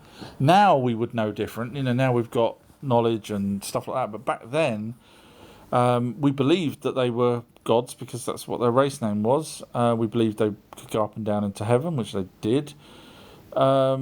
So I don't see why they would need to change things. Sarah's wrote, solar flare really coming, I believe. I honestly, if you watch my videos from number 1 onwards on TikTok, every now and then you'll see me saying about the solar flare that they're planning on taking out the electricity.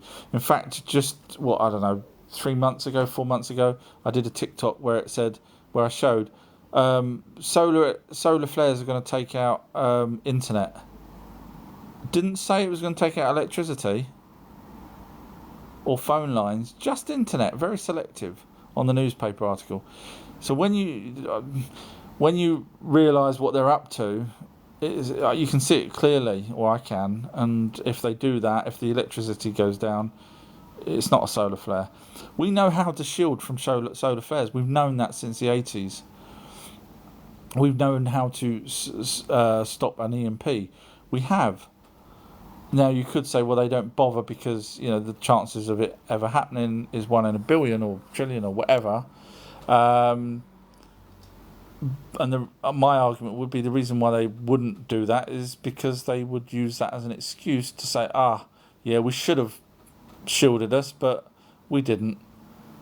Technically, if there was a solar flare, all you have to do is turn off the devices, everything, shut down everything for a short period of time until the flare's passed, and then turn it back on again, and you won't have any problems.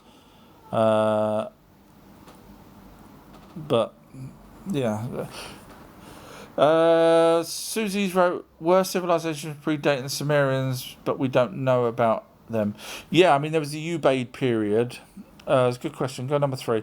There was a Ubaid period, but basically, Sumerians is a group of people that were taught in Sumer, approximately, from my calculations, between 7 and 8,000 BC.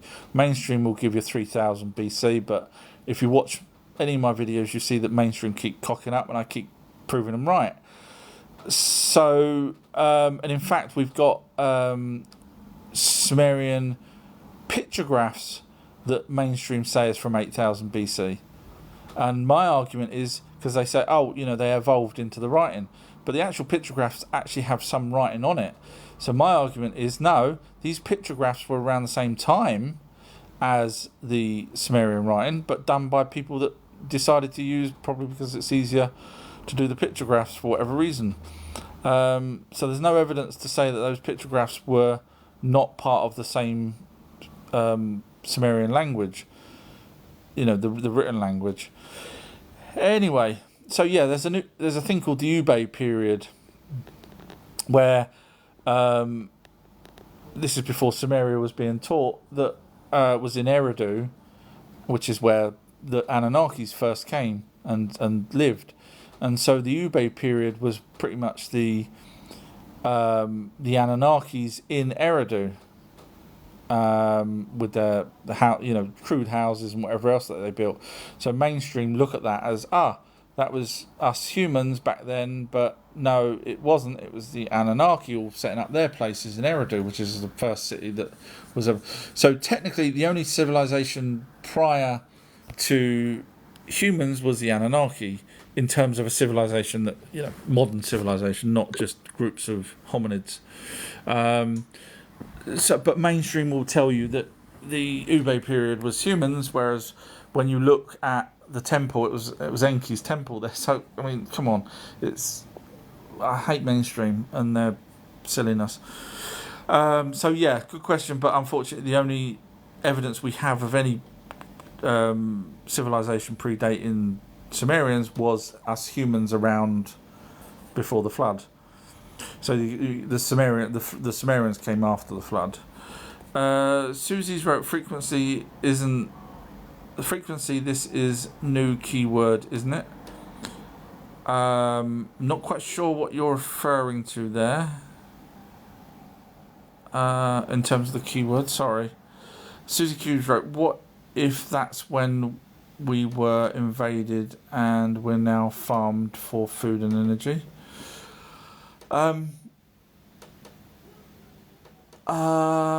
If we were, they probably wouldn't allow us to build weapons and spaceships. I mean, if chickens could hold guns, and I wouldn't let the chickens get to that state if we was farming them. So again, I don't think that would be the case.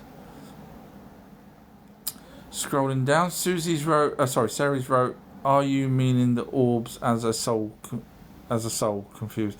Sorry, yeah, it's very difficult. So to me, the orb joins with us, and then when it leaves, when we die, I call it a spirit. So a light energy being joins with us. It says so in the Quran as well. It joins with us 3 to 4 months in the mother's womb. And if you look at the National Medical something.org, just type in on Google pineal gland spirit. Just type that in, and you'll see that the medical say that's where the spirit comes. That's where the orb joins with the pineal gland. So light. I call it different names. I call it light energy being soul, orb, spirit. So I don't know. Yeah, it's difficult. That's why I struggle saying the name, because people know. If I said light energy, they'd say, "What's that then?" And so that's why I sometimes throw the other words in, which does confuse. So I apologise for that. Sarah's wrote, "We disagree on karma." I'm only going by the University of Virginia studies where they said no. They looked to see whether there was any whatsoever correlation between a previous person and another person in terms of karma, and they said 0. So I'm only going by their research. Look into it, honestly. You should look into it and see what you think. Almighty has wrote, "I heard that. Sounds like BS. I'm not sure what that was. I'm behind on the messages." Liz has wrote, "Thank you on karma." No worries. It's not me. That's the research that Virginia University has done. Sarah's wrote, "I have fear of water. Maybe I was a witch." I'm guessing you didn't float to the top. If you drowned, you die. You was a witch, as they used to do. It's quite sad, isn't it? Quite barbaric. If you didn't die, you wasn't. If you died, you wasn't something like that. If you died, you wasn't a witch, but they kill you. Something like that. I can't remember which way around it was. Either way, you buggered. June X has wrote, "For souls that have not moved on after its vessel has passed, you think the souls have not realised it?" Yeah, I mean, there's many times that clergymen and exorcisms and clairvoyants go to people's houses and try and tell the spirit to move on. So in other words, the person is so attached to the house or whatever that the orb's not getting a chance to cross over again. And so many a time they've been said, "Look, go to the light," which is weird, because obviously when we're dying we think that we're going to the light, but then they have to go, because it's obviously a different plane of existence for them. Scrolling down, Mike has wrote, "Do we know how many species planets are in the Galactic Federation?" Good question. Go number 3 in the class. I don't know. Years ago it used to be called Council of Aliens, but now obviously someone's come up with the term Galactic Federation. Obviously they would never call themselves Galactic Federation, because that's not a name that it's a human name that we've knocked up. But yeah, so I don't know. I don't know who's in it. I don't know how many's in it. Linda Moulton Howe might know, if you want to ask her. But yeah, other than that, ow, got a cat scratching me. History and Coins wrote, get a drink. Okay, 1 second, let me just have a quick drink. I've been doing this for however many hours, and thank you, History and Coins. You've saved my life. Ah, I needed that, thank you. Scrolling down, this is live, I'll read every single question out. Sarah's right, I've got my toilet roll ready. Agree with you. Totally agree with you, bless you. Cooptastic has wrote, are you prepping? No, I thought about it a couple of years ago. I bought many bits of equipment and stuff that can siphon water, and then I thought, where am I going to go? Wherever I go, if it's going to be one of those prepping where you have to leave your area, where am I going to go? I know my area. If I go somewhere else, I don't know my area. And all you're doing is, if it gets to the point where it's, completely lawless, someone will, run you off the road, drive into the place that you're going to try and hide. So all in all, I have my cupboards full of tin stuff. I'm sure most people do. But no, I haven't even seen the 3 days thing that people were talking about. But I do know they're going to cut the electric at some point. I've been saying that for 2 years. You can watch my videos. I say it a lot because I know where they're going with this. Olive Eyes is right. I feel something brewing. I've covered this many a time on videos and lives as well about what they're planning. Solomon's Light is right. Have you read Lickety Uri? I have not. I don't know what that is. I can't even pronounce it, as you probably can tell. If you let me know what that is, I'd be interested to know. Metal Detectors wrote, dimensions equal timeline choices and magic. We know. The problem with dimensions is we don't really know that there's any more dimensions other than this one. So, I mean, you could be right, but obviously we don't know for sure that there's a second dimension until we've got a sign that says you're now in a second dimension. Wherever we disappear to, we could be at the other end of a universe and say, aha, we're in the second dimension. No, we could just be at the other end of the universe. We don't know what the other end of the universe looks like. Could be, pink for all we know. We just don't know. So, but we would assume that that's a different dimension because everyone keeps talking about different dimensions instead of saying, well, hang on a minute, we could be at the other end of our universe. So it's difficult to say for sure. NBR wrote, just saw one of your vids. What's the truth about Atlantis? So I have got a pinned video on Atlantis. I'm the only one that worked out where Atlantis is, and I know it sounds stupid, but watch the pinned video and you'll see. So there's certain things that Plato said, and a lot that we can't go by. So basically, if you read his books, it's going to take you about 4 hours. There is no way Solomon remembered 4 hours worth of fine, intricate detail from Egypt, went back to Greece, told Plato. Plato then wrote it down verbatim. Not happening, never on a million years. And that priest would have had to have got the story from 8,000 years before. There is no long hieroglyphs that go on for 4 hours that would have been written down all about Atlantis. So you get the point. So Plato had some snippets of information that we can use, which is what makes me the better researcher out of everyone, because everyone else goes, Plato said this, Plato said that. No, we can only go by anything that we can marry up with something else that matches Plato. Because if we go by Plato alone, we might as well go by the Lord of the Rings. Stupid. That's why these other researchers are stupid. So what we can do is we can say, okay, city sunk. Was there anything that mentions that? Yes, emerald tablets of Thoth. Okay, cool. City in concentric circles. Was there any cities that was ever built in concentric circles? Yes, the Anunnaki built cities in concentric circles. Cool. Okay, so we can use that.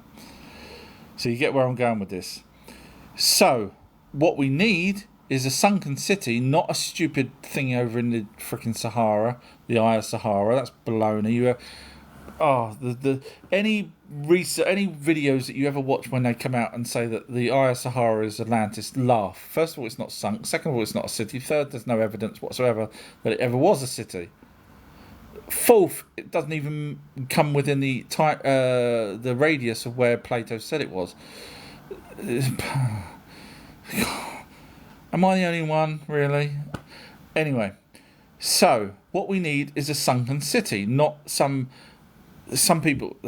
Billy Carson says Atlantis was a city, then in another video he says it's Earth and space. I kid you not.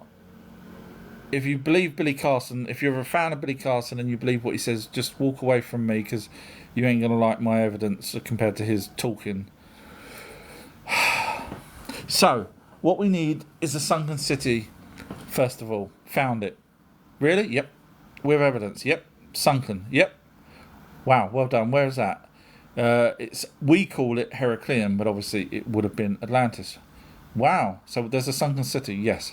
Was it in concentric circles? Yes. Really? Yes. With evidence? Yes. Wow. Okay, where was that? Was that like was that in Antarctica, where some silly people say Atlantis is? No. Where would it be? Well, it would be where the Anunnaki would be. Well, yeah, that makes sense, because who would have built it? The Anunnaki. Was there any other evidence of any other race here other than the Anunnaki? Zero. So the Anunnaki were here. The Anunnaki built concentric cities in circles, and the city that sunk is sunk right where the Anunnaki were. Well, where's that? Top of Egypt. Where was the Anunnaki? Egypt? Greece? Greece way later, sorry. Middle East, Turkey, etc. Basically, right there. So all the other Anunnakis were there.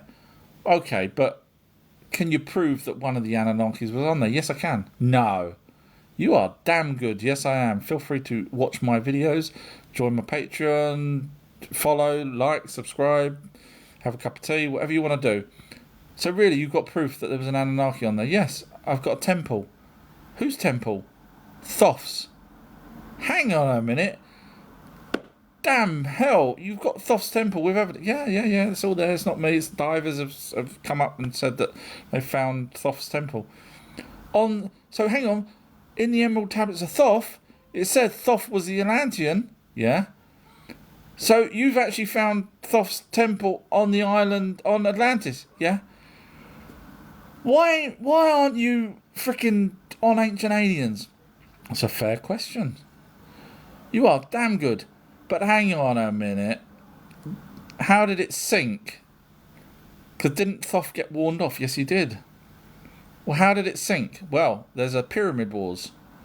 There was 2 pyramid wars, what they call the pyramid wars, which was the wars between the Anunnaki. And Inanna was going around destroying places where they thought Marduk might have been. Hang on a minute. Are you telling me that the Anunnaki sunk Atlantis there and then, suddenly? Well, Hercules, which is what we call it now, and the only reason why we call it Hercules is because the divers found one tablet with the word Hercules on it. Doesn't mean that was the actual place. That was a place that they read. There is actually a proper Hercules in Egypt, but they've called this place Hercules.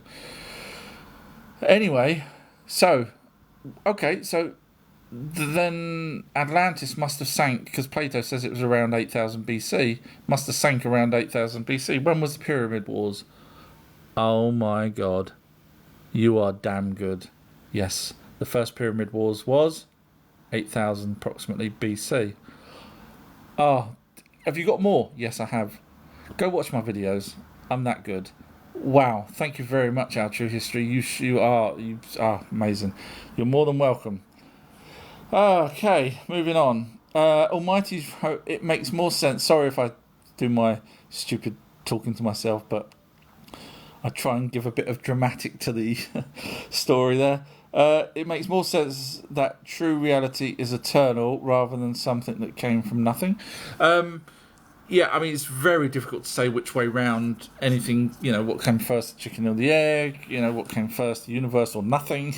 It's a mind bender. I don't think our brains can comprehend it. Bill has wrote, I believe you're right. Bill, I believe you're right that you believe I'm right. Sorry. Cupatistic has wrote, what if the realm, this is live everybody, I'm reading every single question out, I'm slightly behind on the messages. What if, and I only read TikTok, what if the realm is flat and space is CGI? What if it's like the Truman Show? So space, first of all, the Anunnaki said that they came from heaven, which we know is space, because the Bible and the tablets talk about the sun, stars and moon in heaven, which is space. So the Anunnaki then would have been lying about space. Next, you can see the ISS in orbit with your naked eye. And I have argued with silly people that says, no, it's CGI and all this kind of crap. Oh, mental. But no, so we can see the ISS in space. Now, people will say, well, that's not space. And I'll say, well, show me the string that's holding it up. And they'll say, well, okay, it's low orbit space. So I'll say, so there's no gravity there. And then they eventually have to agree, okay, all right, so it's not gravity because obviously the Halley's Comet comes round as well. And that's not being slowed down by water. So, in other words, it's Halley's Comet every 60 odd years comes round and it's in space. Okay, all right. So there's no deep space. Well, why is there no deep space? If we've got space just above Earth, why is that not further out? Well, because I said so. No, it doesn't work like that. So, sorry, Cooper. I wasn't being rude to you. I was just going through it in my head how flat Earthers. In order for it to be a Truman Show, as you say, someone would need to be witnessing what's going on. Otherwise, there's no point in doing it. And so, in order for someone to be around to witness it, they would have had to have been here for 4.5 billion years since Earth was first formed from Tiamat. It's a long project for them. Now, you could say, well, they may live eternally. They may do. Either way, space is there because we can put stuff up there. And Halley's Comet, as I say, was not faked by us. And we've known about Halley's Comet for thousands of years. So, no, I would say everything seems to be as it is. There is space and Earth is a globe, as it says in the ancient tablets that the Anunnaki talked about our planet. Sorry, scrolling down. Metal Detectors wrote, dimensions we live in one, as we know, but our timelines and people can astral project and ghosts, etc. Again, that's assuming that they're not astral projecting to the end of our universe. I try and be very clear on how I research, because if I just said, yeah, you astral project to a different dimension, someone will say to me, well, show me, how do you know it's a different dimension? Does someone sitting there with a sign saying, welcome to the second dimension? So I have to be really careful on how I research, which is why my research is second to none. Or first, should I say. Sorry. Cupatistic has wrote, what if the extraterrestrials are from outer lands past the ice wall? Okay, so just to end this ice wall business, watch my pinned video on Flat Earth. The Flat Earthers got things wrong. I show where they got it wrong. Such as Admiral Byrd, such as Encyclopedia Britannica, and the actual first words are, if you watch my videos, for the firmament was to do with the protectiveness of the asteroid belt, and they separates one heaven from another in ancient tablets. Now, you could say, well, hang on a minute, that's not what YouTubers say. And I say, bring me any YouTuber, I'll eat them for breakfast. Because I'll just simply ask them, name the people that ever mentioned the firmament. And they'll go, I got it off some other YouTuber. So, honestly, Cupatistic, just follow me, trust me, you're going to go down a stupid rabbit hole with these silly flat earthers. Byrd said beyond the pole in the in the South Pole. What silly researchers didn't, well, not even researchers, what YouTubers didn't realise is that the pole he's referring to in the South Pole was the pole that Scott of the Antarctic left there. Byrd was the first person to go past the pole in the South Pole, and when you realise that the chunk of ice that came off that created the Great Flood was the size of America from Antarctica, as it says in the tablets, as blah blah blah, then you realise when Admiral Byrd says, there's extra land, meaning we can use that extra land, flat earthers decided that that extra land is now beyond an ice wall that surrounds the whole planet, that zero people has ever from the thousands of years of sailing have ever bumped into an ice wall behind Australia, Scotland, or any other place other than the North and South Pole, which is where ice is. I rest my case, Your Honour. So please don't bring up the ice wall ever again. Please, just watch my pinned videos. Alrighty then. All Energies wrote, the US versus them arguments seem trivial. There is no us without them. We are the worker version. I guess you're right. Lewis just wrote, wouldn't we have been better off if we evolved naturally instead of being jump-started by the Anunnaki? We still would have had the flood, so it's a really good question. Go number 3 in the class. We still would have had the flood. The flood would have happened because the ice shelf would have broke off. Their planet still would have come round. There was no one would stop that happening, so that would have happened.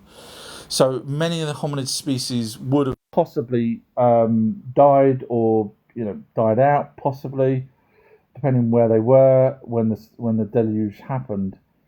Sorry to the person that wants to join in the live. I do have a Patreon page, tiered, which is only a couple of quid anyway, with loads of 150 odd long documentaries that will blow your mind. Those people I allow up. Sorry. I'm probably going to shoot fairly soon because I didn't realise it was 9 o'clock. So the answer to your question is yes, Lewis. Spot on. We would have been better if we wasn't taught money, taught how to make people slaves, taught all the things that the Anunnakis taught us. Technically, they didn't teach us how to be slaves, but we were slaves. So, monkey see, monkey do. We could have copied, down the line if someone's being, imprisoned and things like that, which they did have prisons back in Sumerian times. And they did have slaves because we've got marker stones in the British Museum which says if a slave goes past this area, then another group of us could have seen that, like I say, monkey see, monkey do. We could have copied that, and all around the world we end up with what we've got now. So if we didn't have the Anunnaki teaching us or showing us or anything at all, we would have been working with the land far better. So you are 100% right. We would have been better off. I know some rich people, billionaires, will probably say no, but in the big scheme of things, yes, we would have been totally better off. Bill was wrote, is there any relatives left on Earth from the gods of the aliens? So the last version of the Anunnaki not going back to their home planet was they won't go back because they would die very quickly because of the aging process that they ended up having here on Earth. Now, there is some possible translation saying that they fixed that. So in other words, when they go back to their home planet, they can live then the remainder of their life. But a lot of the Anunnakis here, like Marduk was in charge, Inanna was in charge. When they go back to their home planet, they're nobody. So the answer to your question is, from a logic point of view, yes, they would have stayed. In fact, I think they built the Vatican. So I think there's many of the Anunnaki that stayed that we don't see, that are in the background. Metal Detectors wrote, nice to change the debate. Nice to change the databases. Sorry. Sarah's wrote, are your videos on YouTube called Our True History? They are. You'll just look for my logo. My logo is the sort of brown monk. You can see it if you tap my profile picture here. So, Our True History. I think I've only got about 3,000 followers on YouTube. TikTok seems to be far better for followers. I've got hundreds of thousands on TikTok, but only a few thousand on YouTube. But you can hear my voice on the videos. Once you hear my voice, you know that it's one of my videos. But you can get to everything from my website. You can get to my YouTube channel from my website. So everything you can get to. Thank you. Okay, a few more questions, then I'm probably going to have to shoot. Metal Detectors wrote, only game is our good old military industrial complex. You're right there. Lewis has wrote, how were we treated by the Anunnaki generally? Depends who and when. Enlil not so much liked us. Didn't like us at all, really, right from beginning right to the end. Inanna bedded some of the people, killed them that same night.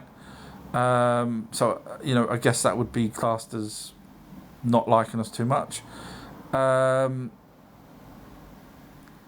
Enki obviously loved us.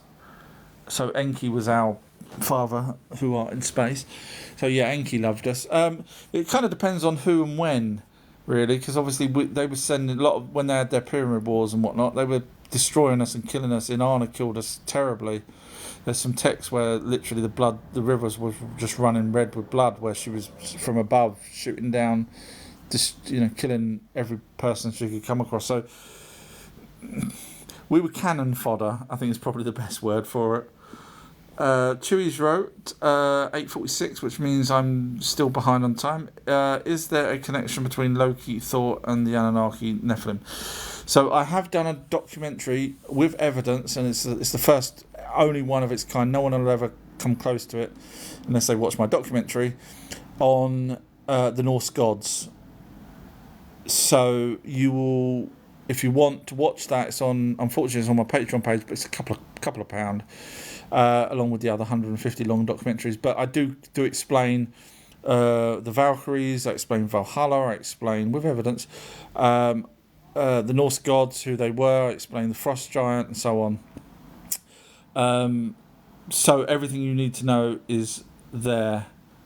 I mean, I could have carried on. I could have gone into the elves and the dwarfs, but once you watch the documentary, I think you realise that they were just people. So yeah, sorry if I'm pushing you to the website thing, but it's just because I did an amazing documentary there. Almighty as wrote, our body has an auric field which emits lights. Imagine how much it would emit if we had full health. Sorry, someone's just sent me a message on the other phone which I've buried somewhere. Sorry, I'm just gonna look at the. Yeah, I hear what you're saying there. Yeah, I mean, if we weren't hybrids, then. Sorry, I'm just seeing what the message was.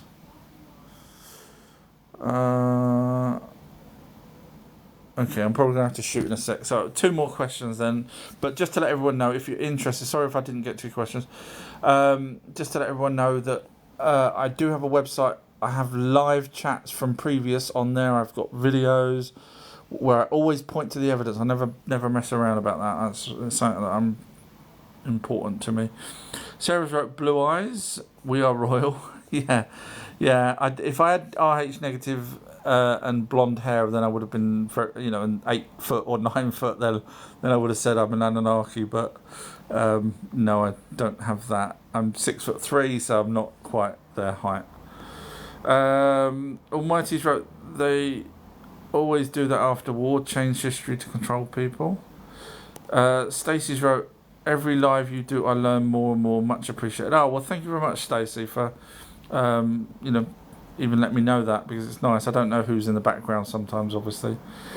Brian, who is a fellow researcher and a very good one, has wrote, how's it going? I haven't been able to join your live as much since I've been busy. No worries at all, Brian. I know you do your own research as well, so I'm sure you'll come out with... Just to let you know, Brian, I've finished my documentary on who the name of the creator of everything is. So the Anunnaki had a belief that there was a creator of everything. That's not in the Bible. The Bible talked about the Anunnaki, the race name's God. But the Anunnaki, the gods, talked about a creator of everything, and I've showed who I think the name is, which is unlike, no one else has done it. No one else would have even come close to catching on to it. But I've done the video, it's documentary, it's out there now, it's on my website. Just scroll down on to the Bible section. Unfortunately, I put it in the Bible section. I don't know why, but I didn't know whether to put it in the Anunnaki. Maybe I'll do it 2 sections, Anunnaki and Bible. But yeah, it's there if anyone's interested. Just go to my website. So many videos on my website, honestly. Right, okay, I'm just going to pick one up random now. And then I'll have to shoot. I'm just going to pick someone that I've not seen their name before. Winter Wolf. You should make a comprehensive history of the human movie length documentary. I have done a documentary proving 100% that the Anunnaki gods were the gods in the Bible. That's on my website. Just scroll down to where it says click here in big blue letters. I am doing a video called Crash Course. I've already started it, and so it's basically debunking silly people's stupid, that the Anunnaki are reptilians and all this baloney. So it's a crash course in the Anunnaki. I probably won't have the time to do a full length one, like you say, but I am doing a crash course documentary. It's still going to be a long documentary. It's going to have a lot of stuff in it. I've already started it, but it's for people that say, who are the Anunnaki? What did they do? All these questions I always get asked. I can now finally say, here's a crash course in everything you need to know to catch up to speed. So I am doing that. But not a comprehensive one. It's more of a crash course one where they'll learn stuff, but with evidence. I always point to evidence. Okay, I'm gonna have to shoot now, I'm afraid, guys, because my boy's now decided to come into the kitchen and try and raid whatever it is that he's eating. Alright, hang on, Clark. Alright, thank you, guys. So I will catch you again very, very soon, probably tomorrow, and you can get to everything. My website's free. You can get to everything from my website. I do have a Patreon page, but which means you have to pay a couple of £1 for over 150 very long documentaries that have got amazing research. But you don't have to. You can watch the videos on my website first if you want. Hang on, Clark. Watch my videos on my website. They're free. Just click on the YouTube ones and you can watch them to your heart's content. And when you finally finish those, if you want to then move on to the Patreon ones, you can. Trix has wrote, who was the creator? What's his name? I can't say that it's a person, but all I can tell you is the name that the Anunnaki gave to it, where two translators got it wrong, and I didn't, in my opinion. They assumed, whereas I don't, and so I caught them out. Not doing it deliberately, obviously. Sorry, that's my kid in the fridge. So yeah, but you can get to everything from my website. You just type in what you want, or and then scroll to whatever it is that you want. Okay, thank you very much, guys. I will catch you all again very, very soon. Take care. Bye. Bye. Bye. Well done, Clark. Thank you to the moderators, as always, by the way. Thank you, and thank you for the questions. Thank you. Bye.